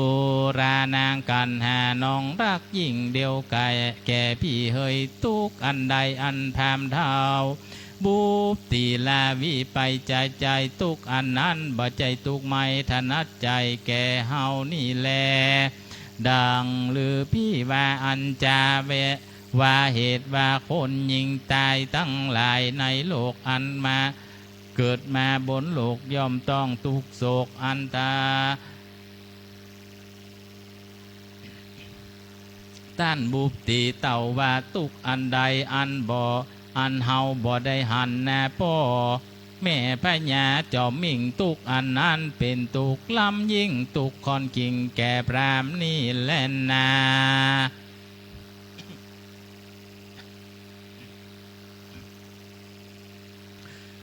ส่วนจูโจกาพามปู่เท่าก็ยังตีลูกเต่าลากแข่นไปเจ้าจารีงามใสสะอาดจักเจียนจากับโดยนางหน่อยนาดกันหาจิงกล่าวกาถาว่าสัจจังกิเรมะวะหังสุดังนี้ดูรานางกันหาน้องรักยิ่งเดียวแก่พี่เฮยคนตั้งหลายในโลกสงสารกล่าวตำนานไว้ว่าจะได้สืบใส่มาว่าแม่เนื้อแห่งกุมารากุมารีสีหนุ่มเนาตนได้บ่อยู่กายคือว่าได้ปัดปากและตายไปเต่ายังแต่ป่อตนดังอันแม่นมีชีวิตก็เสมอตายแล้วเหตุว่าได้ภาคแม่แก้วผู้มีใจอินดูลูกเต่าพ่อเป็นเจ้าก็บ่อินดูลูกอันนี้ก็ถูกกรรมโลกว่าไว้ก็มาได้แก่สองลานี่แล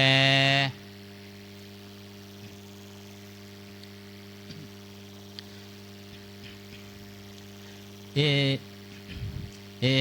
หิกันเฮโดรานังกันหาน้องลักแก่ปีเฮยเจ้าจุงมาเร็วรีบอย่าหือพรามเท่าทีบตีลาเจนเตอลายาใดมีชีวิตเป็นคนเตอลาจักกันใจตายหลังแล้วร่วมนอนที่เดียวกันเตอเจ้าพรามเท่าผู้นี้หยาบจาตีดังคาหากปอหากปั่นมันพรามอาธรรมโลภล้นใจบาปนบอกการุณาตีหลังลาจืนแล้วเป็นดังผู้น้อยแก่นตีงัวนั่นแล่นนาอิเมจำปูการุขาจาติว่าไม่ตั้งลายปุ่งนี้คือว่าไม่จำปูงามพายเพิดมาบาแป้งเกิดนานางภายนากิ่งกอมอันอ่อนน้อมไปมาอารามนาแก้วกูต้นไม้อยู่ยามใหญ่ละนีไก่ละไวละลักลุ่มไม้หักมองได้จ้าแลนาอิเมตันดันทีเตอาราเมอันว่าอารามเพียงละลื่นปุ่นสนุกจื่นเย็นใจน้ำเย็นใสละเกยอาบโดยล้นผาบไปมาลานีไก่ละซ้ำถ้าน้ำเป่าสางัดไปดอกไม้ใดบานแต่เจ้าหอมตัวเต้าดงไผ่เป็นใหญ่กันอยู่เหนือแก้วกูจอมดอยลาก้อยใจตั้งกู้เคยตัดทรงอยู่ตามใจลานีไก่ละไวละดอกไม้หล่นเสียดายแล่นนาลูกไม่ได้เลือแหล่สุกหอมเก่นแก่กินหวานในดงดานสะผู้ตั้งตนอยู่จอมข่าวและเอากินแล้วเล่นกำยืนเต้นจมกันละจอมขวัญละไว้ละดอกไว้หล่นเสียได้จ้าเล่นนาส่วนว่าจูโจกาปามก็เอาสองนงลามแก่นไทยไปถึงบ่อลาบบ่อเปียงมันก็ปะลาเตียวตาวไปเล่าเท่าเล่าเก่าเต่าสองตีอันว่าเครือรีอันกระดังก็ลุดจากมือพรามสองนงลามมีใจสันยะยืนแต่ตั้งตนแล่นเววนใจสันเสสัดปั่นไปมาเป็นดังกุกกาตาแม่ไก่อันมันไข่บ่อจำลางเจ้ามันจางคืดใหญ่ตะคอนใสสันลางเสสัดหลังพัดพันไปหาป้อห้องให้ป่อปุนพานเช่นและนาตะมัดทางปะกาสินโตสัทธาอาหานิยามานากุมาลาเตพรามานาสาปามุนจิยะเตนาเตนะปาทาวิงสุพิกาเวโดราภิกุตังลายตนดารงศีลสายปาริยาตในเมื่อพรามเทาปะลัดทุนตางเต่านอนคว้างกิ่งควายเหมือนขอนไม้ไฟลามสองกุมารงามพี่น้องก็หลุดจากบ่วงก้องเครือเขาจาลีเหลาเล่นแล้วกันหาแก้วเล่นจอมลางวิ่งพระผ่านไปหาป้อลงให้ต่อพุนพานเจนแลจูจาโกปีส่วนจูโจกกาพามปู่เท่าแบกไม่เต่าและปาทงกงหลังจอมเลยไล่มาสู่ตีไก่ส่องสีมายับหยีผูกได้ เป็นดังไฟไหม้มางกับหลวงมัดปันพวงแขนลูกเต้าลองเอิญก่าวพุนกลัวว่าเขือนี่นานี่ง่ายนี่ละปายกูเสียเท่าตาเพียจมฟ้องสองพี่น้องเสียงอีติหยุดอันพับมืออีดล่องนับตัวต้องอารามซ้ำตามตีจากพลากติ้วแขนลากเล่นไปตะมัดทังปะกาเซนโตสัทธาอาหาตาโตโสลุจจุมาตายะตันทายะตายะพระมะโนอาโกตายันโตเนติสิริลาจัสสะเปกขะเตโตภิกขะเวโดราภิกขุตังลายพรามผู้โลภโลนปนศาสตร์มันโคตรจริงลูกใดยับตะไม้เต้าหมวดเครือเขาไหลเลยเอาสองเจ้าภาพตัวเต้าอารามมันมาดาราบีมาดาเลวป้าสองนอแก้วดานีมันควรตีควรด่าตีต่อหน้าพ่อปัญญาเมื่อพรามปลาเอาสองเจ้าเท่าหลังโกงนำไปกันแห่บ่อไว้ลองให้เข้าป่าไม้ไต่ตามพรามก็มีวันนั้นแลตามัดทางประกาเซนโตสัทธาอาหงตั้งกันหาจินะวะโรโนอะยังบังตาตะพระมะโนรัตติยะปาติโกเตสิปิคาเวโดระพิกุตังลายอ่านว่านางน้อยนาดกันหาเลียวหลังจากกับป่อตั้งหน้าต่อตนคำว่าพระทรงธรรมยอดฟ้าพรามตีเพื่อคากว่านี้ไกเครือเขาแข่งมันฟาตีละคาขาดเป็นห้อยเป็นดังคายิ่งใจพ่อมันถ่ายใจเก้าเกิดใจกังเลื่อนนั่นแลพ่อเฮยนาจายังพระมโนตาข้าแต่ปะยาเป็นเจ้าอันว่าพรามตั้งหลายแต่ก่อนย่อมมีใจอ่อนน้อมคุณนาพรามผู้นี้นาลอยเป็นผีเสืออันเอาแปดเจือเป็นพามยามใดนำผือค่ากว่ากันว่ารับหลังปอแล้วก็แดนจักจริงกินเพื่อนี่นาเป็นสายสนที่ราดในเมื่อผีวิสาดไล่หากนำไปดังลือพ่อข้าใบยายังไกวตาพอดูได้ลูกน้อยหนอให้พ่อก็บอกคุณนานี่จานายเมื่อนั่งกันหาห้องให้สั่งพ่อพญาเตียวมากาป่าไม้ห้องให้สันละซาพระมหาสัจเจ้ามาไข่พอตายตาพอตั้งหน้าล่อเล่งมาส่วนปาลาวิสาเบนิฮิอันลูกหักก็มาถูกต้องหัวใจห้อนปั่นไฟหูไม้ตัวแต่ใสตุกปลายเจ้าอาใบหน้าให้ใจเขาออกแต่ไปนอกลมดังการหาจางลอยหน้าลอยหลายนักไปนักจักแตกกัดในไว้ใจด้วยลวงปากห้องให้มากสันตั้งตนและนาน้ำตาพายลงเป็นทอยเป็นเลือดย้อยซองไปยังยายตกต่อเตาออกแต่เบาตามานายเมื่อน้ำตาไหลเป็นเลือดตุกบังเกิดไหลซานซ้ำเลงหันเลือดย้อยตกเป็นถอยทางแถวหลังเจ้าก็ขานิ่งใจว่าตุกอันใดนี้นาบังเกิดหือน้ำเลือดตาไหลบ่ใจเหตุอันใดมาถูกต้องก็เหตุอันลูกหากตั้งสองพี่น้องเป็นตายก็บอกควรหากลูกใส่ใจลูกแก้วกูหือตานแล้วก็เพื่อทราบปานอยู่กวนกูแป่งใจหือมันอยู่ในแก้วกูสารลานิเตอพระมหาสัจเจ้าตนผ่านแถวก็ตัดกรรมหักลูกแก้วฮือขัดแล้วอันบวรแปลงสติรมดังเก่าก็มีวันนั้นแร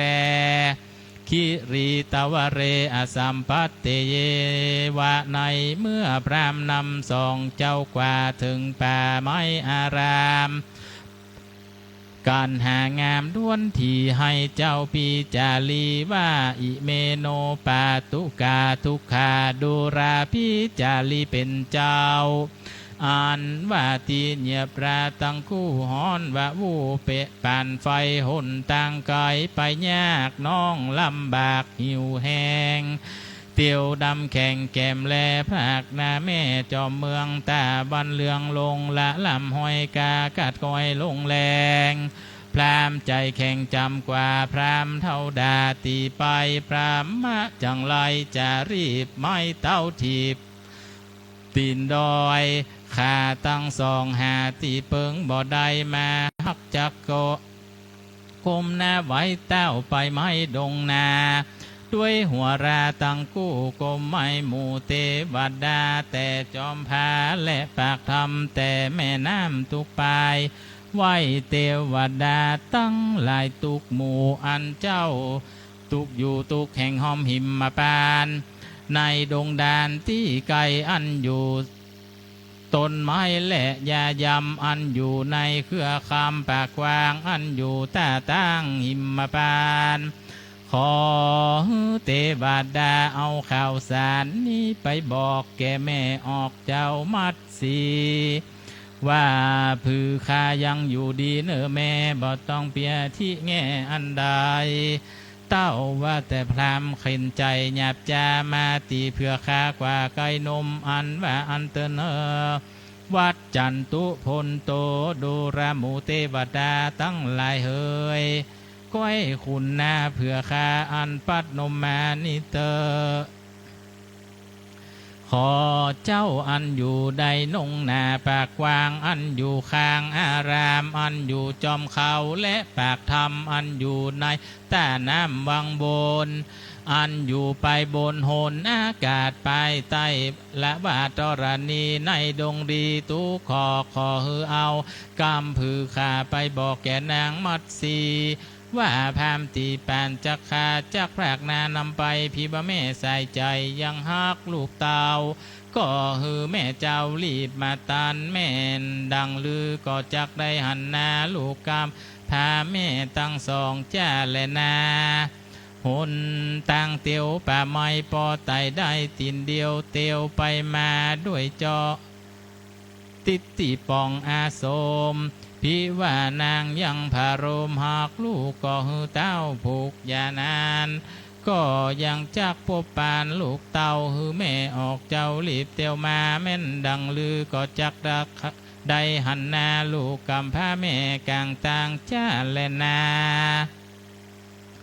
ดูราเจ้าเทวดาตั้งหลายเฮยมือแม่เพื่อเคยชื่อว่านางมัดสีถ้าลงเกสีหมวดเก่าไปป่าแต่เจ้าแสวงหายังพาลาลูกใหม่แม่ออกไทยหากนำมาเพื่อว่าจักเลี้ยงปุตตาลูกเต่ากับตั้งออกเจ้าแม่ละจาวันนี้แม่จักมาหันศาลาอันเปล่าแม่จักมาเล็งแล้วเล่าและได้แม่จักมาฝ่ายน้ำตาเสียแล้วนั่งหาย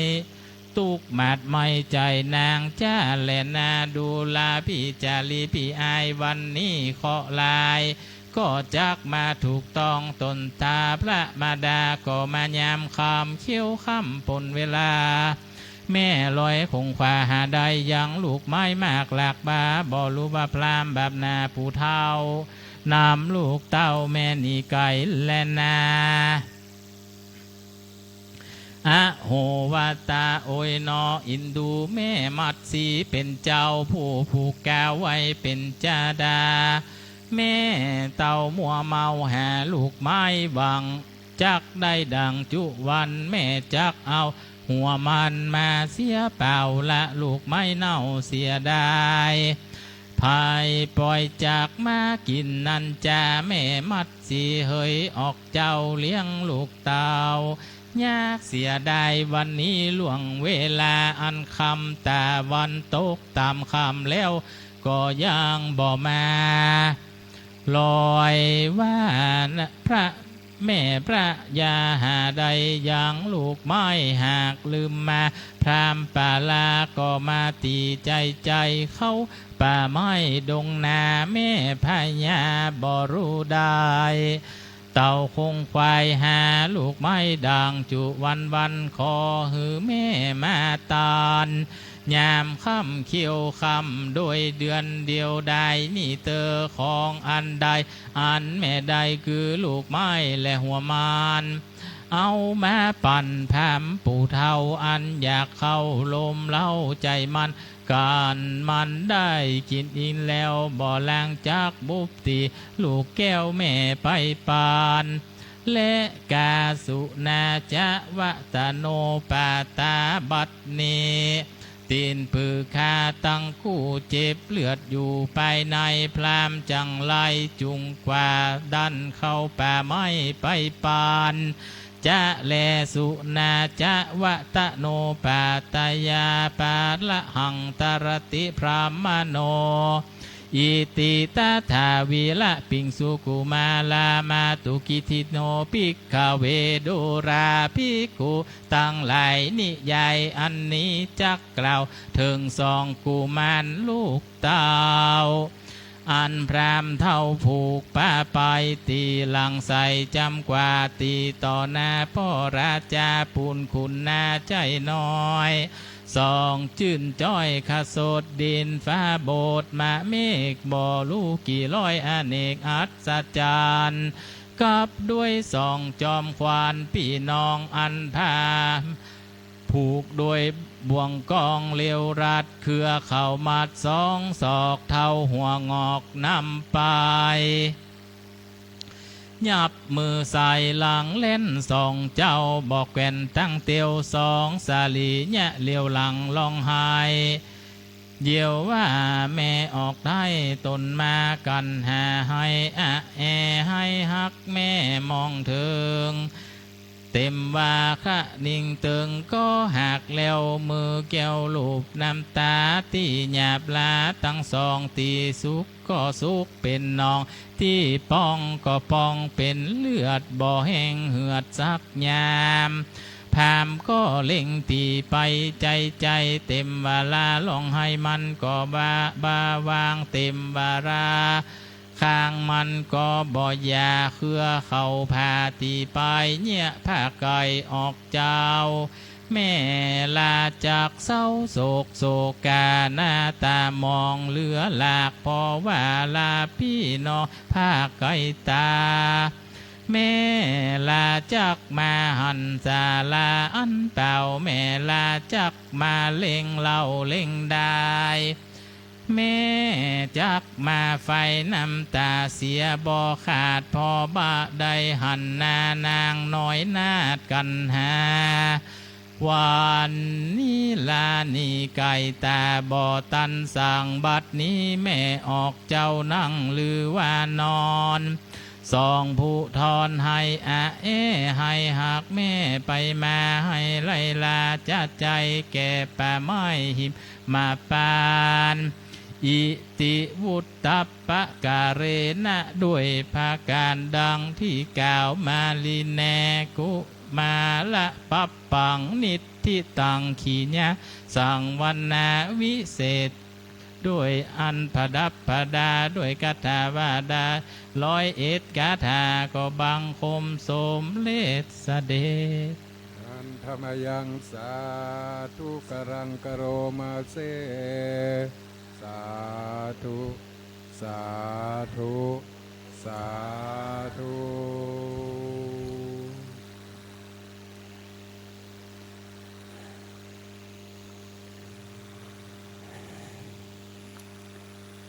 เนื้อหาที่เราได้สดับรับฟังเริ่มโดยที่ว่าพราหมณ์ชูชกนั้นหาที่พักห่างจากอาสมของพระเวสสันดรพระนางมัตสีแล้วก็บ่ได้เข้าไปถึงบ่ได้เข้าไปเฝ้าไปขอตอนเย็นตอนค่ำในตอนเย็นตอนค่ำนั้น ระนางมัตสีก็มีจะเป็นเรียกว่ากรรมนิมิตหมายถึงว่านิมิตคือที่เกิดจากกรรมบันดาลฝันว่าตนเองจะสูญเสียบางสิ่งบางอย่างนี่ก็ว่าทุกในฝันบอกว่าเหมือนพามนุ่งผ้าแดงแล้วก็มาควักดวงตามาควักหัวใจมาทัดแขนไปก็สะดุ้งตื่นขึ้นมาด้วยความตกใจกลัวนะมันฝันร้ายแล้วพระนางก็ได้คิดว่าบ่มีไฟแก้คำฝันได้ก็ไปเข้าไปเฝ้าพระฤาษีพระเวสสันดรได้นั่งสมาธิภาวนาอยู่นะครับก็มาคิดว่าใครมาเคาะประตูว่าถ้าเป็นมนุษย์ก็ต้องเคาะสูงเป็นเนรสารต้องเคาะต่ำนะนี่คงเป็นคนก็ว่าก็เลยกล่าวว่าเป็นไขนมัสสีก็เป็นหม่อมฉันมัตสีทำไมถึงมาเคาะในกลางค่ำกลางคืนนี่เราได้ทำกติกาไว้ว่าจะบ่มาหากันไม่กลางไม่ได้กลางคืนแล้วพระนางก็บอกว่าหู้อยู่กติกานั้นเพราะว่ามันฝันร้ายฝันว่าพร้อมฝันเป็นอย่างไรฝันว่าทุกพวกลูกตาพวกหัวใจแล้วก็ทัดแขนไปนะพระโพธิสัตว์ก็หู้โดยอนุมานว่าเราจะต้องได้ทำมหาทานทำบุญใหญ่บุญนี้จะสำเร็จในป่านี้แล้วเนี่ยก็เลยนางสบายใจว่าเพราะเรามาอยู่ที่ในป่ากินอาหารกินไม้ผลไม้เนี่ยก็ธาตุร่างกายมันก็กำเริบนะมันฝันบดี เพราะเราอยู่ดีบทสะดวกสบาย